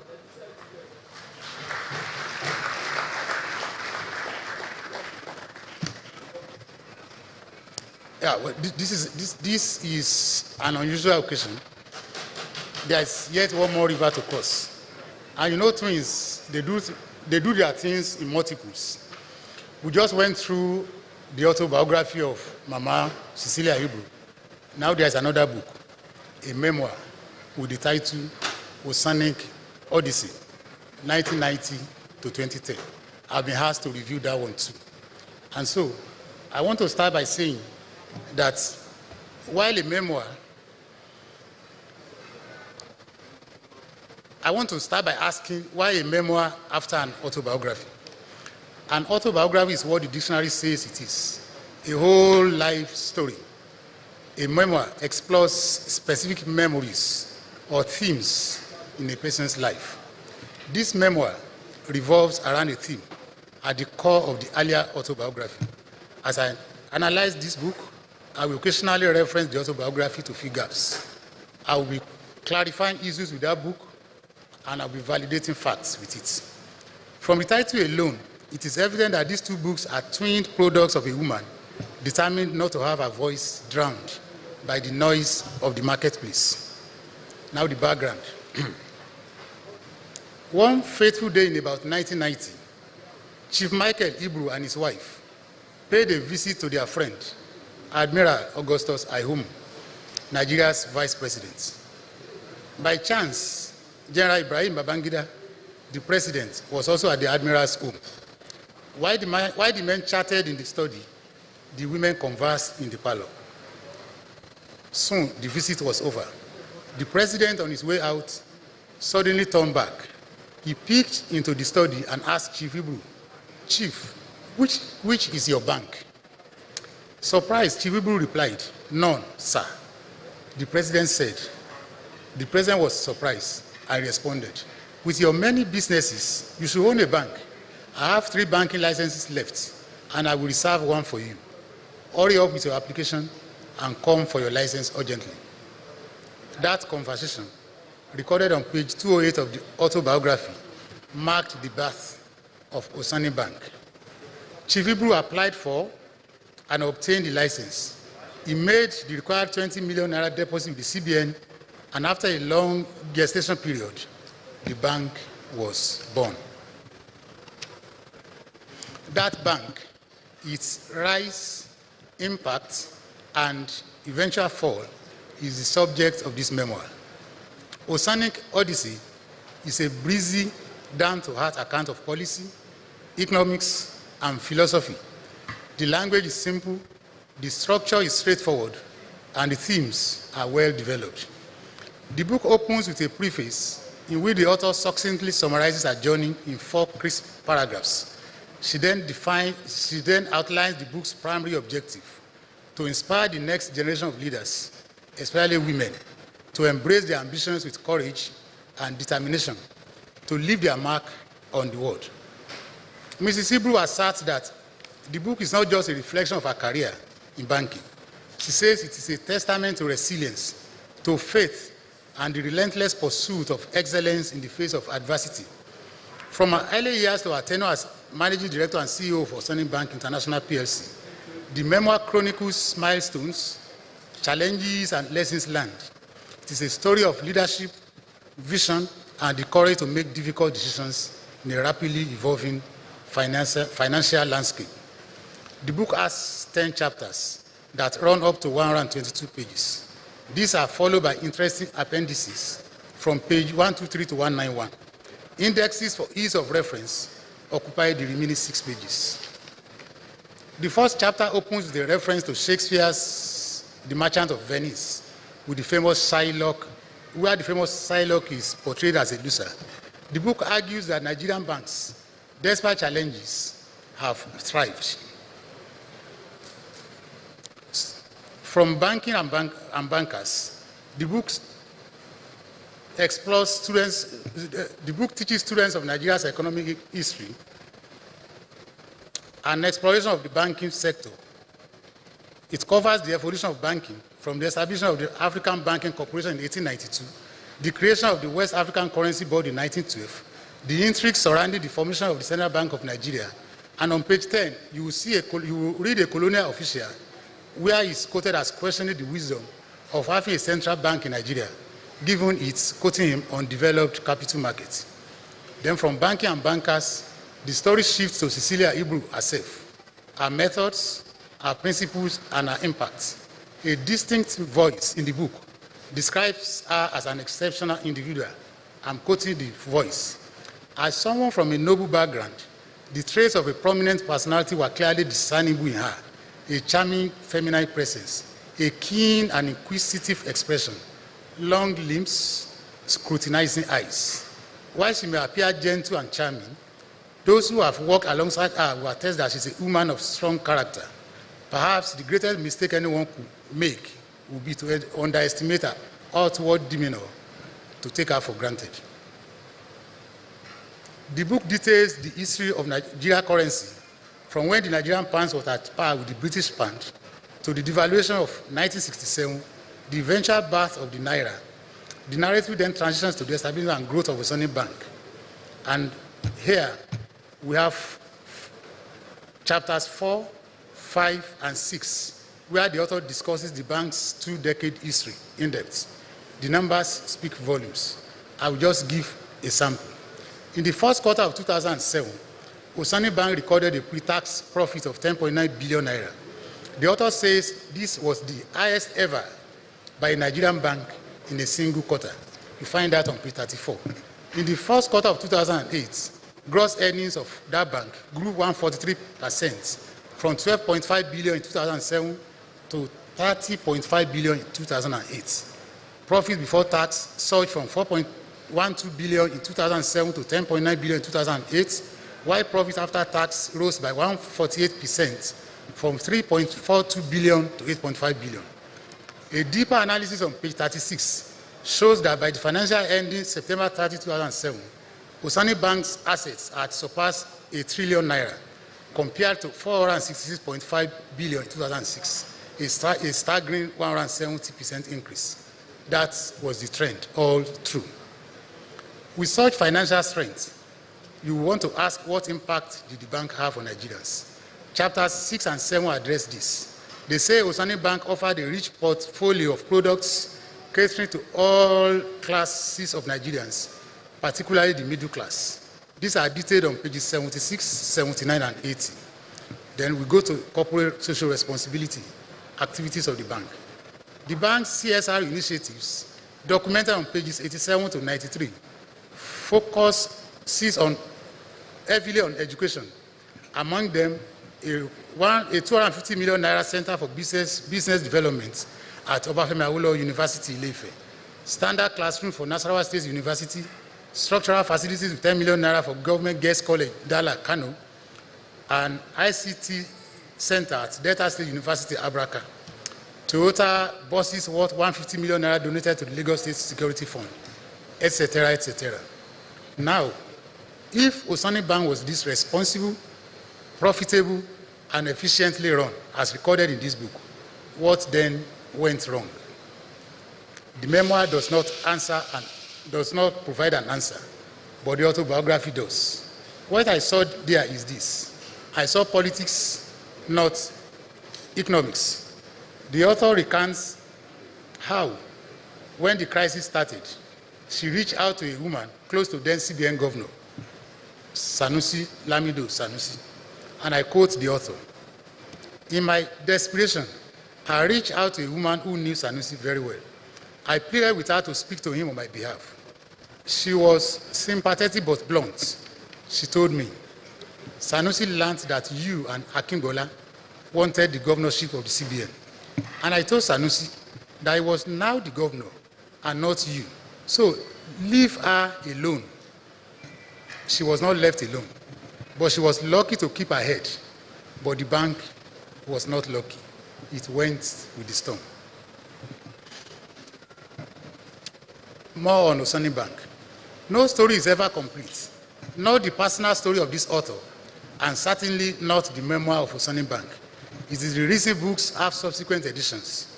I suggest updated editions for these two books. There are many other things out there which the author and the Anna Bank did that may not be captured in this book and in the autobiography. This book definitely will engender reactions that will throw up new insights. An example of the uncaptured is the Osun State University. That 6-campus institution was built with a facility sourced from Osani Bank.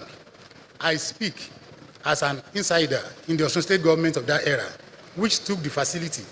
The bank diligently monitored its investments. The project was delivered as scheduled. The state paid back the loan, principal, and interest in a record 11 months. The university will be 17 years old in October this year. Its story won't be complete without a mention of Osani Bank.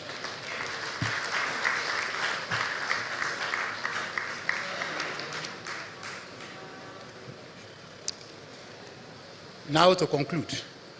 Going through the 200 pages, the reader will clearly understand what the author means when she says, life is a journey of bold steps.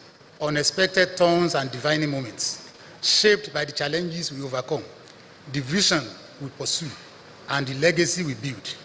This memoir is not just about banking or business, it is a tribute to perseverance, innovation, and leadership. I commend the author for documenting her story. I applaud Safari Books Limited for producing a well-structured, error-free work. Distinguished ladies and gentlemen, I thank you all for listening to me. Unveiling these phenomenal books.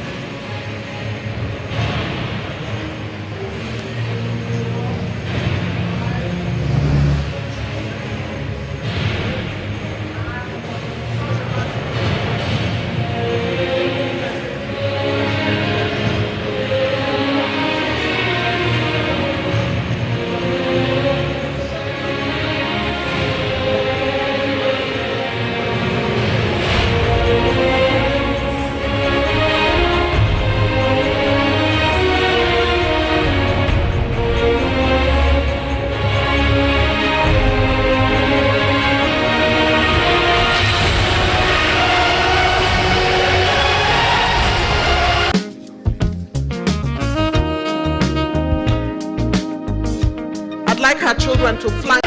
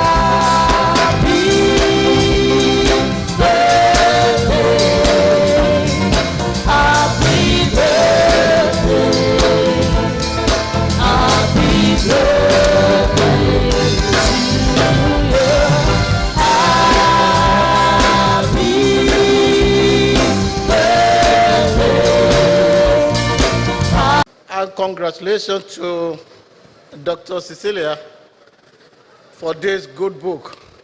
You took your time to prepare this at the Life Without History. I will encourage everyone. I've seen the book in advance, and I will encourage everyone in this hall to buy this book. It's a good book. I personally, I'm going to buy 10 of this book for 10 million naira. Thank you. So, UBA, I'm expecting everyone. We must finish it. Thank you. Please come in, the moderator.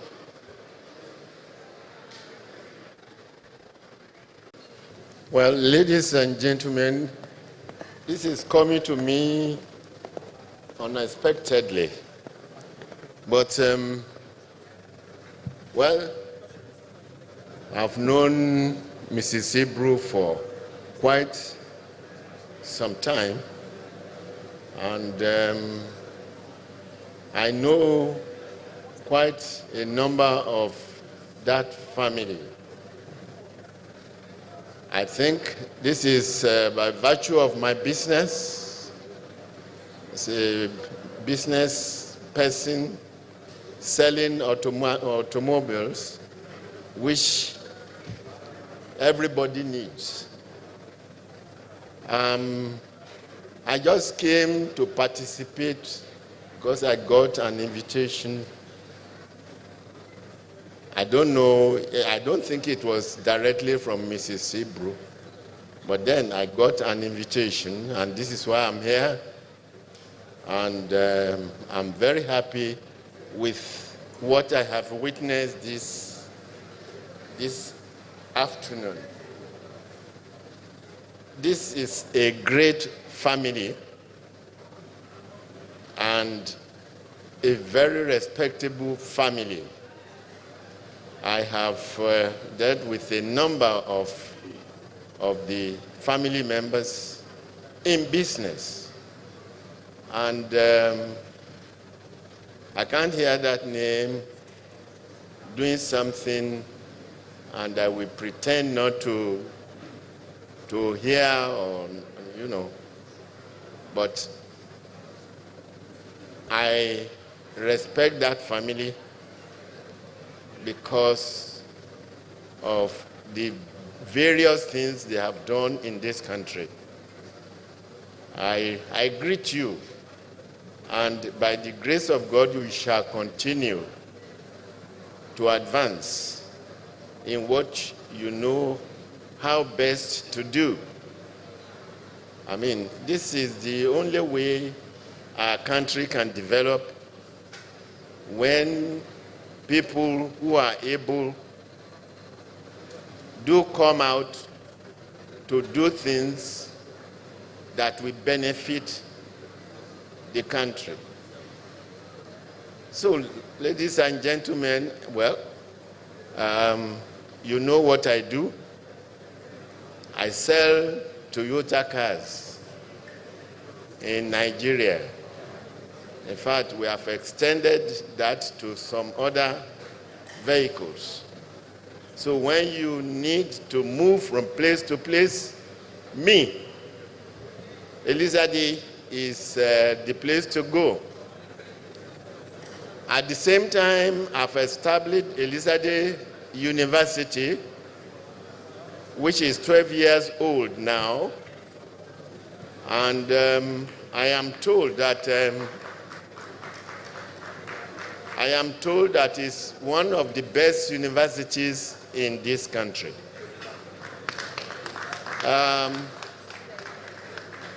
So, I'm not a politician. I don't have the strength to run politics.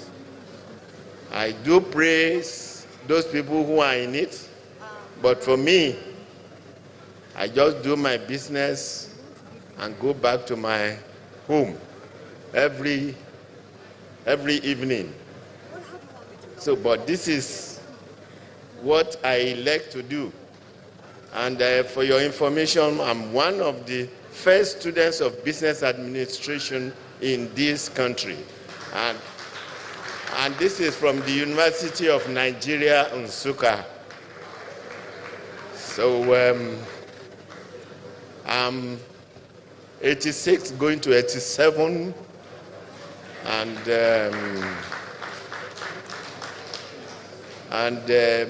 well, I'm a very simple person. I just do my business. I'm not a politician at all.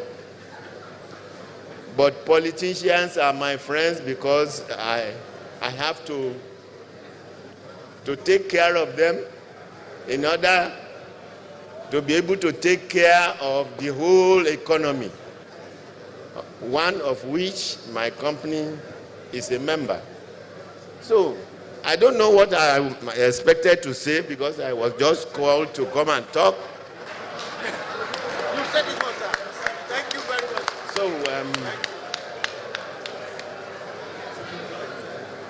So I thank everybody for coming. Those who have participated in this wonderful occasion. God will be with you all. He will protect you. He will protect your family. He will protect your business. And nobody will regret coming here today. By the grace of God. Thank you very much, ladies and gentlemen. Thank you very much, sir. Chief Adeojo has spoken. We didn't get clarity on the books you are buying, sir. The chief launcher is having consultations with him.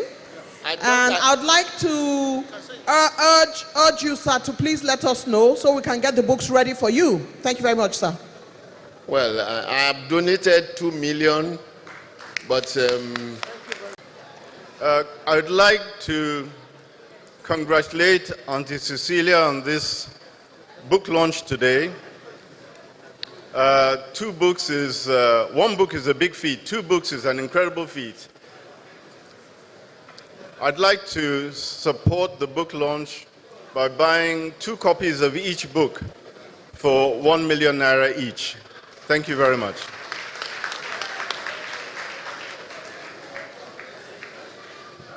Well, praise God. I'm a little different in the park because I can't call her name, but Obasanjo said in my watch that if you call my father's name, I can fight you. You know, he fought a teacher because of that. So I can't call my mother's name. But those who know my story knows that she's invested in my life and in the life of my immediate family. And we're very grateful. Former Oceanic staff, and on and on. But I won't take the time of anybody. But today I want to tell her a little thank you. And I'm grateful to God that I have the opportunity to do this. I appreciate, I know you've been watching me on the national scene, Mama, and you are pleased that your investment is not wasted in my life. And I know for you that is enough. But today I want to say thank you to you publicly. And I want to launch the books with a sum of 5 million naira. Thank you, Mama. Today is a great day, not just for our mother, our auntie, but for the good people of Oroboland. Our auntie has done something fantastic. Writing 2 books at a time makes us more proud than we can ever be. I won't take anybody's time. I will take 10 copies of this book for the sum of 10 million naira.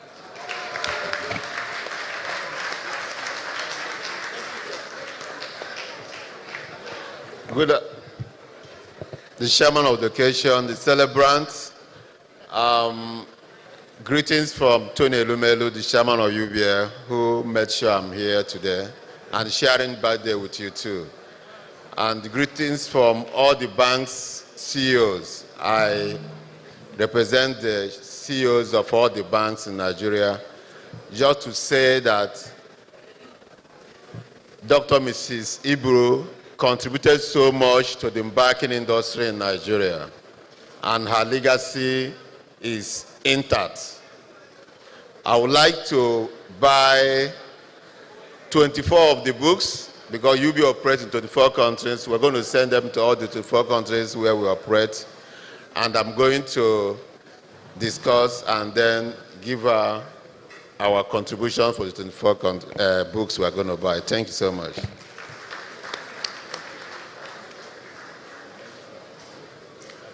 Good afternoon, everyone, and all protocols observed. My name is Adobe Mwapa, Executive Director, Zenith Bank. Mama Ibru actually invited me today, but I'm actually wearing two caps, one for myself and the other for the Group Managing Director of Zenith Bank, Dame Dr. Adora Umoji, who is not here with me today, so I'm representing her and the entire Zenith Bank. Mama, thank you very much, and congratulations for writing this book. You've encouraged all of us women, and I'd like to say today is your birthday, and you're launching the two books in the month of March, and March is for women. March is for women. And I'm glad that I'm the only woman here amongst all the men. So that's good. So women, action. We need to accelerate action. Thank you very much. So on behalf of Zenith Bank, I'd like to buy, on behalf of Zenith Bank, about 30 books. I'll also discuss with Mama on how much we're going to pay for the books. But the book will be for Zenith Bank, 30 books, 15 for one and 15 for the other book. Thank you very much, and congratulations, madam.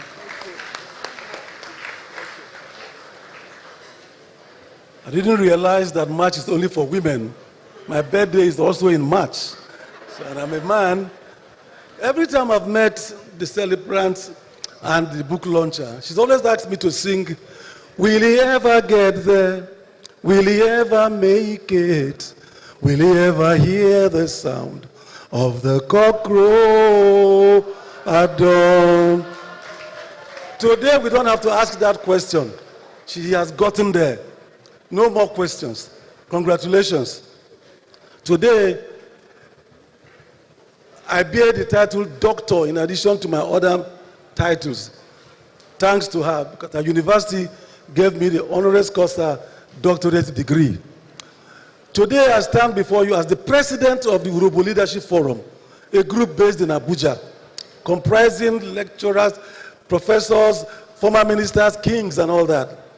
And that little group has always received support from her. Every time we've carried out any event, she has not only supported in cash, she's always sent someone to represent her. Today, that group has sent me to give a token amount of 300,000 naira for 5 books of each of the 2 books. Thank you very much, and congratulations.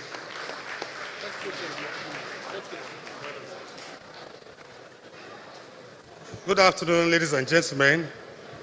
My name is Akin Shola Ali. I'm the CEO of Nigerian Reinsurance Corporation, but I'm not here in my personal capacity.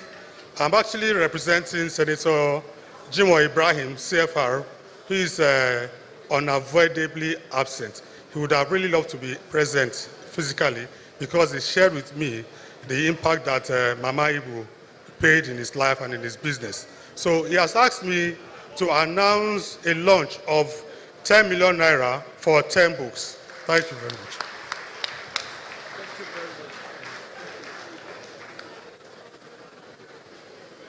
My name is Olorogu Dr. Moses Tiger, the immediate past president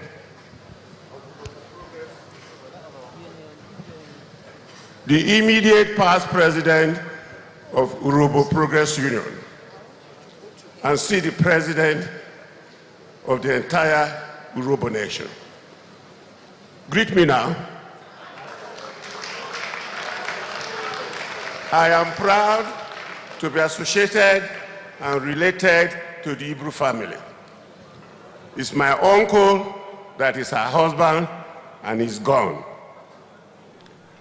And Cecilia Mama Momsi is an asset to us and has always been,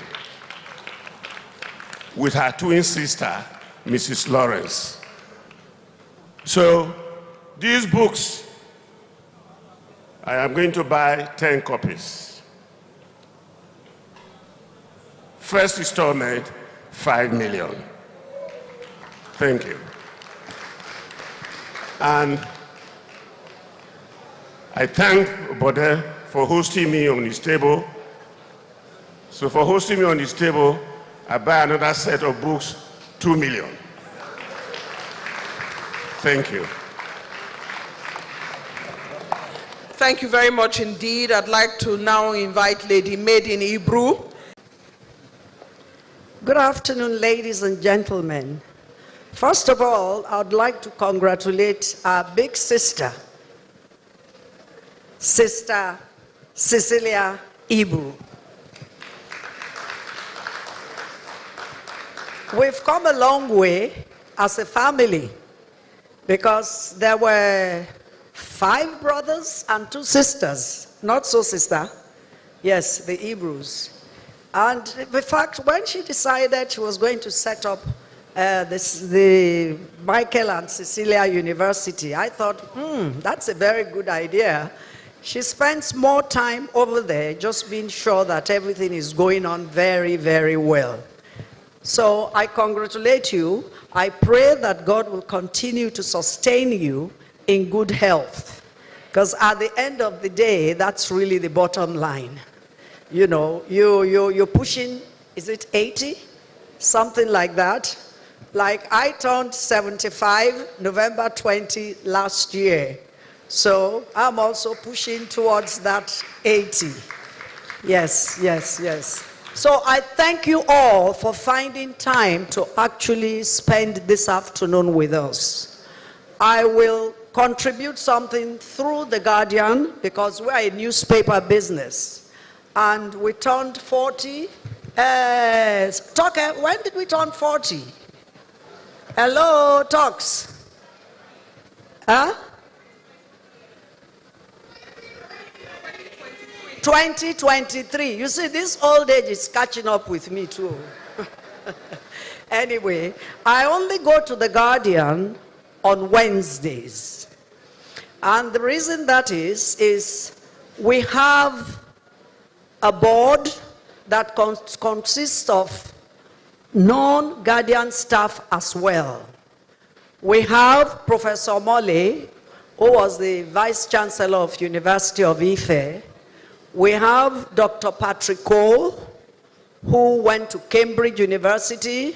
In fact, he sits next to me. Then I've never taken the seat to say, oh, this is my paper, I must be the one to head it. No, no, no. So Professor Mole heads it. Dr. Cole is here. And then Dr. Akinyemi, Professor Akinyemi, who was at the Institute of Nigerian Institute of Affairs. He is also there. Then we've got about, I think, 7 Guardian staff, because we actually want non-Guardian staff to actually contribute to whatever stories we're going to put out. And we thank God we've been able to sustain it, and I pray that the younger generation, I'll continue to go to work for as long as I can move these feet of mine. I still do buga well. Thank you all so much. Bless you. But please, please, please, everybody must try to contribute something, because you can see it's very well bound. Just scanning through, I can see that everything is in order, and we will also do the same to support our sister through The Guardian. Thank you. Thank you. Your Excellency, the Governor of Lagos State, you are ably represented by the SSG, Chief Launcher of today's occasion, members of the National Assembly here present, especially those from Delta States. I can see Senator Dafinone, Chief Waive, you're welcome. I can see members of the Lagos State Executive Council, some of them here present, ladies and gentlemen, permit me stand on the already established protocol, mutatis mutandis. I am Dr. Barigbe, the Chief Economic Advisor to the Governor of Delta State, and I have been sent to represent His Excellency the Governor, who unfortunately had to leave Lagos for Abuja yesterday. In fact, he came in from a foreign trip yesterday to be at this event. But unprecedentedly, he had to fly yesterday into Abuja, and he called me to represent him this day. And in representing him, a speech was given to me to deliver at this event. However, before I go into his speech, I want to, in my own capacity, plead that I also give some remark. Because our mommy, a very excellent woman from Delta State, I've also had opportunity to interface with her when I was also in the banking industry, and then also visiting our school in Delta State to be part of some ceremonies. Today I want to congratulate our mommy for writing a book, an autobiography, and then another book, a memo. I congratulate her because autobiographies give one opportunity for deep reflection and introspection, which helps you to understand your life journey, your values, and your accomplishments. She has been able to achieve that by writing this autobiography. I congratulate you. I also want to congratulate you because autobiographies can serve as therapeutic elements in one's life. It allows you to process difficult experiences along the journey of life, providing you with reasons why you have to forgive your own errors and the seeming deliberate actions and inactions of others. So I congratulate you. I also want to congratulate you because writing an autobiography gives you opportunity to preserve memories. It will enable you to record your experiences, preserve them for the future, for your family, and for generations yet unborn. With this, I'm sure your name will forever be present in the lips and memories of all and sundry, just the way we have Benjamin Franklin, Nelson Mandela, Mahatma Gandhi, Agatha Christie, Maya Angelou, Barack Obama, to mention but few. So, Mommy, once again, I congratulate you and continue to encourage you to live with your high sense of candor and decisiveness that we have seen in you. Ladies and gentlemen, I now move into reading the address from the Governor of Delta State, Your Excellency, Right Honorable Sheriff Oborowori. It is with great pleasure and a sense of deep concern and honor that I stand before you today to celebrate a distinguished daughter of Delta State and an icon of the Nigerian financial sector, Dr. Mrs. Cecilia Ibru, as she unveils her two remarkable books, Cecilia, an autobiography, and then The Oceanic Odyssey. Books, they say, are the windows of history, wisdom, and legacy. Through them, we gain insight into the triumphs, trials, and transformations of individuals and institutions. Today, these books offer us an invaluable opportunity to journey through the life and experiences of a woman whose name is synonymous with resilience, excellence and innovation in Nigerian's banking industry. Cecilia, an autobiography, is more than just a personal narrative. It is a testimony of perseverance, leadership, and impact. It gives us a glimpse into the making of an ordinary, extraordinary woman, a banker, a philanthropist, a mentor, and a force of nature. Our story will no doubt inspire future generations, especially women, to break barriers such as the glass ceiling and make their mark in history. Oceanic Odyssey, on the other hand, is a chronicle of a banking revolution. It tells the story of Oceanic Bank, an institution that grew under a leadership into one of Nigeria's foremost financial giants. This book is a vital resource for anyone who seeks to understand the evolution of the Nigerian banking sector and the bold decisions that shaped its trajectory. Dr. Cecilia Ibru's contribution to Nigeria's economy, education, and philanthropy cannot be overstated. She has touched lives, built institutions, and inspired many. This book serves not only as a record of her legacy, but also as a blueprint for leadership, vision, and service. As governor of Delta State, I celebrate this moment with immense pride, knowing that our state has produced yet another trailblazer whose story will be told for generations. I encourage everyone here to read these books, learn from them, and apply their lessons in your various fields of endeavor. To Dr. Cecilia Ibru, I say congratulations.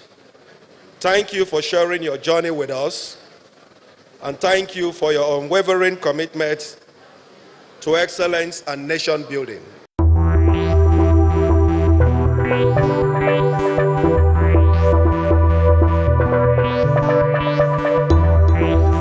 Hello, I welcome you one and all to another newspaper headline stories. We share these stories with you in the belief that you go out, get the papers, sort the stories, and give context to them. All right, my co-anchor will be Nelson Ekojumi. Nelson, I welcome you. Thank you, Sister Jones. Ramadan Karim. Same to you. Okay, then, the first paper on call is the Vanguard. Nelson, the Vanguard leads with Uromi. You know what I'm talking about. Uromi. Residents desert towns over fears of reprisals and arrest. Are you surprised? I'm not surprised. And for me, I remember when you talk of Uromi, I remember late Chief Anthony Enahoro, yeah. He put the name of that community on the map, on the world map, and seeing the barbarism that occurred in Uromi, it's not excusable.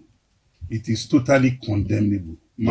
My heart felt sympathy goes to all Nigerians who are to endure that horrendous and gory video. Because when I saw the video, I couldn't even summon the courage to watch. You know, and so if the residents are, deserting the town for fear of reprisals and arrests, it's unfortunate.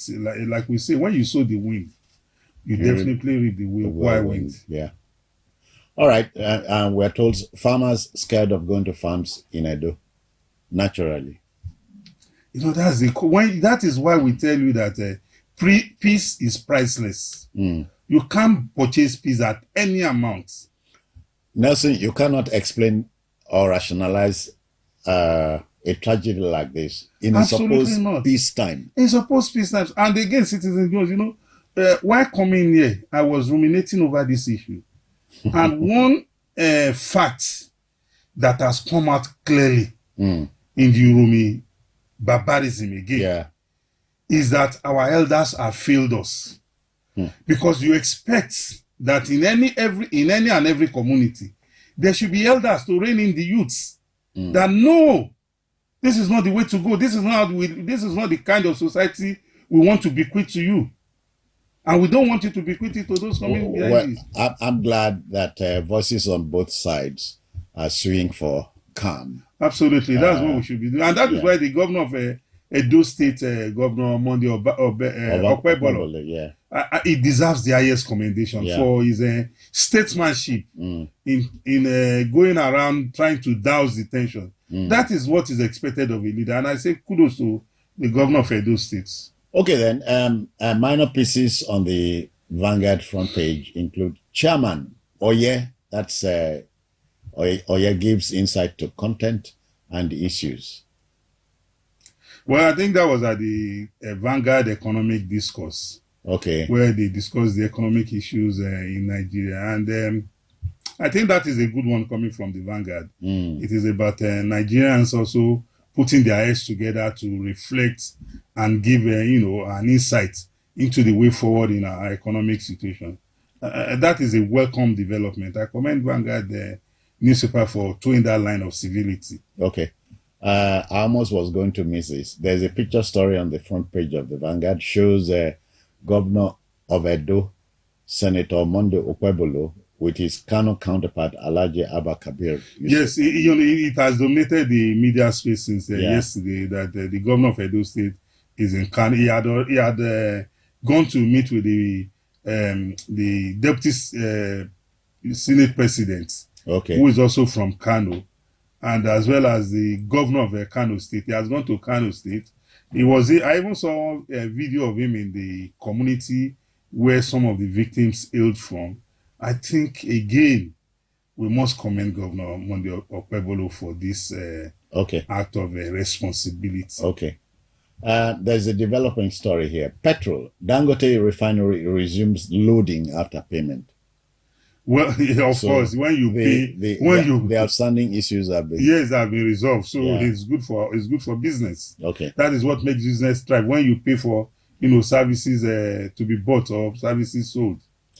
Have you heard this? I was offered 5 billion naira bribe to impeach Fubara. The chief of staff here is telling you and I. Well, Citizen Jones, if the chief of staff was offered 5 billion naira, according to him, we want to ask, what role was he going to play? Because he was not a member of the House of Assembly. To impeach Fubara. No, how is he going to impeach Fubara? Is he going to impeach Fubara in the government house? No, but the chief of staff is like a clearinghouse. No, but even in Citizen, I think we must be very careful here. Okay. I agree that the chief of staff is a clearinghouse. Don't forget, the chief of staff was one of the legislators on the other side. Okay. Who was, suspended. And he now resigned his membership of the House and was appointed as the chief of staff. So it would have been part of the 3 making 4 against the 27. So tell me in what role he was going to. Will he use 4 members to upstage 27? I don't understand. I don't understand this story, honestly. Well, maybe you and I cannot understand what plays out in their politics. But commonsensically, what the chief of staff has said is like playing on our collective intelligence. Because it was part and parcel of the administration of suspended Governor Fubara. Yeah. So anybody offering him will know that he was, going to hit, a brick wall. So we should not play on our intelligence with this type of allegation. Anyway, Nelson, stop worrying because Fubara has vowed to defend the river's interest.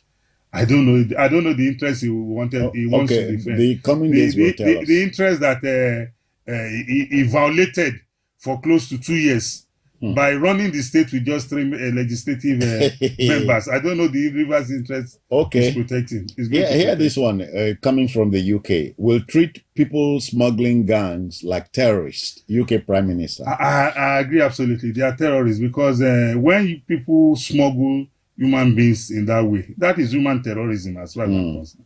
So I align very well with the position of the United Kingdom Prime Minister.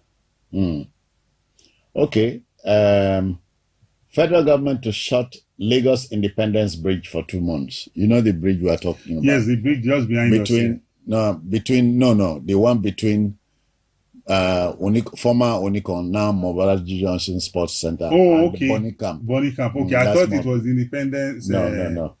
Not this one at Maryland. At Maryland, yes. Okay. Okay. If it's for repairs, all well and good to save life and property. Okay. Mali, Burkina Faso, Niger impose 0.5% levy on goods from Nigeria and other ECOWAS countries. That means those goods will become more expensive for their citizens. Don't forget that this is a country, these are countries, the Sahel countries who are under military despotism now, and they have claimed they can stand on their own. These are countries that rely solely on importation. So we see how it pans out for them. Okay, the Daily Sun is the next paper, and hear this. Again, we start with Edo State killings. Leaders intensify peace moves as ACF hails Tinubu. I think that is the most appropriate thing to do. We must, at every point in time, even here on Biscon TV, on Citizen Jones newspaper headlines, we are also appealing for peace. And calm. Yes, we are appealing for peace and calm. And we must commend Mr. President for, giving directive, to ensure that justice is done. And also, we must not forget to commend the governor of Edo State once again. Yeah, there are some riders there. Okpebolo visits Kano, vows justice for victims. NOA, that's Orientation Agency. Akpabio call for justice as Conference of Speakers condemn killings. Kano governor demands compensation to victims' families.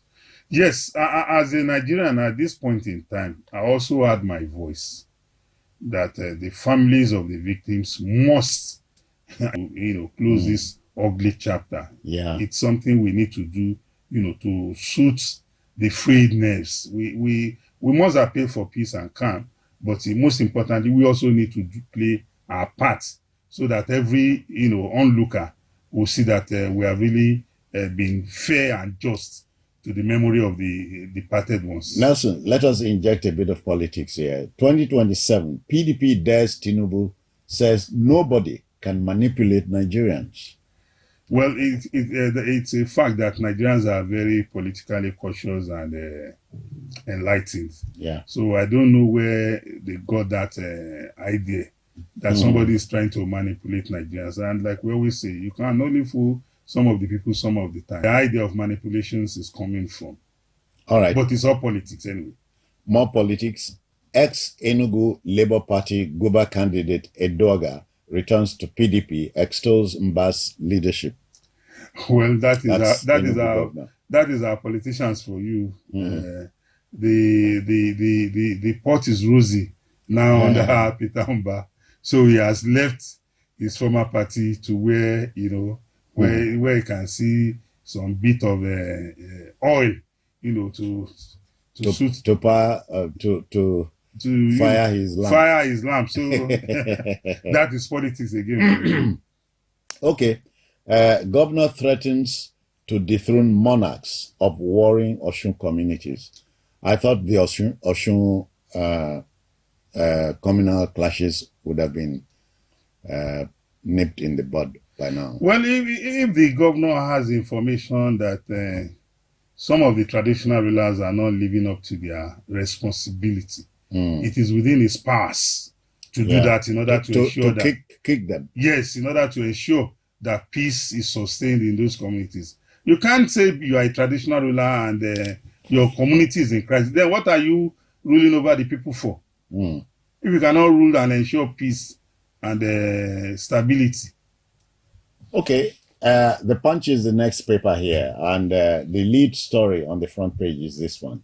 Eid al-Fitr, low-key celebrations as Nigerians lament hardship. Well, this headline, Citizen Jones, if you look at our newspaper headlines at every festivity period, it's always in this line, that low-key celebrations, citizens lament hardship. So it is nothing new. But most importantly, the message of the celebration, I hope it is not lost on both those in government as well as the citizenry. That is what we should be focused on, because we are all aware of how we got to where we are today. Yeah. We didn't just arrive here yesterday or by chance. Collectively, we are responsible for our present situation. Okay. So it is for us to ensure that governments as well as citizens play their part to ameliorate the human condition. Yeah. So we can wriggle out. Yes, absolutely. Yeah, Nelson, some more politics for you. Natasha's recall. INEC may conduct referendum in 90 days. That is what the Constitution states, that after the submission of the petition and the verification by INEC of the petitioners from the number of people who have signed that petition is more than half of the registered voters. Then within 90 days, INEC is duty bound to conduct a referendum after informing the senator of the move by our constituents to recall her. So INEC is well within the purview of the Constitution. Okay, Lagos Kaduna lead as 117 million Nigerians get NIN. That is a good one. It means our national register is becoming, more robust, and it's also an added plus with regards to the forthcoming census. It means the enumerators even have a data, the functions of carrying out their responsibility. All right, Uromi again. Lynched travelers. Governor demands public parade. 14 suspects moved to Abuja. Governor Yusuf El Volcano said is demanding that. Well, I want to appeal to Governor Yusuf that the peace moves that have been initiated by the governor of Edo State should be allowed to see the light of the day. It should not, escalate this further. The parading them will not, bring back those who have lost their life. What we are all interested in is that justice is served to those who perpetrated this mayhem. Yeah. So I think I appeal to Governor Yusuf that he should allow justice to serve its cause. Parading them will not in any way, solve anything. Yeah. Okay, Naira for crude. Federal government Dangote set for talks as refinery imports 12.6 million barrels. That is one issue that has a negative effect on our economy. And it is also responsible for the fluctuations in the price of PMS at the pumps only recently. So we expect that meeting to sit down as quickly as possible and resolve it in the collective interest of our people. Okay. How about this? Late Adebanjo made Obi's 2023 Lagos victory possible. Abure. Well, I don't know about that. No. Abure is the leader, is the chairman, national chairman of the Labour Party. But you and I know for free that late Adebanjo never had any electoral value while alive. I can say that, with all sense of responsibility. Okay. Yes, so I don't understand where Abure is coming from. If he's using it to sound, patronizing to the memory of the late elder statesman, I say all well and good. But the fact on the ground is that as a Lagosian, late Shifayo Adebanjo never had any value politically that could have added to the victory of any candidate. Okay then, how about this? 32-year-old Nigerian declared missing by Canadian police. Well, if he has been declared missing, the duty of the authorities there is to find him out wherever he may be, either dead or... The Guardian is here.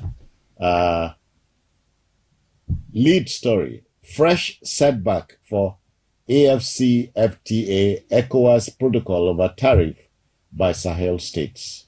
Yes, you know, the Sahel states have introduced 0.5% on imported goods. Yes, okay, it's a setback, but we must also recognize that these Sahel states are no longer member countries of the ECOWAS. Whether they also pull out of AU is what we are waiting for, because their policy now will be, you know, at variance with the African Continental Free Trade, agreement. Okay. That wants to enhance, trade connectivity, trade liberalization between African countries. So the Sahel states, we must recognize, are being run by military despots, and when military despots are in power, they go against constitutionalism and the rule of law. All right. Consider this. I've helped 5,000 Nigerians, claims doctor in immigration scam. Yes, I watched the. It's not even I think it was a BBC undercover interview. A medical doctor in UK. I'm sure he's going to answer for that crime. That he has committed in that the fraudulent scam. The UK Prime Minister made references to this earlier. Yes, I want the law to take its course on that medical doctor. And also that also brings to fore when people say people commit crime because of poverty. I'm sure nobody will say a medical doctor who has taken to crime is a poor man. Moreover, he's also resident in the United Kingdom. Okay. All right. How about this? Sustained peace or face dethronement. Adeleke warns monarchs in warring communities. That's a marching order. That's what a government is supposed to do. That if the traditional rulers cannot maintain peace, then they don't have any reason being on the throne, because you have to preside over the life of people for peace to reign. As father figures. Yes. If you cannot reign in your subjects, then who do you want to reign in? Edo killing. Kano Governor NBA insists on compensation amid fears of reprisal. So reprisal still hangs in the air. Absolutely. That is why the issue of justice for the soul of the victims, as well as compensation to the family, is very, very important. It's very, very important. Okay. How about this? Imperatives of reforms in import-dependent fishing sector. Yes, we need a lot of reforms in that fish industry, because we even have the capacity to provide to source our local fish internally, rather than the dependence on importation. You know, we import over 50% of the fish we consume in Nigeria because of our inability. When we have fish at home. And you know, Nigeria is like an island where we have water, yet none to drink. None to drink. Okay. Momodu Omokri disagree over propriety of emergency in rivers. Well, the declaration of state of emergency will continue to generate reactions, but we all know that Mr. President acted in line with, the provisions of the Constitution. So whether you like it or not, that is your cup of tea. So the debate is interminable. Absolutely, yes, until the termination of that 6 months, or even if the reason warrants another extension, depending on the circumstances there. Consider this: petrol stations hike price amid Dangote NNPCL dispute. I just said it, that the petrol stations are taking advantage of the crisis in the naira for crude oil sales. Taking advantage of man-made crisis. Man-made crisis, absolutely. All right, let's take on the Nation newspaper. The lead story: Udome 14, more outrage over killings. We cannot be more than outraged, because the killing was, totally unnecessary, totally uncalled for, unavoidable, totally avoidable. It was horrendous how human beings can behave like animals. So we must be outraged. If there's another word that we can use to express how we feel about that killing. I think we should go ahead and do that.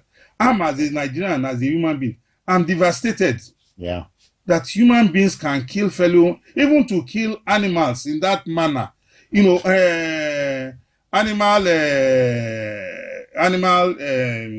advocates or agitators will be, be alarmed, and they will quarrel with it. Society for the Prevention of Cruelty to Animals. Cruelty to animals. So it's unacceptable. I just cannot wrap my head around that killing. Okay. Fear of renewed hostilities grip Ifon, Ilobo communities. That's still in Osun State. Well, Governor Ademola Adeleke has given a marching order to the traditional rulers. So he can be said to be on top of the situation. Absolutely. Use $4 trillion assets to attract FDI. NESG urges a federal government. Nigeria Economic Summit Group, that is NESG. They are advising, I think it's an advice to the government to use the $4 trillion assets to attract a foreign direct investment.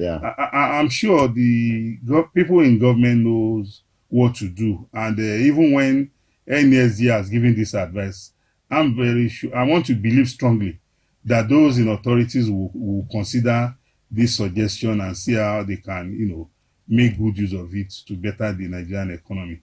Please find on the front page an advertorial. There's a picture story there. Ode to Mr. President, a master of his craft. This is signed by Femi Biamila, Chief of Staff to Mr. President. Yeah. We'll go to the Tribune now. And expectedly, the Tribune is anchoring the Uromi killings. Okpebolo visits Kano governor, promises justice for victims. Very, very, that is commendable. And part of the package of the justice for the victims, like we have, have done, is a payment of compensation to their families. That is very, very critical.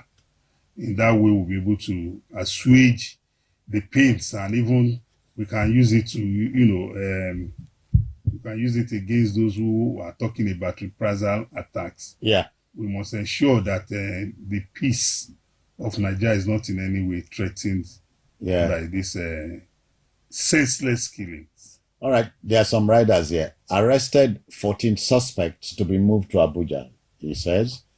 Kano governor demands suspects publicly paraded, fair compensation to families, and Deputy Senate President demands justice. Right. We're all demanding justice. Earlier on, this rider of the governor of Kano State demanding the parade of the suspects. I want to plead that we should not use that, to conflagrate the already high tension. Okay. To heighten the tension already, because a lot of people are angry. Even those of us on this side were also angry that Nigerians can do this to their fellow brothers and sisters. So it is not acceptable. How Rivers crisis may shape 2027 politics. Did you consider that? I didn't consider that, because I know very well that the people on the other side of the divide, the opposition will use it as an instrument. Yeah, because I'm told government northern interest plotting to use Rivers to launch as a launch pad for 2027. Well, I don't know about the northern interest. A lot of times we masquerade our personal interests as interests of the people of a group. So when you say northern, you ask yourself which north, So this is pure politics. Their own north or the north we know. All the north we know, absolutely. Okay. Kogi bars convoy, public gatherings and rallies as Natasha visits constituency today. Well, it was in the news yesterday because, the governor of Bayelsa State, Governor Duri, was the one that started this act of irresponsibility when he declared that some Nigerians cannot hold a meeting in Bayelsa State because he's the governor. And a lot of us were alarmed, and we took him up and said Mr. Governor, you don't have any right under the law. If you have any suspicion of a threat to law and order, it is your duty to prevent, those acts. And part of the reasons to prevent those acts is to report them to the security agencies and let the security agencies do their job. Not for you to unilaterally say because you feel they will threaten the public peace and order that they must not. No, you must use an instrument of law. Either you going to court to stop that meeting, or the security agencies addressing, whoever is holding that meeting. And the same thing is playing out in Kogi State. Okay. Consider this. Reps, more removal of transitional lawmaking power from president and governors. Transitional lawmaking power. Well, I've not gotten the gist of that, the meat of that story. But we also know that the president cannot make laws. He cannot. Yes. Not even the governor. No, so he can only initiate a bill. So if they are talking of executive orders, that is a policy, and not a law. And we have seen that what can stand as a law is whatever comes from the legislature, assented to by the president, or the judgment of a court. That is what becomes a law in any society.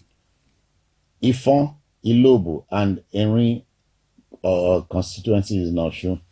Adeleke threatens to dethrone monarchs of warring communities. I think, in addition, I think it is not.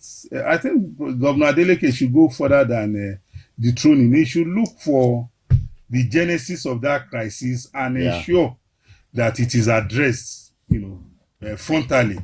And it's because even if you dethrone the traditional ruler, and the traditional ruler is not in any way capable of, mediating or suppressing whatever must happen. After all, you cannot kill a tree until you get at the taproot. Yes, absolutely. So the governor should ensure that it gets to the cause of the crisis.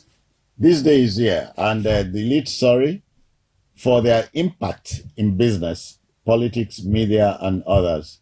Arise News honors 80 unstoppable women. I watched it yesterday on Arise TV, and I saw a lot of the women who have made their marks in their various fields. I think it's a commendable one when you recognize such a woman. It serves as a pointer to other young ladies who are out there that look, you can also emulate and become or even greater than this woman. So it's meant to motivate the women. Former President Jonathan says, I gave more appointment to women than any Nigerian president. Yes, on facts, I think former President Goodluck Jonathan is right. He gave more appointments to more women. But if you have given more appointments to more women than any other president, in what way has the involvement of women in government impacted positively on the people? So I think that is another question we should ask, but that is not for today. Maybe some other time. Okay then, Nigerian billionaire Adebayo Ogunlesi leads BlackRock's $23 billion dollar acquisition of Panama Canal ports. No, Adebayo Ogunlesi owns, I think, is it Heathrow Airport? The second largest airport in London. In London, yes. Yeah. So, well, it's a good one that a Nigerian is on the financial world map and is trying to enlarge his coast. Yeah. Okay.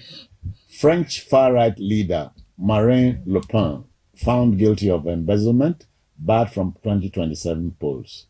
I saw it.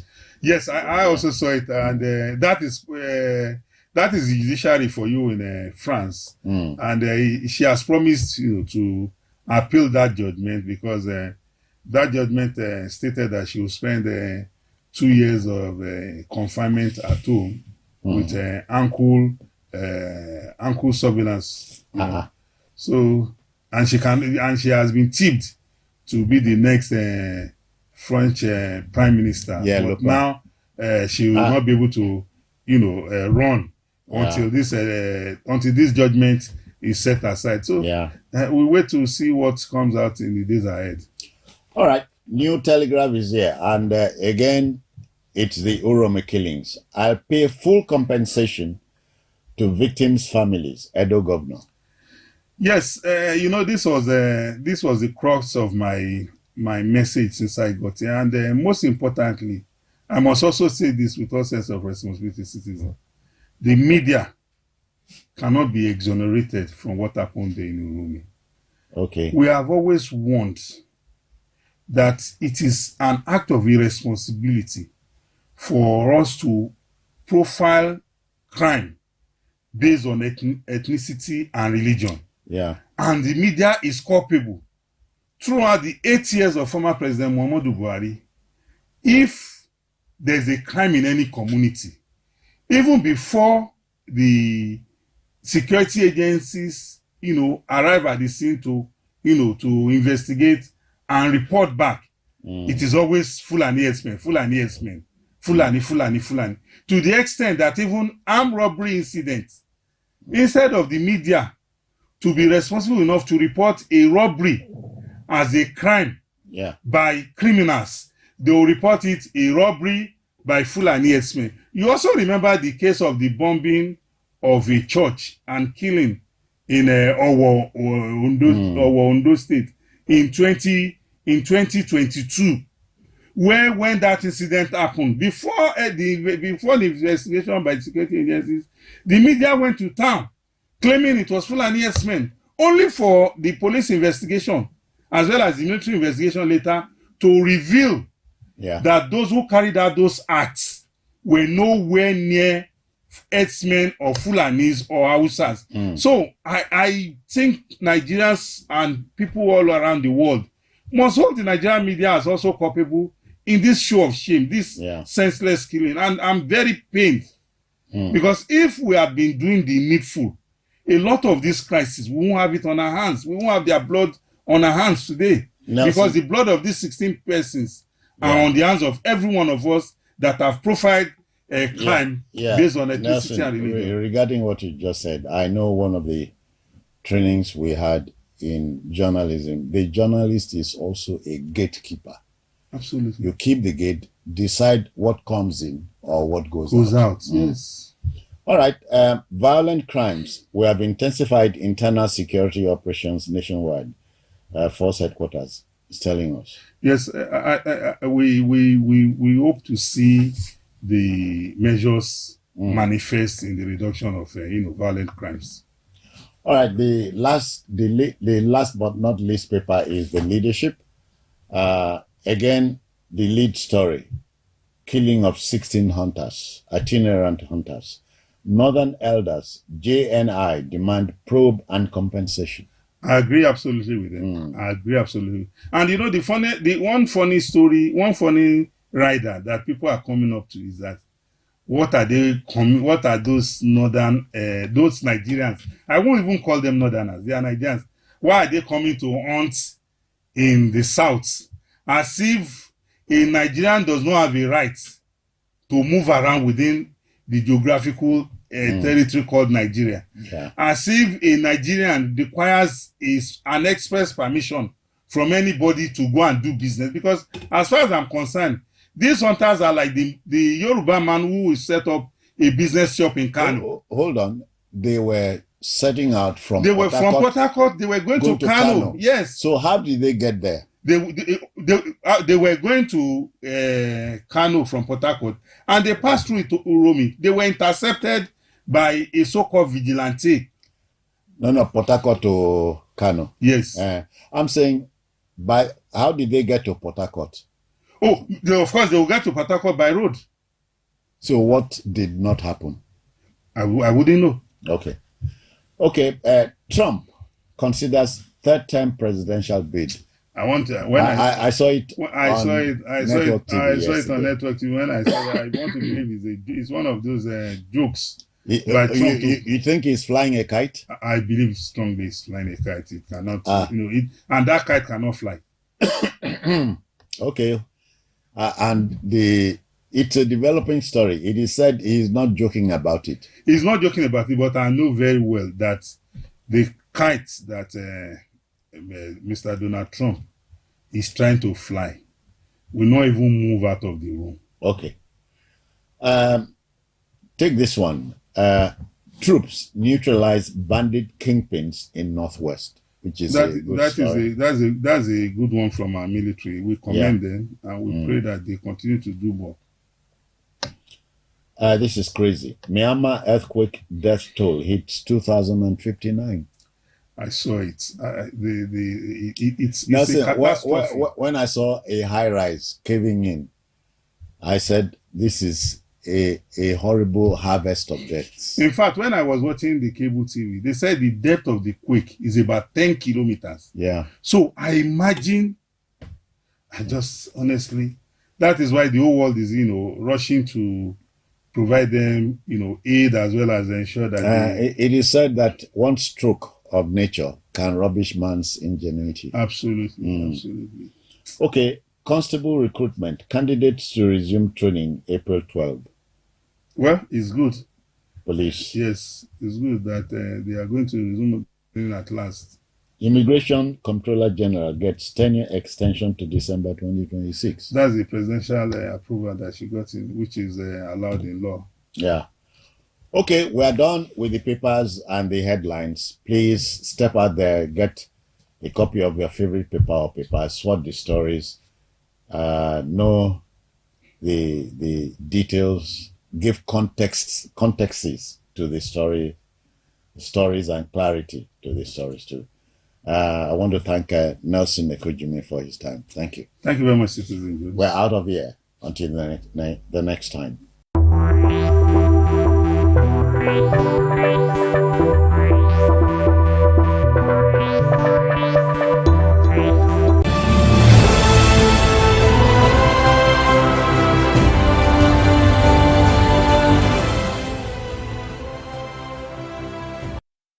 The 2025 edition of the NIMA Memorial Care Foundation Symposium took place on Monday, March 31st, 2025, at the Marriott Hotel in Ikeja, Lagos, bringing together an esteemed assembly of dignitaries, thought leaders, and advocates committed to shaping a better future. The NIMA Memorial Care Foundation is a Nigerian non-profit organization dedicated to supporting vulnerable children and the less privileged. It was established in honor of Nimatalai Mutunrayo Alake Fashikpe, who passed at the age of 30.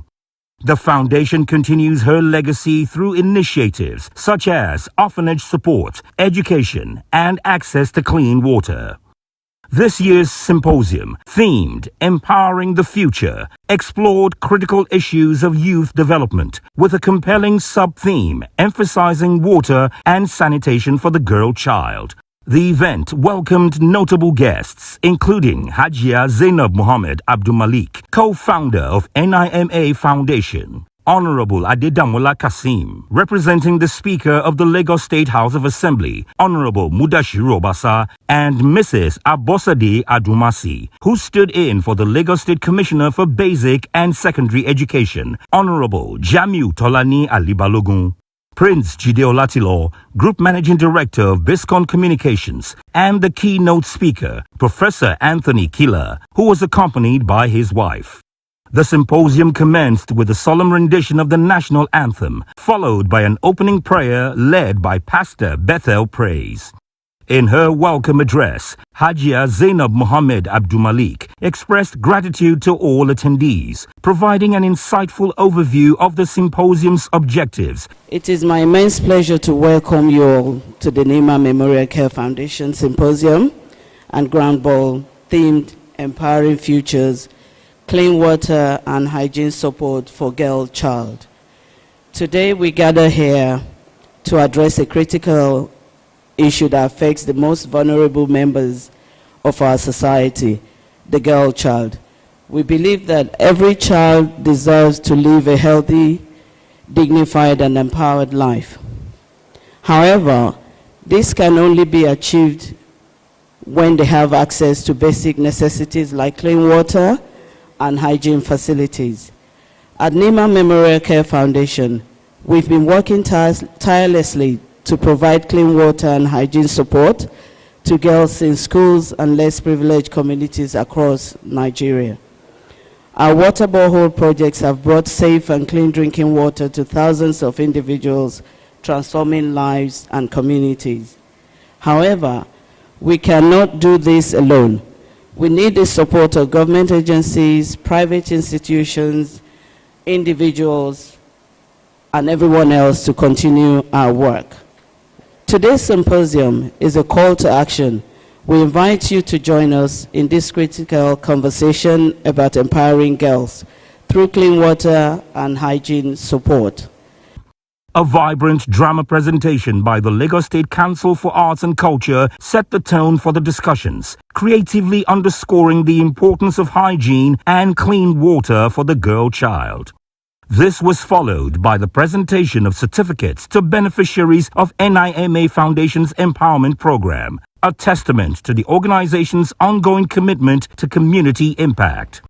In his goodwill message, Pastor Bethel Praise commended the foundation for its tireless efforts, emphasizing the far-reaching impact of its initiatives. And we thank God that it's not just another foundation, but it's a foundation that has made an impact. We've watched it grow. We've seen not just the pictures, but we also heard the backstories. We know the struggles.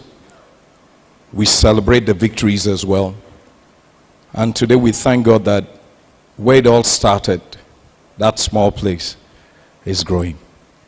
And I thank God that I can also see a smile on the face of our sister. Thank you so much, ma'am. God bless you. You know, my wife sent her just a small note to add to this. She said, here is a mother who has decided that she's going to fight and keep this going. Thank you so much. Thank you so much. And thank you for coming. Please, let's not just gather. Let's be a part of this reality. God bless you. Mrs. Dozie Aminat Mary delivered a goodwill message on behalf of the Ogun State Commissioner for Education, reinforcing the government's commitment to advancing education and health initiatives for young girls. The theme today, empowering the future, clean water and hygiene, support for girl child, is not just timely, it is a call for action. The significance for clean water and hygiene in the lives of young girls cannot be overstated. It is a fundamental human right, yet millions of girls in Nigeria and across the world still struggle daily to access this basic necessity. The lack of clean water and sanitation facilitates this opportunity affect girls, especially those in rural communities. Many are forced to walk long distance to fetch water, sacrificing their education in the process. Let us not just discuss these issues, but actively work towards a solution by joining hands together. And by the special grace of God, we can ensure that every girl, regardless of their background, has access to clean water, proper hygiene, and quality education. Mrs. Abosede Adumasi read the keynote address of the Lagos State Commissioner for Basic and Secondary Education, Honorable Jamiu Tolani Alibalogun, stressing the critical role of education in empowering the next generation. I want to talk about the girls who are vulnerable to sexual exploitation and violence as they search for water and sanitation. And I want to talk about the girls who are denied their dignity and autonomy because they are forced to manage their menstrual hygiene in secret and in shame. But in spite of all this, I want to talk about hope. I want to talk about the incredible work being done by organizations, governments, and individuals around the world to empower girls and women with access to clean water and hygiene supports. NIMA Memorial Care Foundation being one, you are inclusive, you are doing a good job. We know that investing in clean water and hygiene support is not only a moral imperative, but also a sound economic investment. Every dollar invested in water and sanitation returns an average of $4 in economic benefits.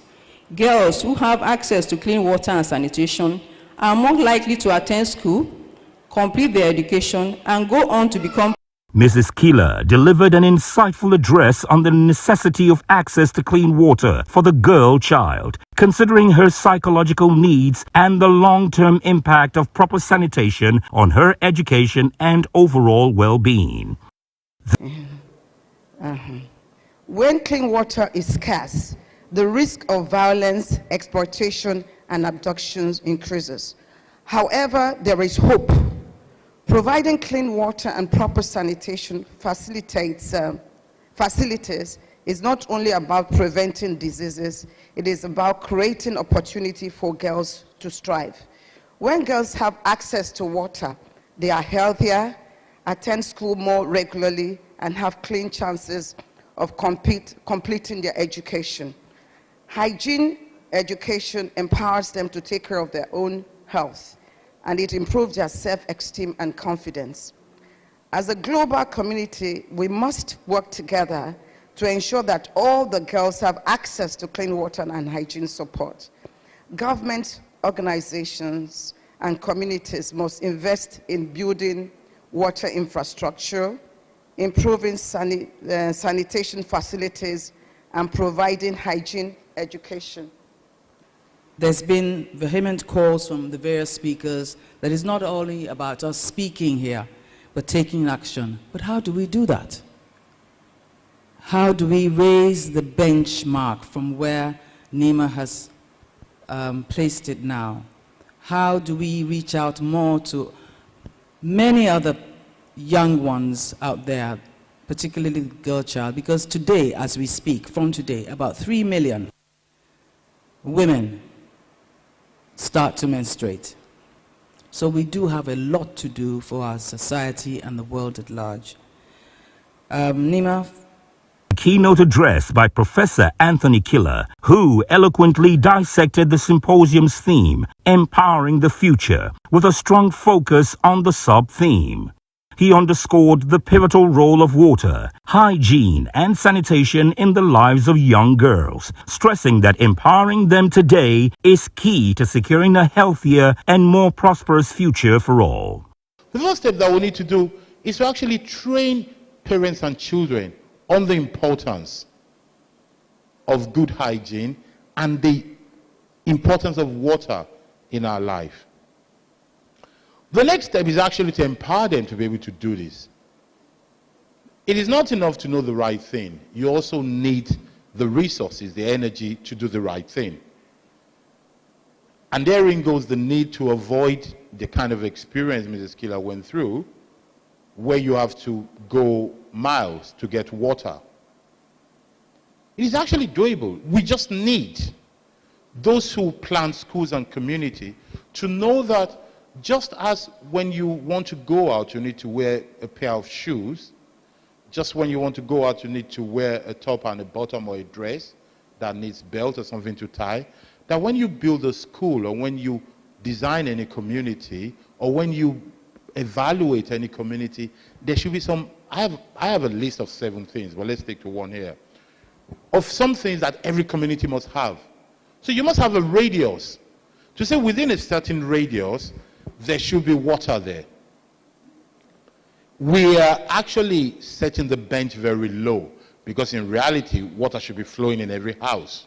Honorable Adedamola Kasim, representing the Speaker of the Lagos State House of Assembly, reaffirmed the commitment of the legislature to promoting policies that enhance hygiene and access to clean water for the girl child. However, we acknowledge that more needs to be done.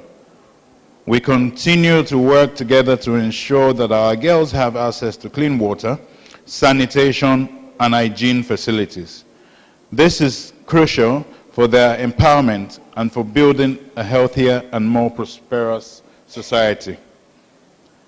In line with the United Nations Sustainable Development Goals, SDGs, specifically Goal 6, which aims to ensure universal access to clean water and sanitation, we must intensify our efforts we must also recognize that the critical role that hygiene plays in preventing diseases and promoting overall health is very, very important.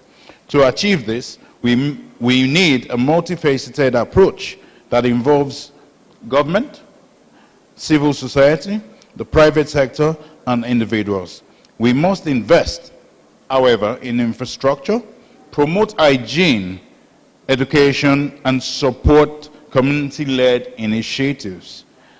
As the representatives of the people at the State House of Assembly, we will continue to strengthen the existing laws in our statutes that make clean water and hygiene accessible to the girl child and the general populace.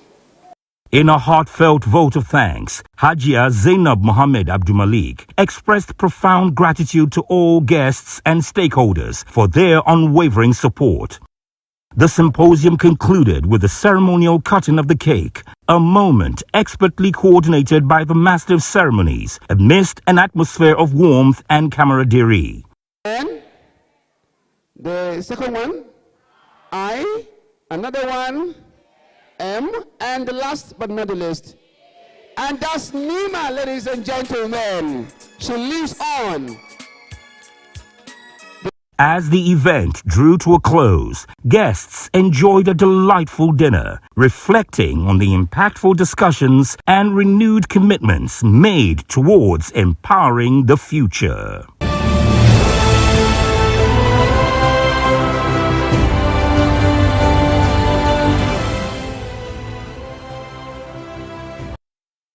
Tiers of government, members of the Federal Executive Council and state governments, honorable members of the National Assembly and state houses of assembly, members of the diplomatic corps and heads of international organizations, captains of industry, CEOs and leaders of the private sector, traditional rulers and cultural icons, leaders and representatives of civil society, media and advocacy groups, and of course, the heartbeat of tonight's gathering, the 80 formidable, fearless, and fabulous women we're here to honor. Another round of applause for them.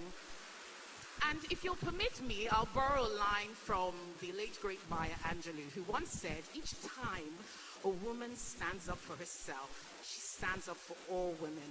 Tonight, we're not only standing up for these women, we're rising and we're applauding, we're declaring to the world that the future is not only female, the future is powerful and impactful. So sit back, relax, and enjoy the rest of the evening. Thank you.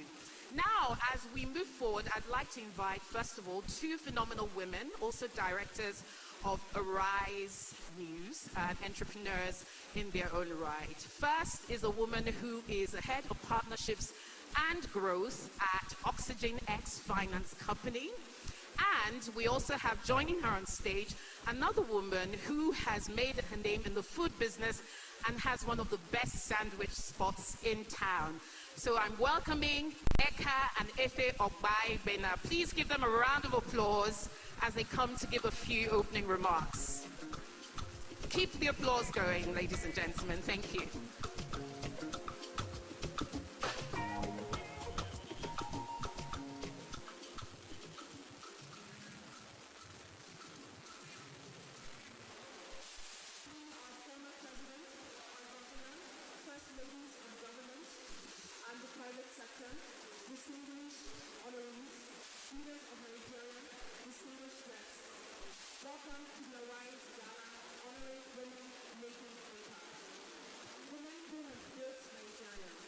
Women of power and influence, our mothers, our sisters, and all of you, welcome.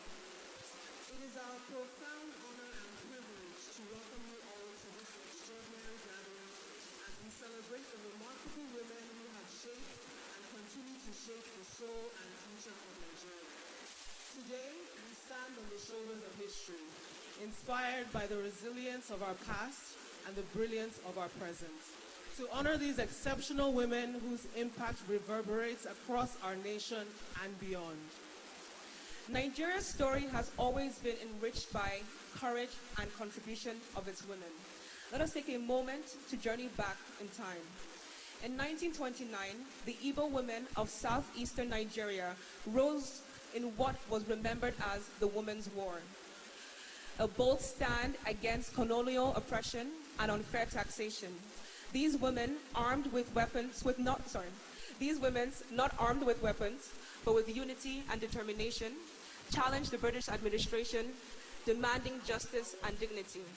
Their protest was a spark that lit the fire of resistance, proving that Nigerian women have long been architects of change. Centuries earlier, in the 16th century, Queen Amina of Zaria rode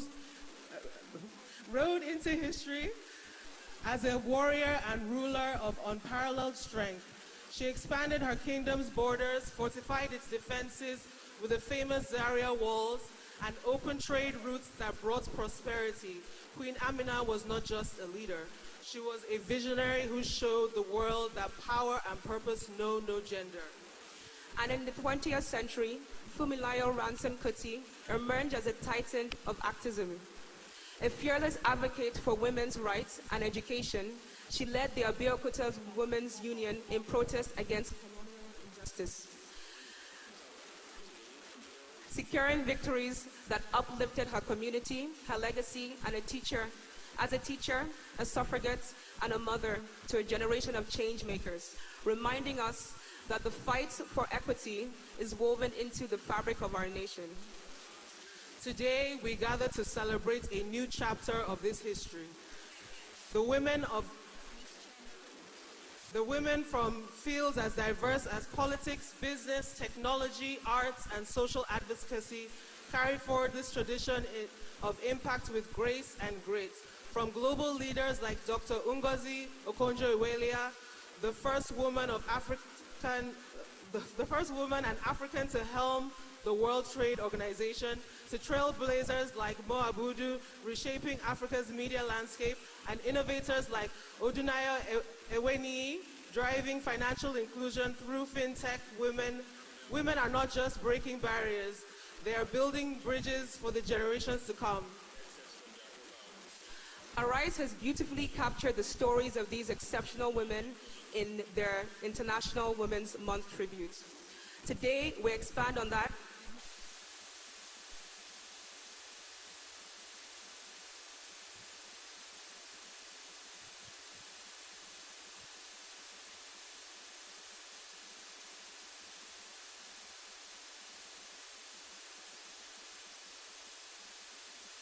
with Secure ID. Each honoree representing a beacon of excellence, their achievements, in government, finance, energy, healthcare, and beyond remind us that Nigerian women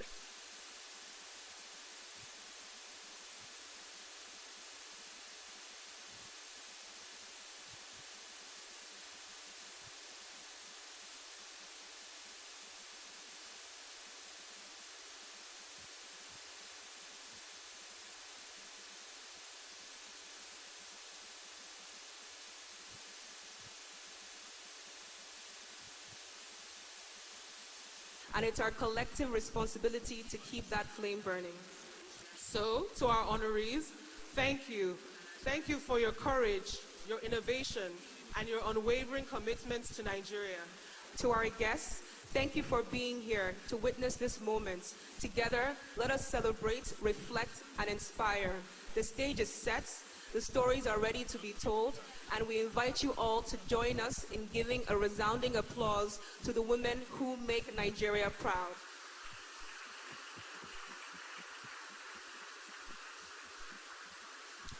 Let the celebrations begin. Indeed, let the celebration begin. Another round of applause for Efe and Eka Ogbaimina. Thank you so much for those rousing words and that introduction. So, ladies and gentlemen, to join me in lighting up the stage and keeping the energy electric all night long, you heard his voice earlier introducing me. He's a master of wit, a global comedy sensation, an award-winning actor, writer, and the man behind sold-out shows from London to Lagos and Melbourne. He didn't actually want me to say all this, but I'm not obliging. The one, the only, the unstoppable Bovi. A round of applause for him as he comes on stage. Make your way here, Bovie. I'm not alone this evening. So great to see you, looking dashing. Thank you. Ladies and gentlemen, good evening.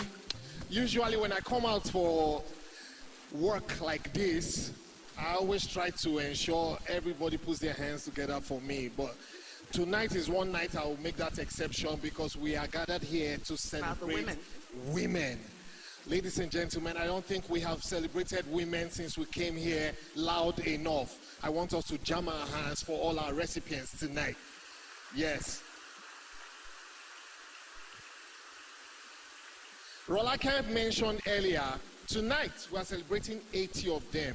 Now let me put this out there. When you take stock of the number of women making strides, making impact, not just in Nigeria, but outside our shores, you will know we are not celebrating enough for one night.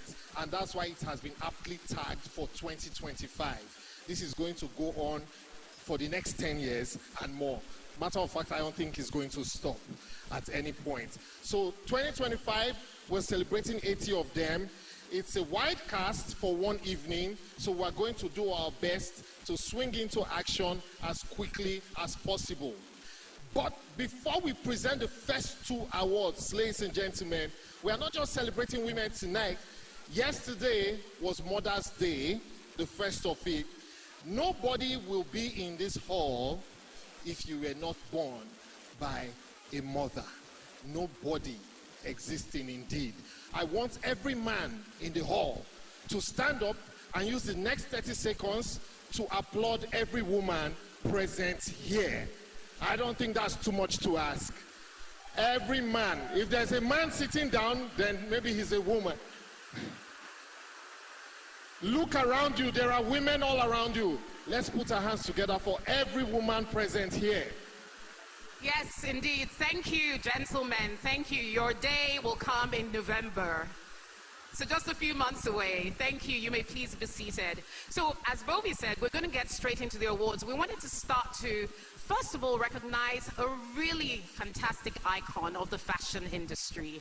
And that is none other than this delectable woman who was one of the very first global supermodels. Distinguished guests, ladies and gentlemen, please, a round of applause for Naomi Campbell. And we're going to call her on the stage, but we'll let Bovie read her citation. Ladies and gentlemen, Naomi Campbell actually needs no introduction. Supermodel Naomi Campbell is a trailblazing activist, cultural icon, and of course, supermodel. She rose to global fame in the 80s. She shattered barriers as one of the first black models to grace top magazine covers. Beyond fashion, she champions diversity, women's rights, and African creativity, inspiring generations to lead boldly and beautifully. Emphasis on beautifully and boldly. Another round of applause for Naomi Campbell. Good evening, so lovely to see you looking elegant and dashing. And to present this award, I'd like to invite the Executive Governor. Sorry, let me halt you there, right? We actually want to do two at this point. Okay. I didn't give you that information, forgive me. The next person, ladies and gentlemen, because as fast as we can. The next person, ladies and gentlemen, is none other than Kanayo Awani, Executive Vice President of Afrexim International Trade Bank. Round of applause for her, please. There she is, making her way. Let the applause roll, come on. Kanayo Awani champions intra-African trade and industrialization. With degrees from the University of Nigeria and Harvard, she previously held a vice presidential role at Citigroup. Under her leadership, Afrexim Bank's intra-African trade financing surged from 3% to 28% by 2021, equating to over $20 billion. Ladies and gentlemen, Kanayo Awani. Thank you, ma'am. Let's give them a round of applause. And I was saying earlier, I'd like to invite none other than His Excellency, the Executive Governor of Lagos State, Babajide Sanwo-Olu. A round of applause for him as he comes.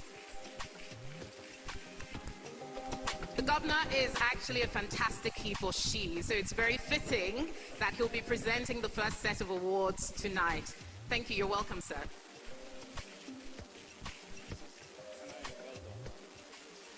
Thank you very much. So first for Naomi, on behalf of the Arise newspaper, Arise TV, and this year's International Women's Month 2025, Women Making Impacts, to you, Miss Naomi Campbell. Thank you.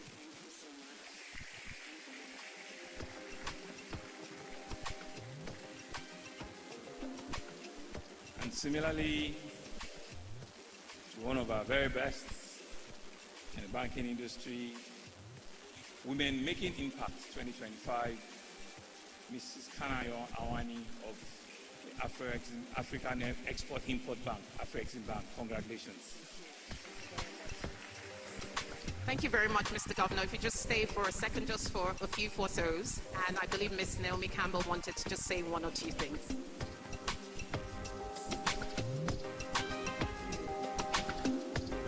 Good evening. It's an honor to be here tonight amongst 80 incredible women. My connection to Africa has been more than just fashion. It's more about purpose. And as I stand here tonight and receive such an honor, I want to say that I take this for all the young girls, all the girls that dream. I will always use my platform to continue what I'm doing. And thank you so much. And thank you, Nduka, and all the Arise team for putting on such an amazing event. Thank you.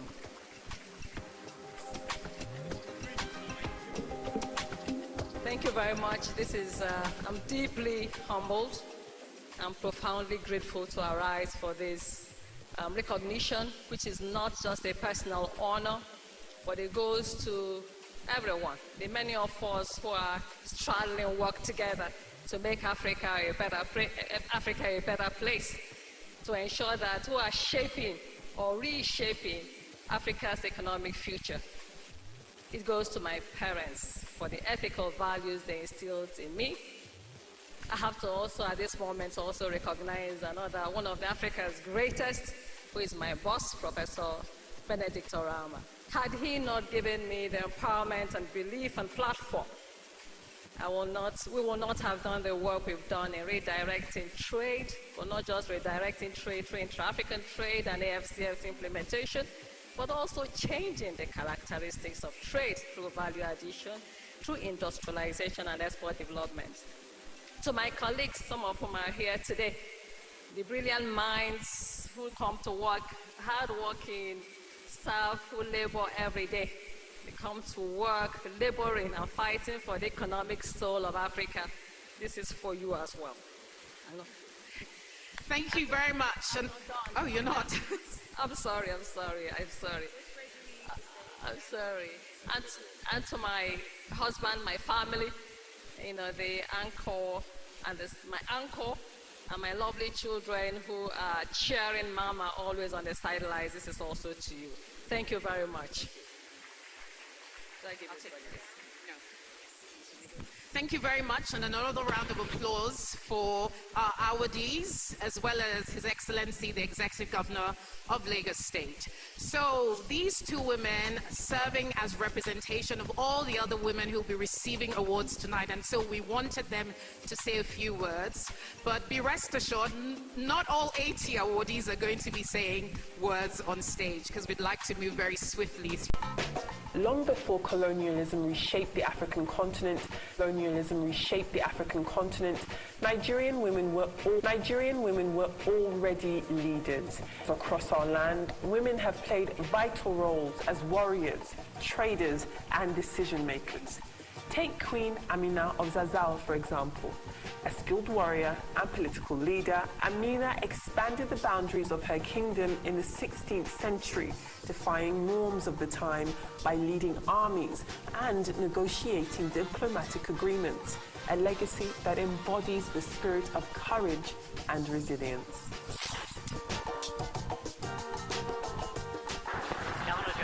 Under colonial rule, Nigerian women were often silenced and marginalized. Yet, in the face of adversity, they found their voices. Margaret Ekpo, a fearless political... You know, the Aba Township Women's Association then.